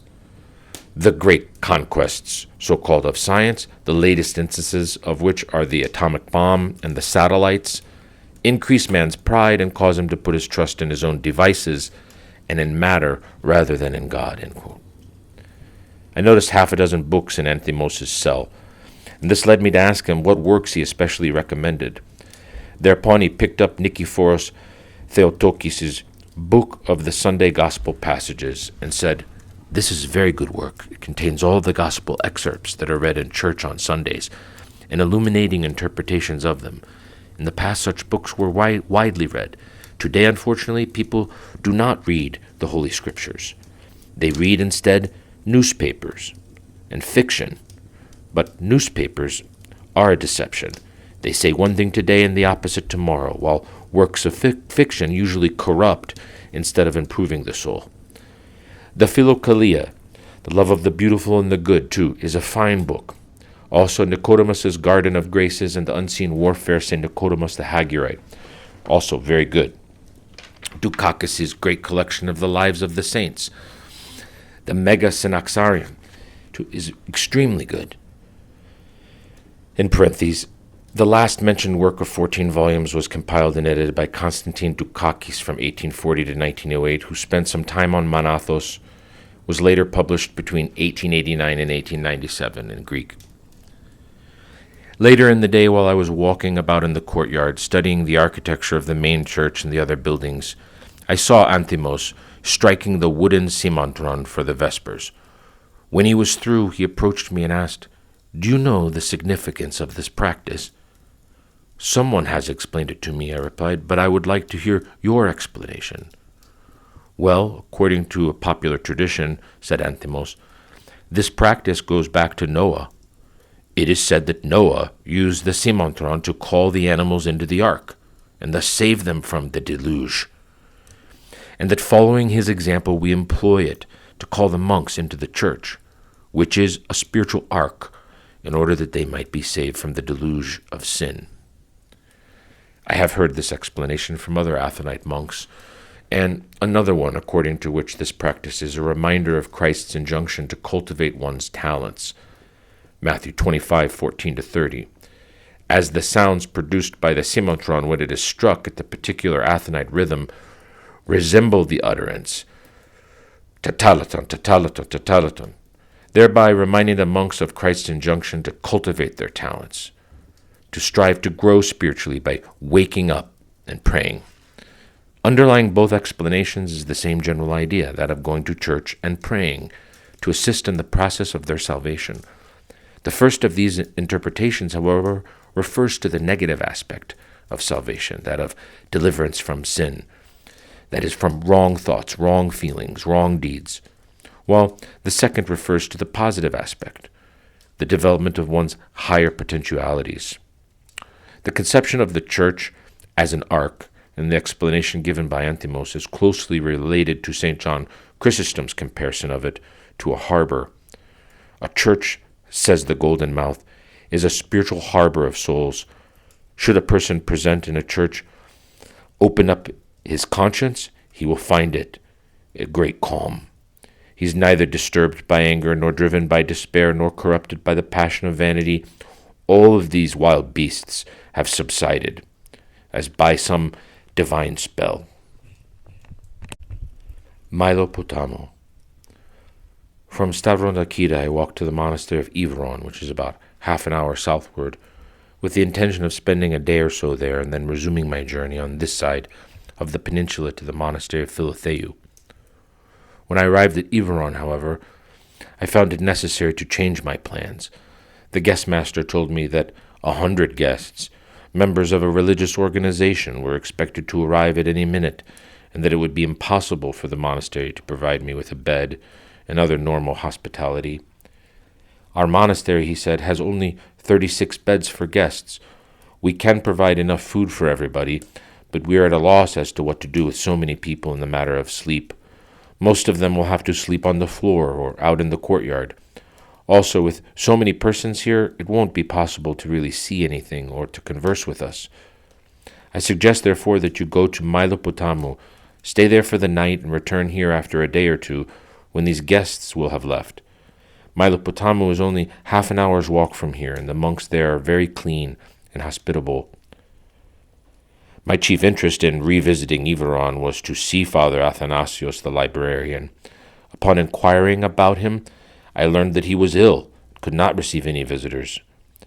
This fact, together with the crowded conditions that were soon to be created by the mass invasion of guests, made me leave Iveron after a short stay and proceed to Mylopotamo. Mylopotamo is a kili that belongs to the monastery of Lavra. Its conspicuous location on a rock at the tip of a promontory and its tower of defense make it look from a distance like a small monastery. Like Pantocrator and Stavronakida, it has a wonderful view. As I opened the gate, a bell connected to it rang, notifying the monks inside of my arrival. Presently, a monk of about 25 years old appeared and led me upstairs to a big porch overlooking the sea. Here, 2 older monks greeted me, asked me to sit down. After explaining my reasons for visiting the holy mountain and answering a few questions as to my background, I started inquiring about their kili. I talked mostly with Father Emmanuel, a middle-aged Cretan hero monk who is the head of this brotherhood, which consists of 5 monks. Emmanuel is the eldest of the group and looks very calm, meek, and saintly.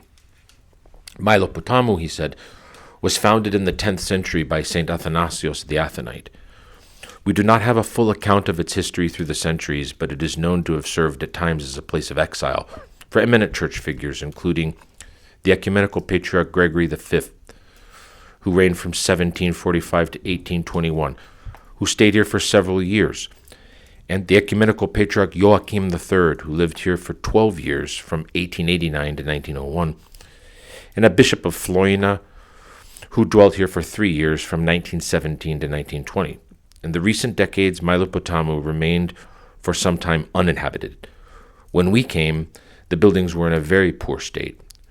We leased the Kili for 15 years at the rate of 200 okas of olive oil per year and made the buildings habitable. What were your means of support? I asked Father Emmanuel. We live chiefly by agriculture, he replied. Occasionally we do construction work at the monasteries, as we are skilled in building. I suppose your system is similar to that of the Cenobitic monasteries, I remarked. Yes, he said. We have everything in common. We eat together, we worship together in our chapel. The only difference as far as worship is concerned is that we don't have a liturgy every day, but only on Sundays and holy days.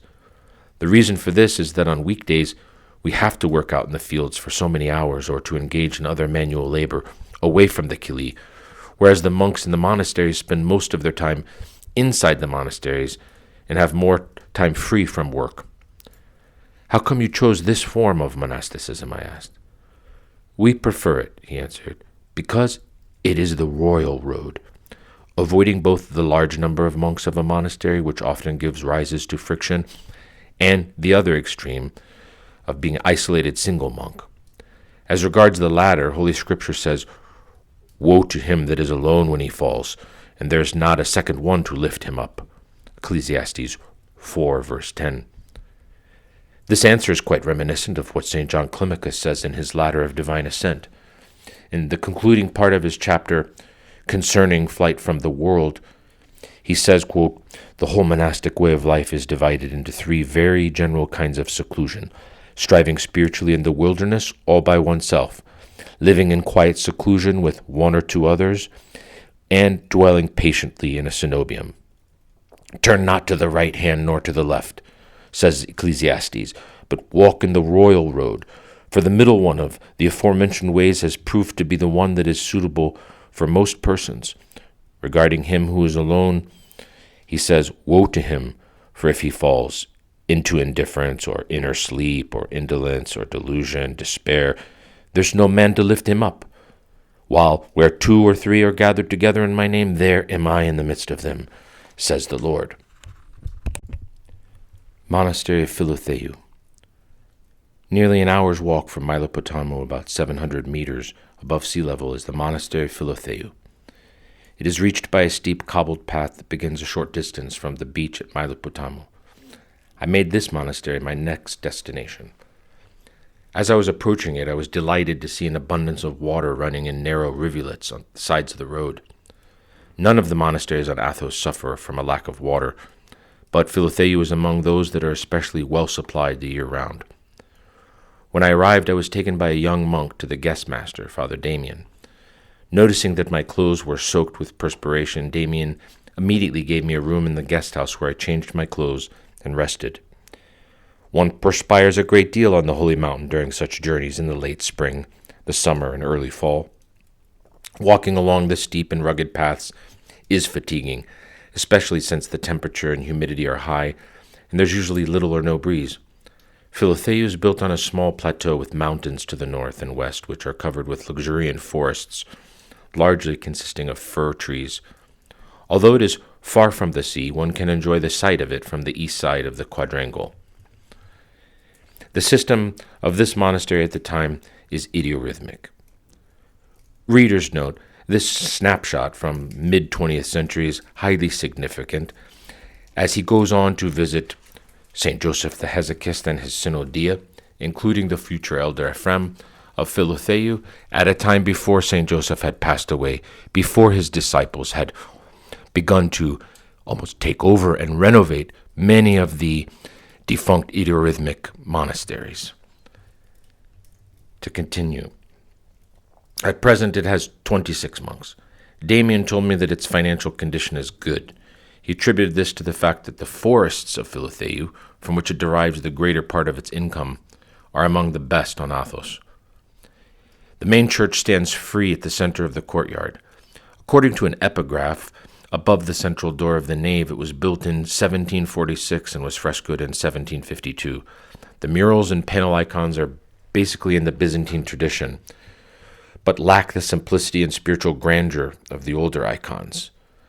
Architecturally, this building is similar to the older Athonite Catholica, but it has a striking western feature over the middle of the narthex, a tall pointed bell tower. This is out of harmony with the form of the rest of the church, which is topped by 5 domes. Although the Catholicon dates from the 18th century, the monastery itself was founded in the 10th by a monk named Philotheus. Reader's note again. Odd, there's no mention of the miracle-working icon found in the main Catholicon of the sweet-kissing Mother of God, the Glycophilusa. Monastery of Caracalou. The monastery of Caracalou lies in a valley at considerable lower altitude than Philotheu, about half an hour's walk southeastward. My trip there was easy and pleasant, as the road is downhill and goes through interesting scenery and very rich vegetation.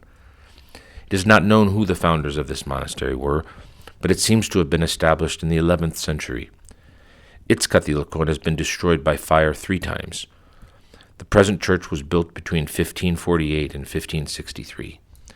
Its sanctuary and nave were decorated with frescoes in 1717, its laity in 1750, and the narthex in 1767. These frescoes belong to the Macedonian school of iconography. Looking at the church from the west side, I noticed a bell tower that rose above the middle of the narthex. It reminded me of the one I'd seen at Philotheu. Caracalou at present is Synobitic. It has present 35 monks and 5 novices. This number is not small, considering how many monks there are at other much larger Athonite monasteries. The abbot, Archimandrite Paul, is highly esteemed not only here but also elsewhere on Athos and by people outside of it. He is one of the most outstanding personalities of the Holy Mountain today. Paul was not at the monastery when I visited it, but I had the good fortune of meeting him at Thessaloniki the day before my departure for Athos. When I learned that he had come to the hotel where I was staying, I went to see him. He is a good-looking man of about 70, with a well-rounded face, blue eyes, gray hair, and a heavy gray beard. His facial expression and bearing are characterized by dignity, without pride or pretense. He speaks with restraint, in a quiet voice. Earlier in the year he had delivered a lecture at the Institute for Macedonian Studies. I did not attend this lecture, as I happened to be in Athens at the time, but I had the opportunity of reading it. Paul had taken it with him when he had revisited Thessaloniki, with the intention of giving it to some periodical for publication, and he had the kindness to let me borrow it. In this lecture, he deals with Athonite monasticism in general, its aims, its achievements, its present state. Monasticism for him is the most perfect expression of the spirituality of the Gospels. Regarding Athonite monasticism, he says that, quote, its great aim was and is, of course, preeminently the salvation of the soul. This was achieved and is being achieved through the typikon, through a special organization and system of rules and regulations.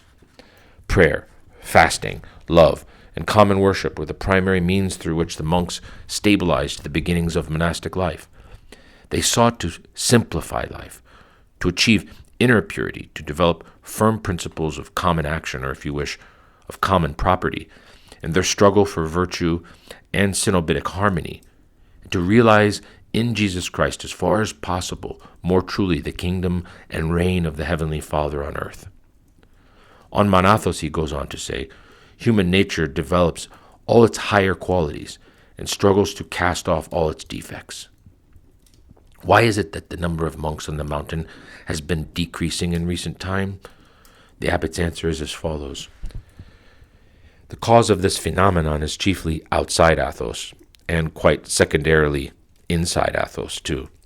That is, the many and man-destroying wars our nation has had to engage in since 1912, which included 2 world wars, and the slackening of morals that has resulted from them, have checked, as it seemed, at least for a time, the pious disposition toward the monastic life.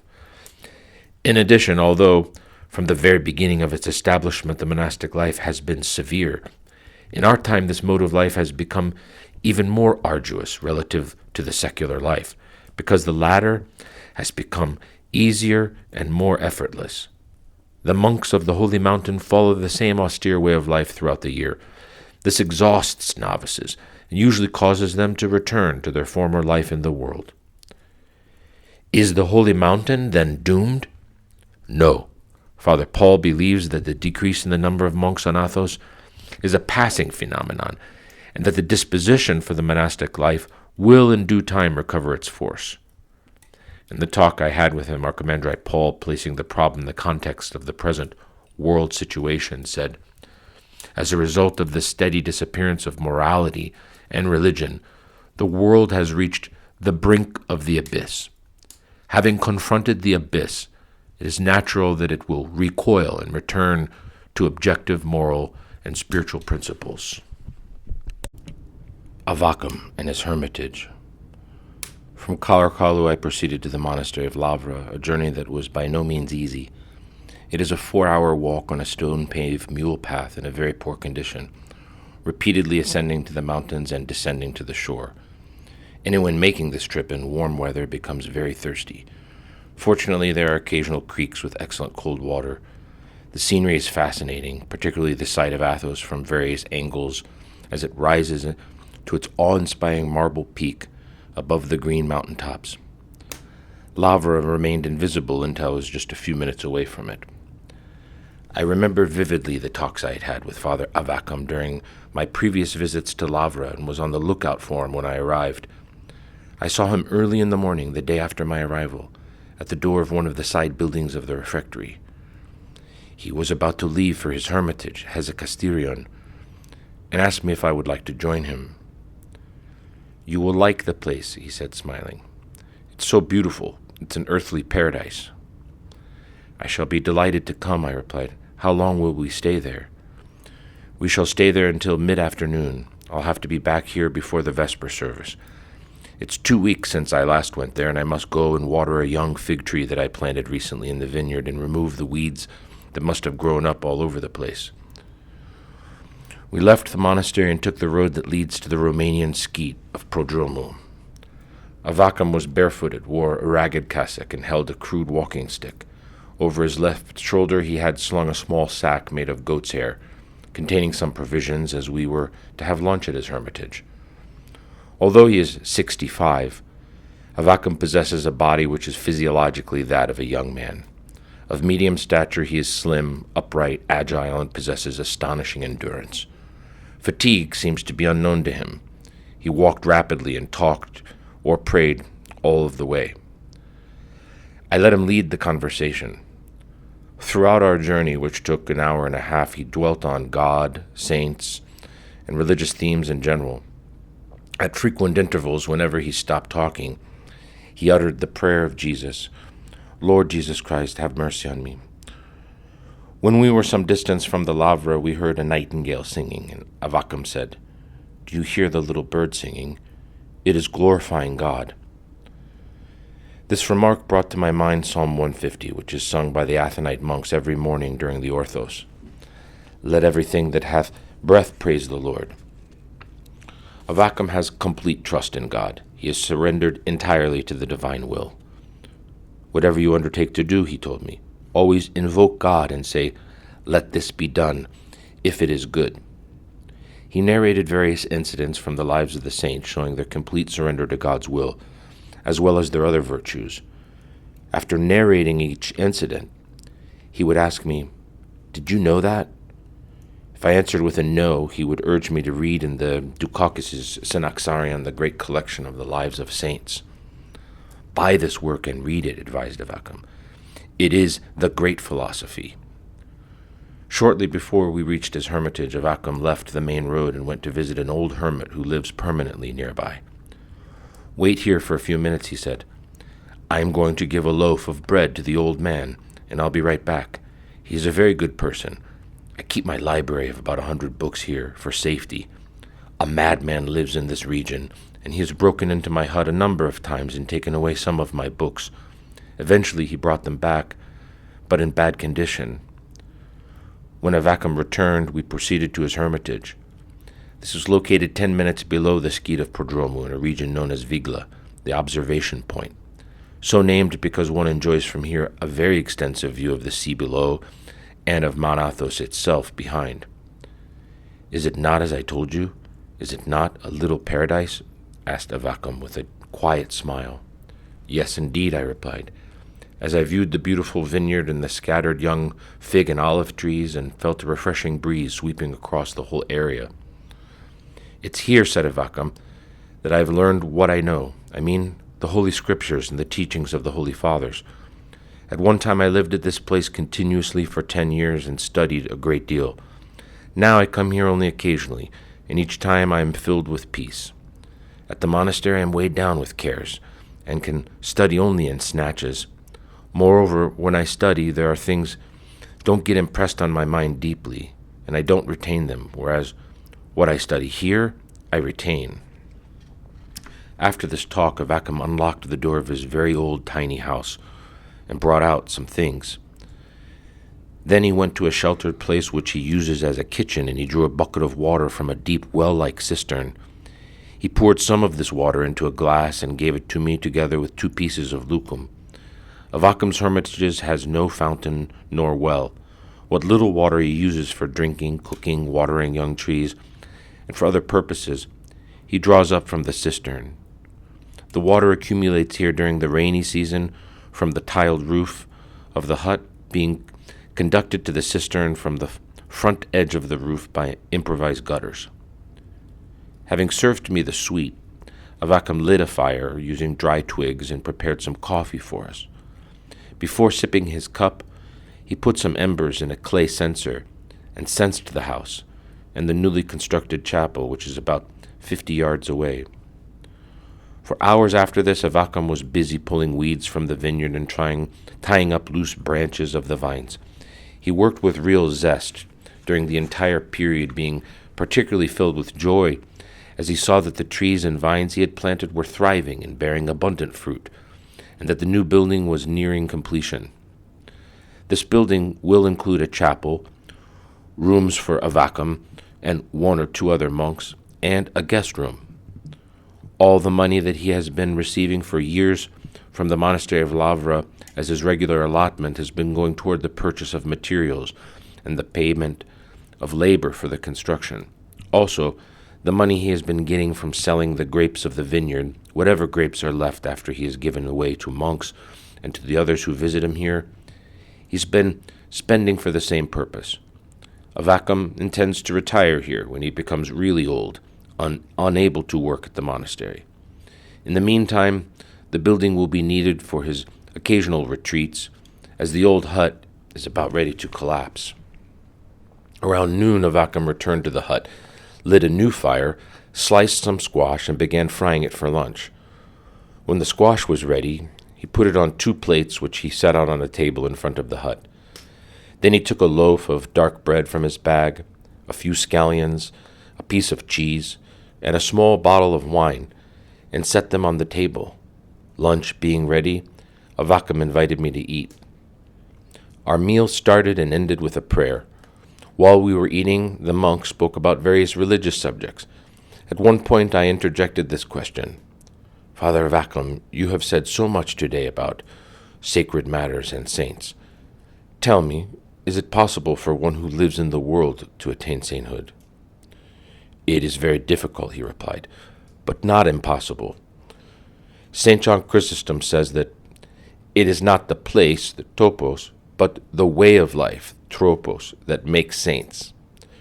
However, he exhorts men who live in the world to go to the fathers of the desert and to confess to them." In other words, according to Avacum, Spiritual development of a very high order, denoted by the term sainthood, can be achieved by one who lives in the world, but this is very difficult and requires oral instruction and guidance by a holy man who lives in seclusion. The place where one lives, whether the wilderness or the world, is not the sole or even the main factor in the process of one's inner evolution, so to speak. Nevertheless, it does play an important role. Seclusion is conducive to it, whereas life in the world hinders it. Romanian Skit of Prodromul. Shortly after our meal, we left the hermitage and headed for the Cenobitic Romanian Skit of Prodromul, the Holy Forerunner, which is a dependency of the monastery of Lavra that acquired the status of a skete in 1852, having been a kili up to that time. Avacum stayed here only a few minutes, as he had to return to Lavra quickly to get ready for a special Vesper service that was to be held in the chapel of St. Michael Synodon in honor of this saint. He had to wash up, put on his new cassock, raso, prepare the refreshments that were to be given to the congregation at the end of the service. Before leaving, he took from his sack the bread that was left over from our meal and gave it to one of the monks whom he knew by name. The monk accepted it with many thanks. This monk, named Clement, and some others I met, knew very little Greek, and it was impossible for me to carry on much of a conversation with them. Among the bits of information I gathered from them was that the skete now has 22 monks, but formerly had over 80, and that it is in great poverty because Romania has deprived it of the estates it had there and doesn't send it any financial aid. Walking about in the courtyard, I could see that this skete, which looks like an Athonite monastery, consisting of a quadrangle of buildings and a centrally located main church, is indeed in a rather unfortunate state. Poverty is visible everywhere. The monks are dressed in ragged clothes and even in sacks. The buildings, including the main church, which is a large dome structure, are disintegrating, as the monks have neither the time nor the financial resources for their proper upkeep. These poor but industrious and devout monks have to struggle for physical survival, cultivating their vegetable gardens about the skete, fishing, and occasionally working for the nearby monastic establishments. In spite of its great poverty, the skete of Prodromul retains a good deal of its original beauty and dignity, enhanced by 2 rows of tall, graceful cypresses on the north and south side of the courtyard. Skete of Kavsokalivia. I returned to Lavra, and after 3 days I went to another dependency of this monastery, the Greek skete of Kavsokalivia, 2 hours away by foot.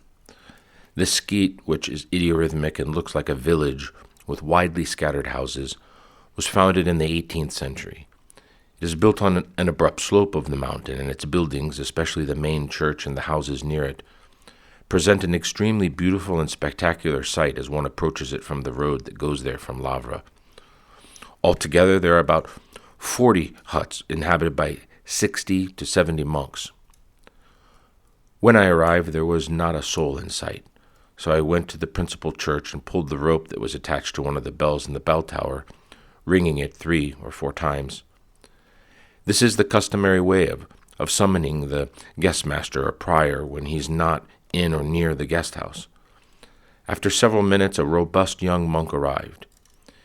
He was the guest master.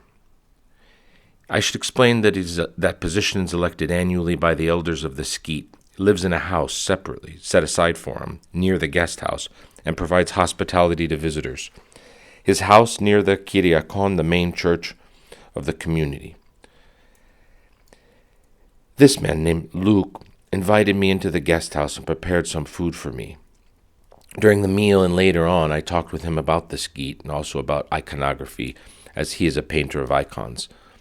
Regarding the skete, he explained that according to tradition, it derives its name from a 14th century saint named Maximus Kavsokalitis, the hut burner, who lived as a hermit in this region. This Maximus practiced interior prayer, noetic prayer, and is credited with extraordinary religious experiences, both for the sake of cultivating extreme non-attachment to material things and for developing great humility by pretending to be a fool. He did not settle down in one place, but moved about, building a hut out of straw and setting it afire after a time, then making another one, which after a while he would similarly set on fire. His practice of thus destroying his huts led to his being named Kapsokalitis, the man who sets huts on fire. I had an occasion to meet Father Luke's elder, Yeronda, a priest-monk named Eugene. Although he had heart trouble and was planning to go to Thessaloniki for medical treatment, Eugene did not dwell on his health, but spoke about iconography and monasticism. He himself is an iconographer, and like the rest of the iconographers at Kafso-Kalivia, he now writes icons both in the Byzantine and in the modern style. I asked Eugene if there was much demand for icons made on Athos. The demand, he replied, is small. The money we get barely suffices for our necessities. Before Russia became communist, there was such a demand for Athonite icons that the icon painters of the mountain were all kept busy and still couldn't meet the demands. The Russians used to take whole shiploads of icons to their country. That's all over. Now we have to wait for an occasional order from the Greeks. Father Eugene's statements about Russia made me wonder whether the tremendous Russian demand for icons from Athos was not the main factor that led to the gradual abandonment of the Byzantine tradition of iconography in the mountain in the last century. For beginning with the 17th century, the Russians became increasingly modernistic in their iconography, and presumably demanded from the monks of Athos icons done in this modern, secularized, Russo-Italian style. When our conversation turned to monastic life, I asked Eugene how he found it. Monastic life, he replied, is beautiful, quiet, and of course good for the soul. I left Smyrna at the age of 16 of my own choice and became a monk here. I've been on the Holy Mountain for 56 years and don't regret my choice in the least. While a middle-aged monk named Mark and I talked about worship at Kafso-Kalivia, Mark's a woodcarver. He makes wooden spoons, wooden forks, combs, letter openers, and other articles. Worship at this skete, he informed me, is similar to that at the holy monasteries, except that there is a liturgy only on Sundays and major holy days. The Orthos, the Vespers, Apolypnon, small compline, are held in the chapels inside the various kilis, while the liturgy and the vigils are held in the main church and are attended by all the monks of the skete. Hermits at Corulia. Continuing my journey southwestward, I went to the hermitages of Corulia, which are a quarter of an hour's walk from the house of the Denaloia at Katanakia. These hermitages are in the most secluded and inaccessible region of the Holy Mountain. The huts of the hermits are built on very abrupt rocks, or rather on steep terraced cliffs, near the sea at the south end of the Athos Peninsula. It was in this area that in 492 BC, the mighty fleet of the Persian commander-in-chief Mardonius was sunk by the furious sea. There are nearly a score of hermits here, about half of whom are Greeks and the other Russians. I visited all the Greeks and most of the Russians. It was impossible to carry on a conversation with any of the Russians, except one who could speak English. The others knew only Russian and a few Greek words. The first hermit I met was Father Gabriel, a Greek. When I came to the door of the enclosure of his hut, I pulled on a cord that was evidently connected with a bell inside, and I waited. After a while, a monk of about 45 years of age, who looked like St. John the Baptist, as depicted in Byzantine icons, opened the door. He asked me what I wanted, and having received my reply, let me in.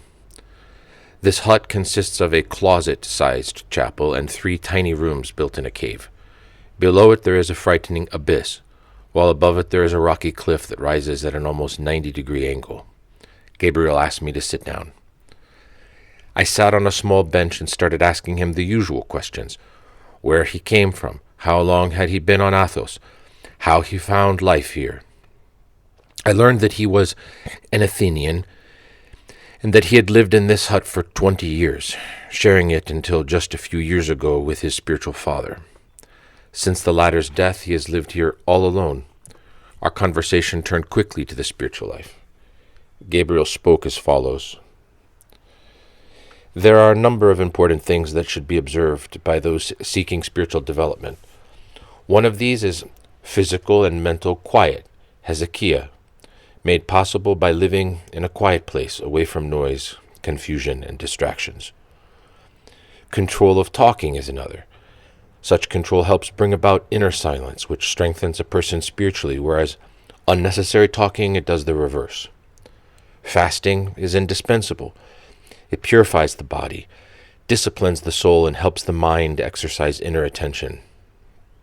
Inner attention, observing vigilantly one's thoughts and emotions and opposing those that are bad or useless, is quite essential. Without it, prayer cannot be effective. Noetic prayer is the most important and should be practiced constantly. This form of prayer consists in evoking noetically the name of Christ, saying, "Lord Jesus Christ, Son of God, have mercy upon me." During such prayer, one should strive to bring the mind into the heart, to unite thought with feeling. I asked Father Gabriel whether he recommended the Philokalia for persons who, while living in the world, were interested in these practices and wanted to become familiar with them and to make proper use of them. He gave the following reply.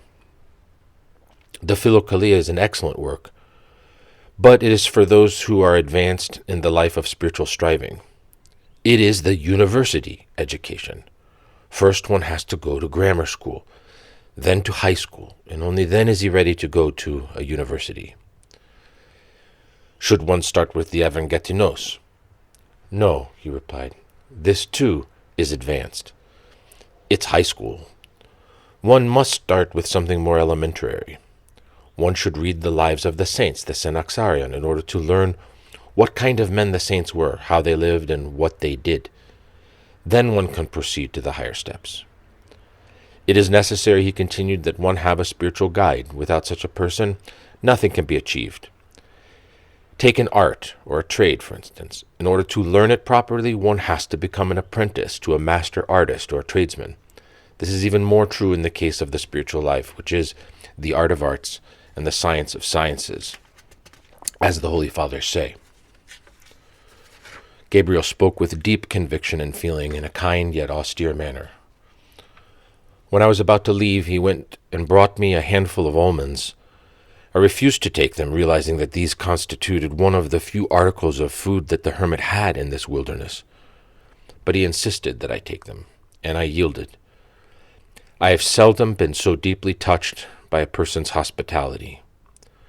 This act of Father Gabriel reminded me of the poor widow of whom Christ speaks, who cast 2 mites into the treasury, out of her poverty, putting in all the living that she had. When I left Father Gabriel, I resumed my walk down the narrow, zigzag, cobbled path that starts some distance from the house of the Deneloi and goes all the way down to the beach, terminating at a stone pier. Both the path and the pier were constructed not long ago by the Deneloi to facilitate the transportation of their icons to the boats, and also of provisions from the boats to their house. Mules can go up and down this rather steep track. The region through which it passes is not so abrupt and rocky as the rest of Carulia. There are a few terraces with almond, fig, and olive trees. Most of the soil of the terraces has been brought from other places. Here and there one comes across big prickly pear cactuses, the only plants that thrive at Carulia. The others remain small and weak and bear little fruit. Soon after I arrived at the beach, I met an elderly hermit dressed in ragged clothes. He'd come to gather a certain variety of shellfish for making comboschini. Upon learning that I was from America, he asked me about the present spiritual state of the Americans. He showed no interest whatever in political or economic matters. As he had not yet gathered enough shellfish, he begged me to excuse him so that he might continue his search, and invited me to visit him after about an hour at his little dwelling, which he pointed out to me. Presently another hermit who had come to the shore for the same purpose came and greeted me. He was considerably younger than the other, probably in his late 40s. A conversation started, and the monk invited me to his hut to have coffee and to continue our talk away from the hot sun. I accepted his invitation and followed him up a very steep path to his hut, which is continuous with a cave bigger than the hut itself. "Why did I come here, you will ask me," said the hermit whose name was John. "For the sake of eternity. Our life here on earth, whether we are plain folks, scientists or professors, princes or kings, will inevitably come to an end. When we die, these titles and capacities will mean nothing, absolutely nothing. The only thing that will matter then will be the quality of our soul, whether it is good or bad, whether we have saved it or lost it. Heaven and hell are everlasting, whereas our earthly life is insignificantly brief. I was born in Athens, where I had a good job in a department store," John went on, "and could in time have become the owner of such a store. But I gave it up. I left Athens 18 years ago, renouncing mother, father, friends, and my way of life, and came to Athos." John paused for a few moments, and then added, smiling, "At one time when I was in the world, I dreamed of going to America and becoming an actor in Hollywood, as I felt that I had all that was needed to be a success in such a profession." In connection with this dream of John, I should explain that it was not based on a false estimate of himself. John is tall, handsome, with a classical Greek profile, blue eyes and blonde hair, and is gifted in speech. It's likely that he'd been urged to become an actor. "I sought happiness," he went on, "the way people usually seek it, in backgammon, dances, picnics, and the like. But every time I engaged in these, I returned home disappointed. I felt more and more the vanity of such things. In the spirituality here, on the other hand, I found something really satisfying. My decision finally to become a monk resulted from visits to a church that followed the old calendar. I was deeply moved by the contrition and piety of the congregation, and became seriously interested in orthodoxy, and finally resolved to live it in its highest and most austere form. For John, orthodoxy is the supreme, most important thing in life, in comparison with which everything else sinks into insignificance. But this orthodoxy must be faithful to tradition in all respects.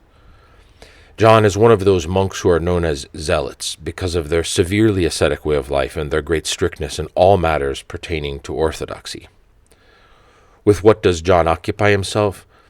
He prays. He reads the spiritual works. He makes comboschini. In the tiny room in which we sat, I saw a copy of the Philokalia, some other works by Nicodemus, and the ascetic discourses of St. Isaac the Syrian. During our talk, he took up one of these books and read something in it that referred to prayer. He recommended to me the practice of the prayer of Jesus. John earns the small amount of money that he needs for his bare necessities by making comboschini with the shells of shellfishes or with woolen threads. The woolen comboschini are of different sizes and colors. Some are black, others are blue, and so forth. They all have 100 knots, each one of them made carefully by a very skilled manipulation of the threads, so as to form, according to John, 7 crosses. The other hermits at Crulia earn their living in the same way, or by making baskets and brooms. "What about water in this desert?" I asked John. "This," he replied, "is provided by well-like cisterns that accumulate water during the rainy seasons. Some of them are made of cement, while others consist of hollows made in the rock. Water has to be used very sparingly, because there's so little of it. When one of us runs short of water, the others gladly supply him from theirs." "It is probably very cold here in the winter," I remarked. "Sometimes it is, but most of the time it's not," John said. "Our winters are among the mildest on Athos. Crulia is out of the way of the north wind, and the sun shines on us from early morning until sunset." After he had offered me some coffee and water, and knit a comboschini in order to show me how it is made, my host volunteered to act as my guide to the little houses on the abrupt rocks below the hut of Father Gabriel. Very few people have visited these huts, because the region where they are built is terrifying to look at. No amount of coaxing, even by a spirited hermit like John, will induce most persons who come this way, and these are few, to attempt to climb over this area. We walked to a spot below Gabriel's hut, and then began to descend to the vertical rock. John led the way. He warned me not to look behind me at the sea below, because this might make me dizzy and cause me to lose my hold. We descended slowly, holding firmly onto a chain with both hands and stepping into small grooves that hardly provided space for our toes. After a while, we reached a spot where the rock projects somewhat. We stopped here for a few minutes, and John showed me an enormous cave under the rock. The hermits, he told me, use this cave as a workshop for making baskets and brooms. Another chain connects this place with the region below. Further down, in addition to a chain, there are 2 wooden ladders, and the chains and the ladders are fastened onto the rocks by means of nails, some of which appear almost entirely gone from rust. Having gone down these ladders, we reached the lowest inhabited spot. Here, there is a 2-storied hut with a wooden balcony that extends over the sea. From the balcony hangs a rope from a pulley which is attached to a pole. The Greek word for pulley is kouroulia, and it is the use of such kouroulia that has given the region its name. 2 Greek monks live in this house, but they were absent at the time of our visit. John explained that they tie a basket to one end of the rope and lower it down to draw up supplies from the boats. They also leave it lowered at times, hoping that some fisherman will put a piece of bread in it. Having seen the little house, we started climbing the rock, taking a different route from the one we took in descent. The mountainside was not quite as sheer as in the previous route, though here too we had to use chains and ropes. When we reached the road that connects the pier of Kouroulia with the house of the Deniloi, we parted. John's last words to me were these: "Work for your earthly country, America, but even more for the heavenly country of us all, and your reward shall be great in heaven." John walked downhill in the direction of his hut, while I went to the house of the Deniloi to eat and stay overnight. Early the next morning I climbed down the rather precipitous cliff, and I ascended with John the day before. I stopped at the first hut I came to, knocked on the door, and waited. I heard movements inside. Then the door opened, and I saw before me a tall, very slim, upright, elderly hermit with a large white beard, wrinkled face, and clear, bright eyes. He was barefooted and wore ragged clothes and an old monastic cap. "What do you want, my son?" he asked serenely. "I would like to talk with you, to learn about your life here and the benefit from your experience," I replied. "I am sorry, but I am a simple and illiterate man. What will you learn from me? But come in, and we'll talk. Or let us sit out here, if you prefer." "It's windy and I am perspiring," I said. "It would be better if we went inside." The hut of this hermit, whose name is Philartos, consisted of 2 extremely small rooms separated by a partition. The room into which he invited me was about 6 foot square and had a single window on the side that faced the sea. The floor was wooden and bare. The only furniture in the room was a wooden box. The hermit asked me to sit on it while he himself sat on the floor and leaned against the wall. He began to talk. "I came to the holy mountain when I was 17. I am now 70 years old. The greater part of my stay on the mountain has been at the monastery of Stavronakida. I have been here at Kouroulia during the last 10 years. At the age of 17, I planned to go to America, and had actually made preparations. But something unexpected happened that upset my plans, and I came to the holy mountain instead. It was the grace of the all-good God that brought me here." Philartos uttered the words, "all good God," with a deep feeling of gratitude and contrition crossing himself. Besides profound reverence for God, Philartos showed a humility that knows no bounds. "I am the worst man," he said. "I am worse than rubbish." Why did he come to this terrifying wilderness? "We have renounced everything and have come here," he said, "from our love for God and for the salvation of our soul. A man should strive to save his soul. If one fails in this, everything one has done has been in vain. Many people cannot understand why we insist so much on certain things, which for them are details not worth bothering about.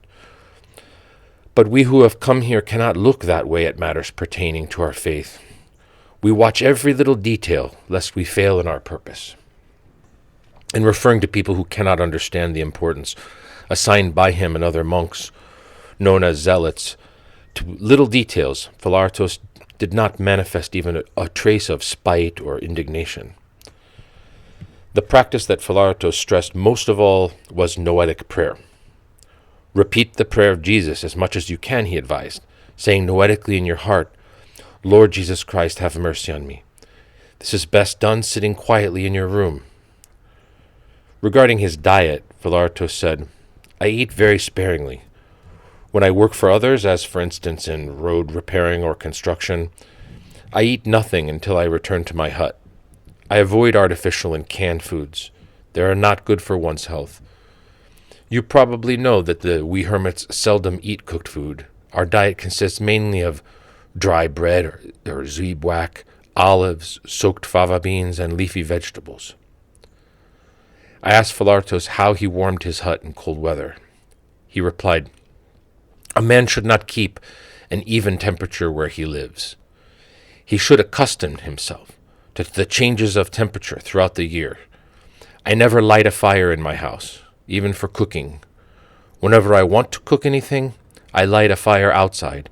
I keep warm in the winter by putting on more clothes, eating a little more food, performing more prostrations, and occasionally when it is sunny or fair, sitting outside in a sheltered spot, absorbing warmth from the sun. Does anyone come and help you in any way? No one. I sew and mend my clothes, repair my shoes and hut, prepare my food, and do everything else myself.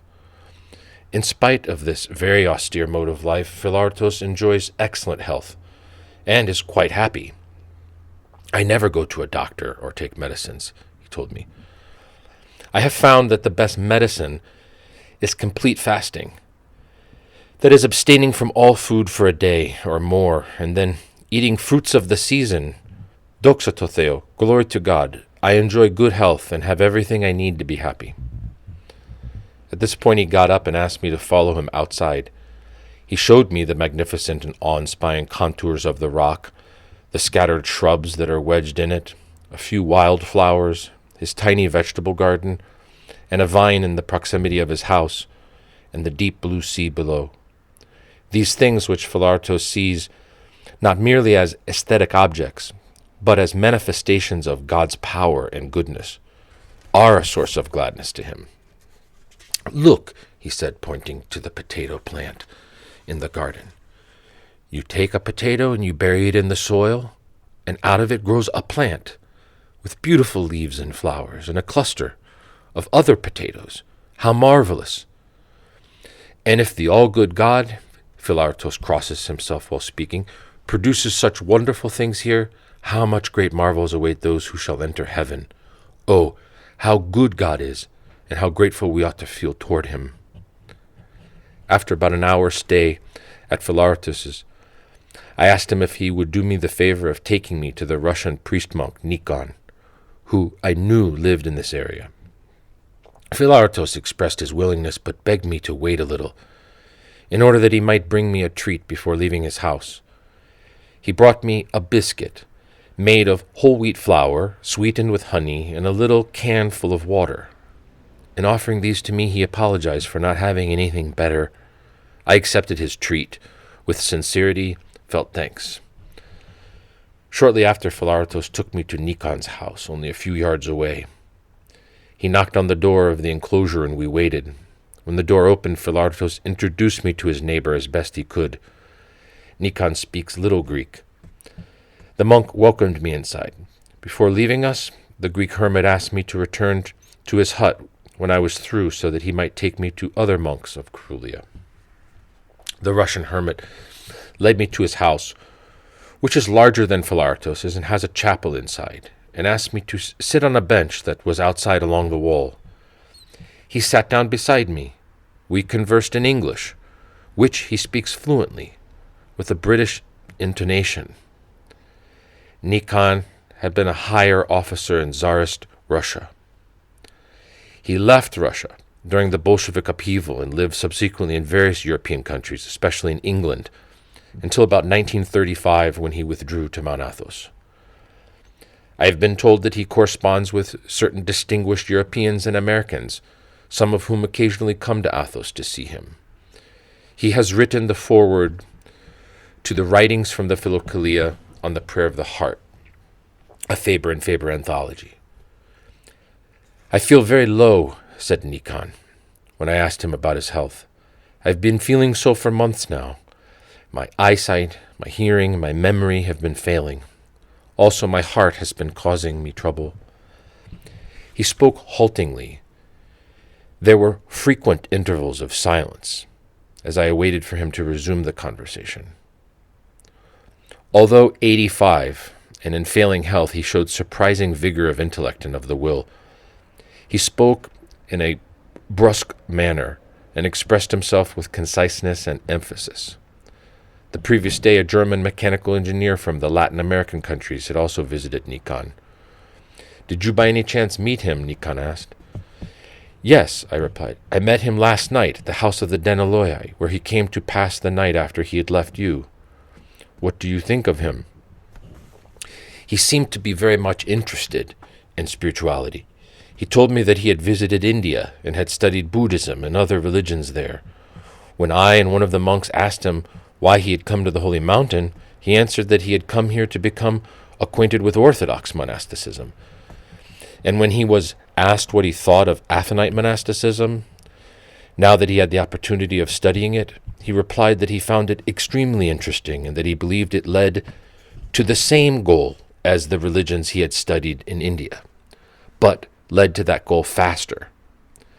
He added that he was thinking seriously as a consequence of becoming an Orthodox monk. He told me that too, said Nikon. But how can one understand Orthodox monasticism without having any Orthodox blood, without having Orthodox roots? In the present overwhelmingly materialistic age, even peoples that have been Orthodox for many centuries can hardly understand Orthodoxy. Our conversation turned to the English version of the Philokalia. I had the stupidity, said the hermit, to write the foreword to the volume that was published in 1951. But, he chuckled, I didn't sign my name. People today cannot understand such writings. The interest shown in them is mainly due to their novelty, to the fact that they're something unknown and different. It doesn't spring from a real understanding and appreciation. Eastern Orthodoxy is Christianity's maximum. It is the only truth. To understand it, one must have a certain degree of inner development, but men's spiritual level today is extremely low. I didn't have to ask how Father Nikon liked Carulia. Twice during our conversation he paused, looked around, and remarked, "This is a splendid place." As I was about to leave, I said to him, "Is there anything you would like me to send you from Athens or America? It will be a great pleasure for me to send you something." "Thank you very much," he remarked. "I don't need anything. The only thing I would care for would be a book on radio astronomy." "I shall send you one," I said, and rose to depart. Nikon accompanied me to the door of the enclosure, unlocked it, and let me out. He followed me for a few steps, and when I bid him goodbye, he said, "God bless you. Thanks for coming." I returned to Philartos's hut as I had promised. He was ready to take me to some other hermits. Leaving his house, we went to Bartholomew, who is somewhat younger than Philartos. We found him sitting in front of his hut weaving a basket. Bartholomew came to Athos at the end of the First World War, after serving in the Greek army for 5 years. I asked him what made him decide to come to the Holy Mountain and become a monk. "It was a call from God. It was God's grace," he replied. Although he lives in very great poverty, almost as extreme as Philartos, Bartholomew would not let me go without having something. He offered me a little cup of coffee, a piece of lucum, and a glass of water. Next we visited Dionysios. He happened to be inside his hut and welcomed us in. I begged him not to serve me any refreshment, saying that I had just had some, but my words did not prevail on him. The last hermit we visited at Carulia was the priest-monk Pachomius. He lives in the last hut I visited the previous day, the one with the balcony and the pulley. Pachomius invited us inside and showed us the basket he'd been making. Then he took us out onto the balcony and afterwards to the chapel. The latter is surprisingly large, considering the size of the house and the abrupt place on which it is built. One marvels at the faith and the skill of the hermits that built these structures, as well as the hardiness of the present dwellers. It is a feat just to descend to this house, to dwell in it the year round, especially when the violent sea is pounding below, and the powerful south wind is blowing on the sides, would try the endurance of all but a few men. When we were about to leave, Pachomius went into one of the rooms and brought a few pieces of cheese, an onion, and 2 handfuls of odd ends and bits of darkened bread, which he had probably received from one of the monasteries. He wrapped them in a cloth napkin and gave them to Philartos. At first, Philartos refused to take them, saying that he still had some food at home. But Pachomius finally persuaded him to take them by telling him that he might pass them on to someone else. Upon leaving Pachomius, we climbed up the sheer rock that rises above Pachomius's house, passing the large cave that I'd seen the day before. When we reached the other side of Carulia, we took a steep, narrow path that goes through Catanakia, and stopped on our way at several of the hermitages and talked with the inhabitants. Late in the afternoon, Philartos and I parted. I felt very much obliged to him. Before bidding him goodbye, I asked him what he would like me to send him when I returned to the world. Nothing, he replied categorically. I have every good, and I am happier than a king. You would cause me grief if you send me anything whatsoever. Thus ended a day's association with a man who, although he is old in years, is young in body. Although he considers himself the worst of men, is really a saint, and although he has nothing, yet possesses all things. 2 Corinthians 6:10.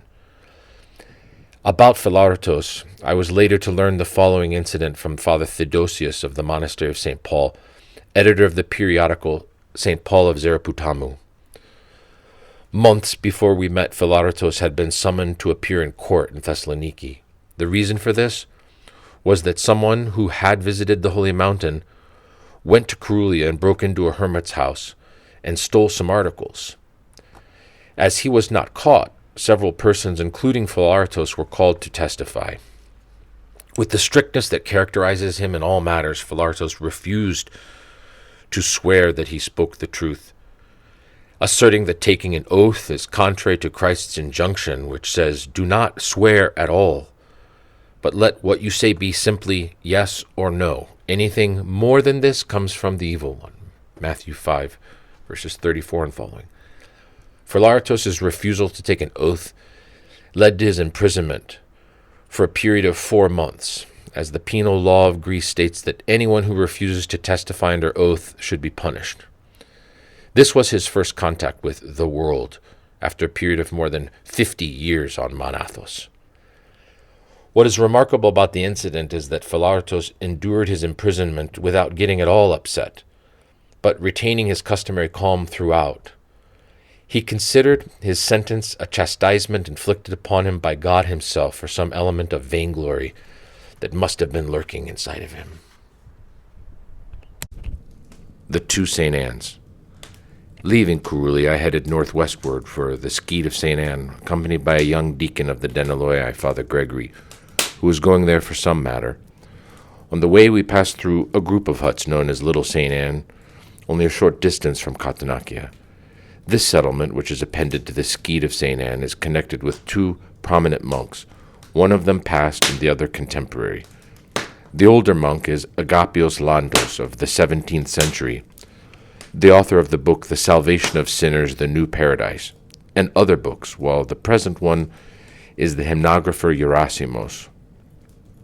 Father Gregory explained that Gerasimos is an extremely gifted writer of hymns. He is unique not only on the Holy Mountain, but in all of Greece. Gerasimos is about 55 years of age and has been on Athos since 1923. So far, he has composed about 150 full church services and has made additions to about 80 others.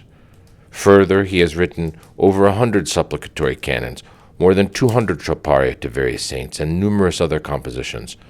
The language and style in which he writes are those of the great Byzantine hymnographers. The following brief hymn from his book Apolitikia, Kontakia, and Megalonaria, Athens, 1957, will give some idea about the character of his poetry. Megalonarian of the Nativity of Christ. Let every creature that has breath cry out joyfully, glory in the highest to the Savior who was born in Bethlehem, for he has been seen on earth bestowing peace. Let us venerate the divine birth. And the Megalonarian of the Transfiguration of Christ. Wishing to exhibit to thy disciples power from above and wisdom from the Father, thou went up Mount Tabor, O Christ, and having shone as the Master, thou illuminated them. And the Apolitikion to the apostles Peter and Paul. Peter and Paul, divine heralds, twin fount of godliness, revealers of divine knowledge and heavenly doctrines, you've clearly distinguished yourselves as supreme among the divine apostles. Now request for us the illumination that leads to salvation, deliverance from passions, and God's great mercy. Father Gerasimos was not at Little St. Anne's when we passed by. He had gone to Athens for the publication of some of his works. The Skete of St. Anne, where I stayed for the night and a major part of the next day, is a dependency of the monastery of Lavra. It is the oldest and largest idiorhythmic skete on the Holy Mountain, having been organized into a community in 1666 and comprising 58 houses inhabited by 110 monks. Most of the monks are woodcarvers or iconographers. I had the opportunity of talking with the Dikeos, Father Pantaleimon, his assistant, Father Maximos, and a number of other monks, as well as visiting several of the other huts. The presence of Maximos in the guest house, where there were about half a dozen guests, greatly enlivened it. Maximos is young and alert. He was eager to help the guests in every possible way, and at the table, his contagious cheerfulness and wit made everyone eat with relish. In the morning, I attended the liturgy in the cemetery chapel, which is near the main church. A liturgy is performed in this chapel every day. Through the windows, I noticed that the basement was filled with human bones. Evidently, the hermits here are not averse to such a sight, but seem to welcome it as a vivid reminder of death, serving to strengthen their resolve to despise everything trivial and vain, and to follow the straight and narrow path. St. John Climacus, whose ladder is widely read on Athos, says in this book that just as bread is the most necessary of all foods, so the remembering of death is the most necessary of all practices. And Hezekias, who died in 433, says, let us remember death incessantly if possible. Through memory of death are engendered in us the putting away of all cares and vanities, the guarding of the noose, ceaseless prayer, the freeing of the body from passions, and the loathing of sin. Indeed, if we are to tell the truth, almost every virtue springs from it. Philokalia, Volume 1, page 97. After the Divine Liturgy, I visited a monk named John, whom an Athenian friend knew personally and had urged me to see. John lives with 2 other monks. All 3 of them are plain, humble, kindly men, but John, who is about 70 and is the elder of the house, is an especially sympathetic type of person. Like the other monks of the Skete, they earn their living by the work of their hands, such as painting icons. The house of these monks is crudely built of rubble that has been plastered over. On the side that faces the sea, it has a wooden porch which overlooks a terraced garden. I was invited to have dinner with them on this porch. After dinner, we all retired for a nap. I lay down on a divan in the central room of the first floor, which serves as a guest room and living room, while the monks went to rest to their rooms upstairs. I might explain that the practice of an afternoon nap is observed elsewhere on Athos too, and is necessitated by the long early morning church services and the frequent all-night vigils. Although extremely poor, John would not let me go without accepting some humble gifts. He gave me 2 komboskini, one for myself and one for our Athenian friend, and a pocket-sized tetraevangelion containing the 4 Gospels and the Apocalypse. This work was published on Mount Athos in 1933 and is a faithful reprint of the Venice editions.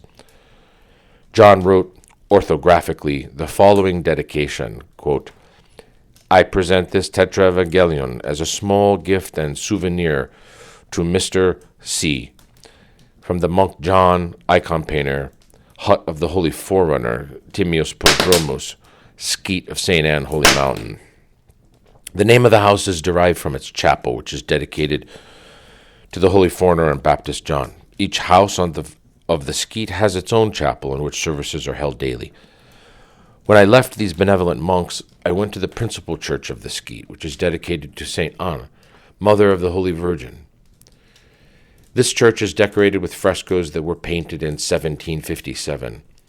Although not among the best on the Holy Mountain, they show good craftsmanship, real understanding of the principles of true Byzantine art, and genuine piety.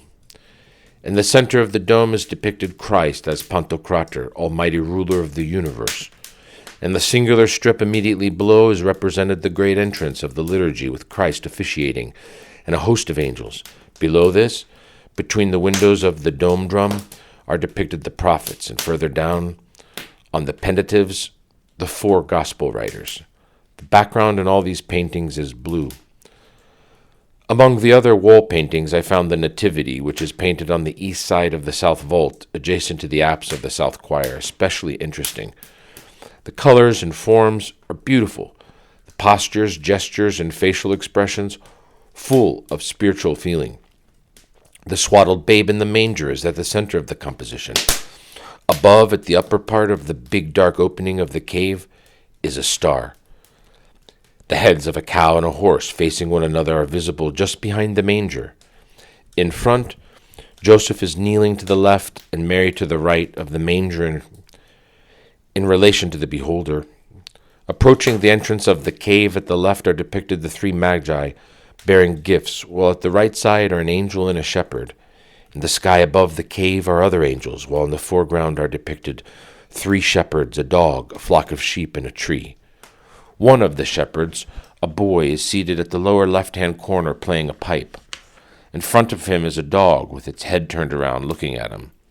At the opposite corner, a younger shepherd announces the Nativity, making a gesture toward the cave with his right hand, to an old shepherd who is stooped and leans against his walking stick. White sheep are under and behind the tree at the middle of the foreground. The iconographer who painted this icon, or wrote it, had little regard for natural proportions and perspective. Thus the tree is rather small and schematic. The sheep are little and inconspicuous. The shepherds in the foreground are smaller instead of larger than Joseph and Mary, who are further away, near the center of the composition, while the babe is large compared to the figures in the foreground. It is clear that the iconographer had deliberately altered the natural proportions and reversed perspective in order to emphasize what is more important and to play down what is less important. From Anchored in God, Life, Art, and Thought on the Holy Mountain of Athos, by Constantine Cavarnos. Hermits of New Skeet. From certain persons in Athens I had heard a great deal about two monks at New Skeet, which lies near the sea, northwest of the Skeet of St. Anne. Now that I was only half an hour's walk away, I did not miss the opportunity of going there and meeting them. New Skeet is an idiorhythmic dependency of the monastery of St. Paul that was founded in the 18th century. It has 28 kalevis, or small cottages, and 55 monks, most of whom are icon painters. The rest are tailors, shoemakers, sweater makers, and wood carvers, making mortars, receptacles, and other artifacts by means of the lathe. The two monks I went to see in particular were Yosif and Ephraim. Yosif is in his 70s, of short stature and medium build, with a good crop of gray hair and big, peaceful eyes.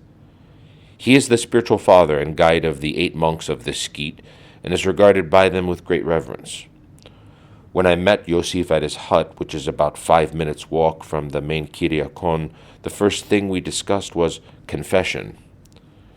"Man," said Father Yosif, cannot escape God's eye, even as regards the smallest things, even in the most secret places, for God is present everywhere. He cannot lie to God without God knowing that he is lying.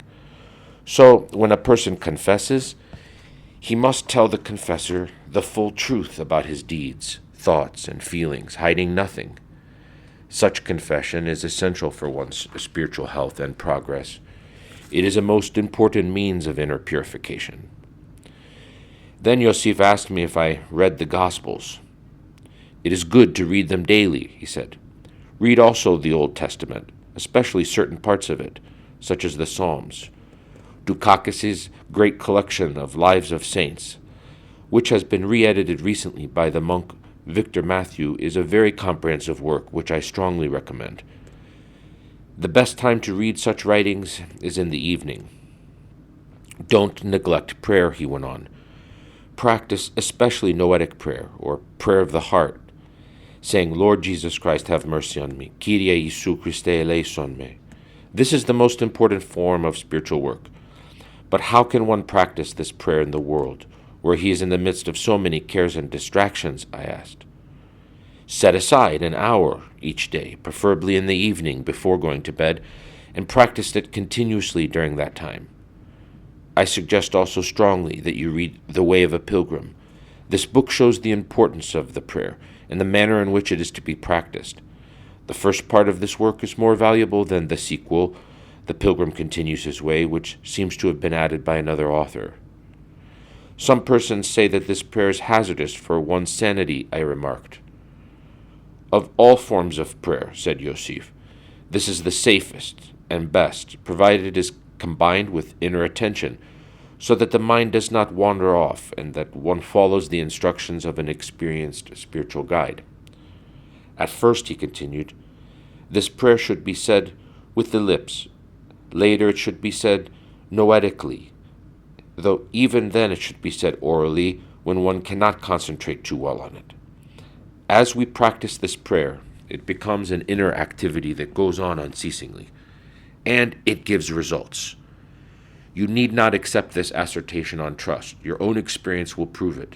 Experience proves the prayer of Jesus to be very effective as a means of purifying the heart and the nous, of opening up the nous and revealing it to untold treasures."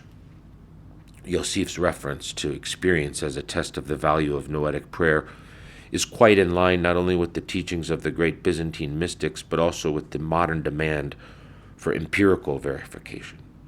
The recognition by the Byzantine mystics of an inner experiential criterion is well illustrated by the following remarks of Nicephorus the Solitary and St. Gregory the Sinite.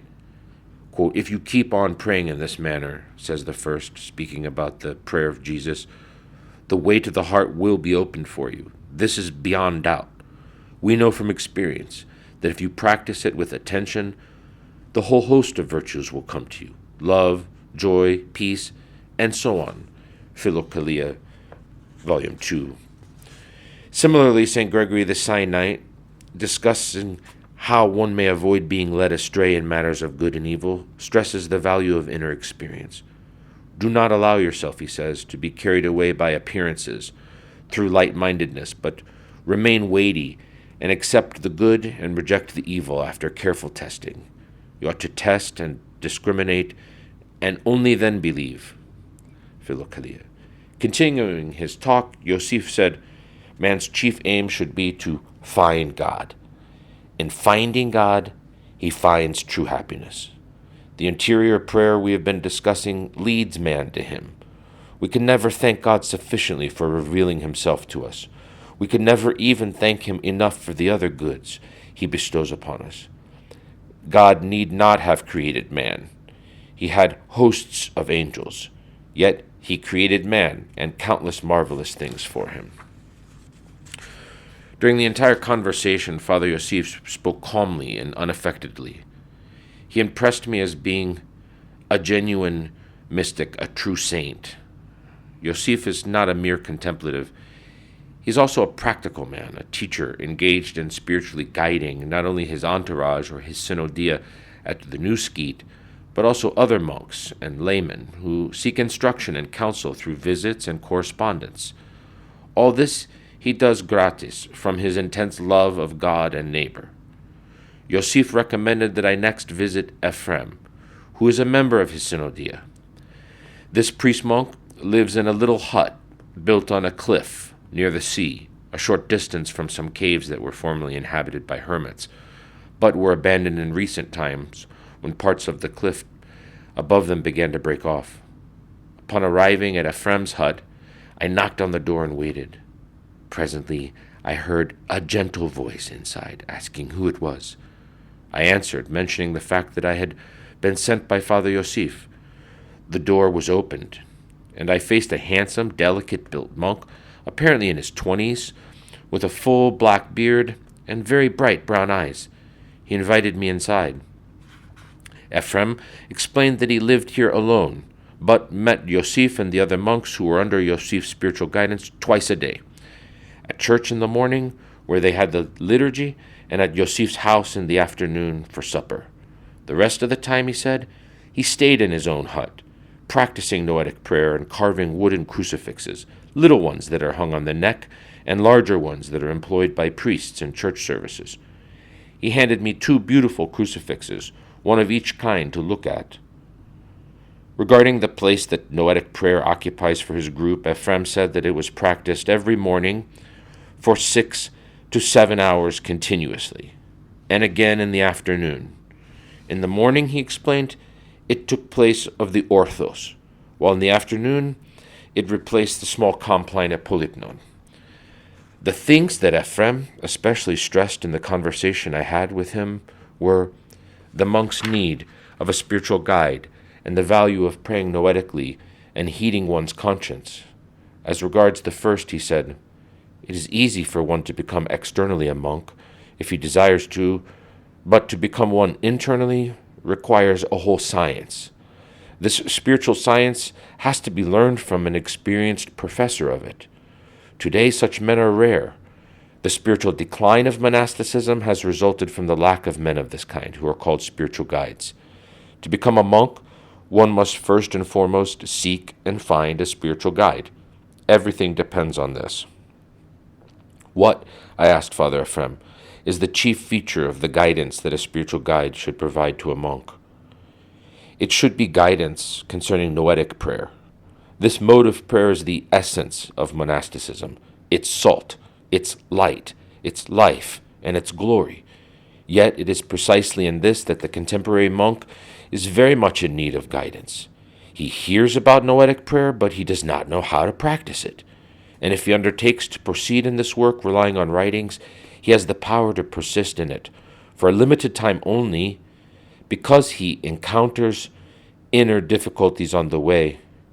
Not having an experienced guide, he turns back, convinced that he has need of one without whom it is impossible to succeed. What specifically are some of the fruits of noetic prayer? I asked. Noetic prayer leads to deliverance from passions. The Holy Fathers, known as the Niptikipateres, the vigilant or wakeful fathers, teach us that only through the ceaseless practice of this prayer can this be achieved. Out of the heart proceed evil thoughts, murders, adulteries, fornications, theft, and so on, as the Holy Gospel says. But through the repeated invocation of Christ, the heart is purified of these. Having thus become pure, it turns into a source of divine illumination, spiritual love, joy, warmth, and peace. Man is regenerated and becomes, as the Holy Fathers say, Theophoros, one who bears God within himself. Ephrem, as I have noted, also laid emphasis on heeding one's conscience. A peaceful conscience, he said, is one of the greatest sources of joy to man. Hence, a person should listen attentively to it and always follow its promptings, so that it will denounce him in nothing. But there is often a problem, I remarked, as to whether something is really prompted by our conscience and not by our subjective, fallible opinions or inclinations. The solution to that, said Ephrem, is to seek to purify and enlighten the conscience. Important means of achieving this are the reading of spiritual writings, especially the Gospels and noetic prayer. Ephrem's emphasis on the joy that a pure, peaceful conscience gives man reminded me of the following remarks that St. John Chrysostom makes in his second homily on St. Paul's epistle to the Romans. As for good spirits and joy, it is not greatness of power, nor abundance of wealth, nor pomp of authority, not strength of body, not sumptuousness of the table, not the adorning of dresses, nor any other of the things in man's reach that ordinarily produces them, but spiritual success and a good conscience alone. And he that has his conscience cleansed, even though he be clad in rags and struggling with famine, is of better spirits than they that live softly. End quote. His indication of noetic prayer as a means of purifying conscience is in accordance with the statement of St. John of Carpathos, that by our invoking of the name of our Lord Jesus Christ, our conscience is easily cleansed. Amen. End of the sojourn. After leaving Neuski, I visited the monasteries of St. Paul, Dionysiou, Grigoriou, Simonopetra, and finally Zeraputamu. At Dionysiou, I found Father Theoklitos busy writing the last pages of a book on the life and works of Nicodemus the Hagurite, who was canonized in 1955. St. Nicodemus spent his first 2 years on Athos, between the ages of 26 and 28, at Dionysiou, and this was a special reason why Theoklitos was greatly interested in him. Theoklitos read me parts of his manuscript to get my reaction. It impressed me as a work written by one who knows the subject very well and seeks to present the personality and teaching of a father of the Eastern Church in an edifying manner. The author characterized Nicodemus as the greatest of the post-Byzantine figures in Orthodox theology. I jotted down a passage that seemed to me of fundamental importance for understanding Orthodox monasticism. The present book, says Theoklitos in the preface, is the work of a monk. In the Eastern Church, the existence of the scholar monk is quite unknown. What distinguishes Eastern monasticism is a lived spirituality so elevated that the monk finds no justification under the ascetic and mystical theology that has been developed by the fathers, except as a worker of virtue, as a contemplative soul called by God, given to his brethren in Christ because of his love for them, out of the abundance of his experience of the divine. Hence, the cell of the monk is not a room for scholarly research and writing, but a place, a gymnasium for prayer, work, meditation, and the tempering of the soul for special spiritual struggles in an unworldly, solitary, quiet space. At Zeraputamu, I had the occasion to talk with another very pious middle-aged monk named Gregory, who is a native of Larissa and has been a monk on Athos for 22 years. Gregory asked me about my place of origin, my occupation, and my journey on the Holy Mountain. When I had answered these questions, I expressed my desire to hear his views on Athonite monasticism. Characteristic among the statements he made in reply were the following. What business do we have being here in these wild mountains? We could have stayed in the world and earned our living the way countless other people do. But we came here and have stayed here because we had some prodigious experience. If this were not so, if God had not illumined us, we would not have given up mother, father, brothers, sisters, relatives, friends, possessions, enjoyments, and we would not have stayed here long. People today talk very lightly about monasticism, not knowing or understanding its aims. In fact, men have no idea of their own destiny, of the true meaning of their life here on earth. If they had, they would weep all day long for living so foolishly, so unbecomingly. God has bestowed great honor upon human nature, yet men live as if they were but beasts. When I was about to leave for Daphne to return to Thessaloniki, I went to bid Gregory farewell. He greeted me very kindly and gave me these words of parting counsel. Take care of your soul. Do everything you possibly can for it. That is your most important task. The Apostle Paul says, We look not at the things which are seen, but at the things which are not seen. For the things which are seen are temporal, but the things which are not seen are eternal. 2 Corinthians 4:18. Concluding remarks. A journey to the Holy Mountain is a journey to Byzantium, to the great medieval Christian empire of the East. To have lived on the Holy Mountain is to have lived in that God-centered world. Except for the use of the motorboat to travel for some of the monasteries and monastic dependencies to others and to Daphne, the use of the telephone by some of the monasteries and skeets, and the introduction of a few machines into certain of the monastic establishments, life on the mountain today is what it was 5 centuries ago or even earlier. The monks live quietly, unhurriedly, peacefully, in the midst of unusually beautiful and healthy natural surroundings, and in buildings that have been designed not for the sake of bodily ease or vain display, but designed for the perfecting of the soul and the glorification of God. Life here has a simplicity, an order, sincerity, authenticity, meaningfulness, and depth that is very seldom has in modern secularized society.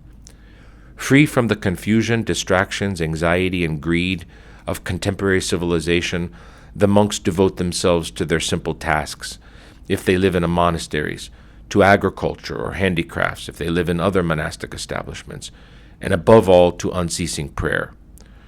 For those in the world, their mode of life is a great lesson in simple harmonic living, in dedication to spiritual values, in constant striving for self-perfection and union with God.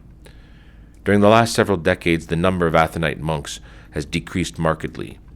Among the main causes of this have been the spread of materialistic doctrines in Greece and other countries, leading to a weakening of, and often the destruction of, spiritual belief and feeling.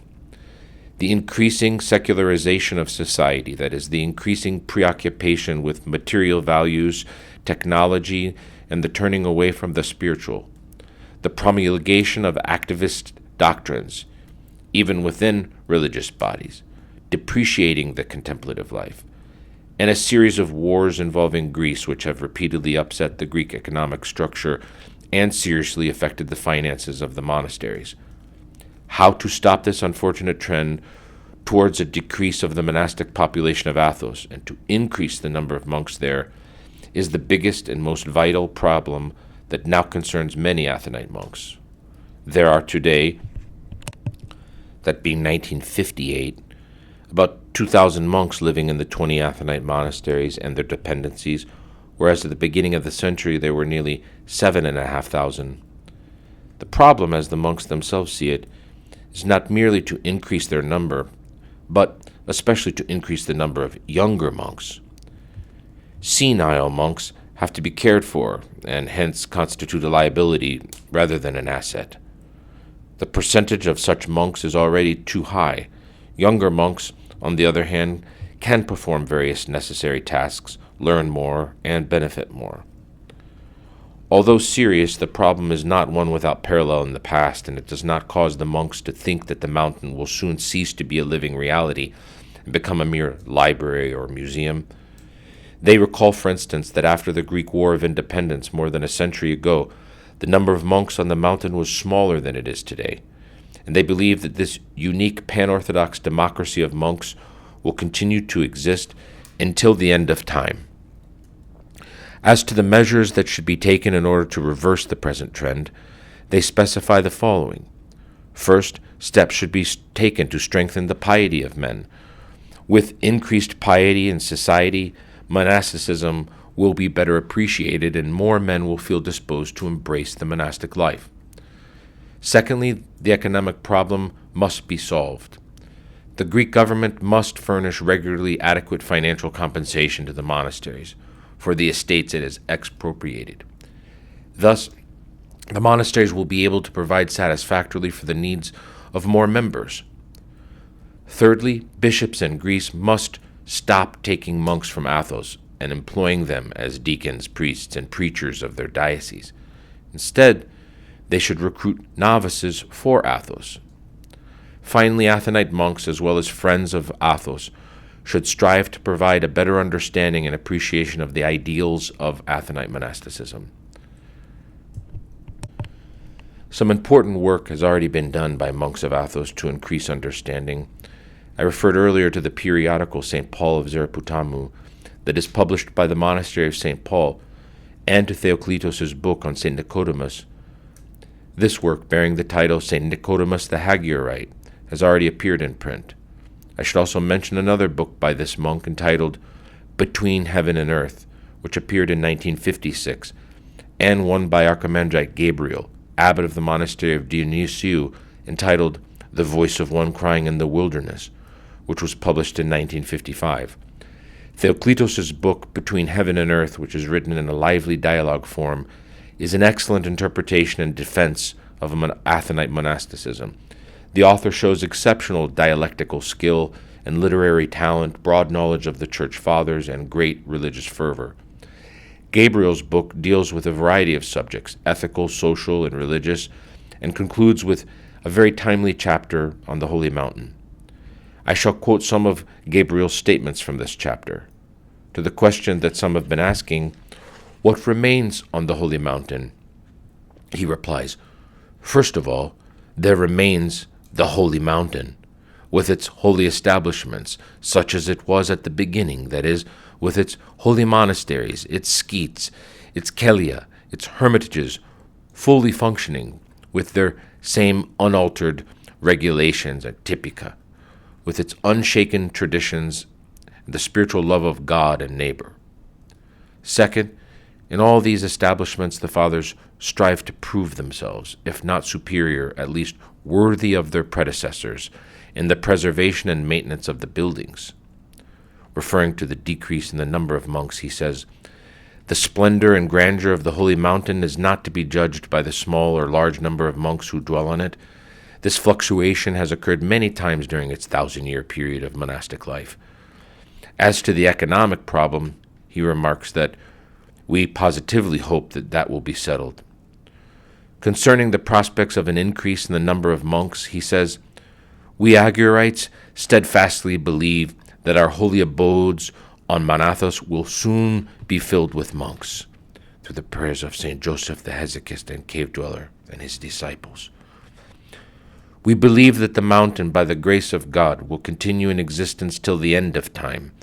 The piety of the Holy Orthodox people will always envelop Athos, and souls beloved by God will never cease coming to it, because its spirituality will always have the power of attracting those who are heavy laden with sin, and its holiness to those who are pure in heart. Amen. End of Anchored in God. Constantine Cavarnos, who is buried at the Holy Monastery of St. Anthony the Great in Arizona.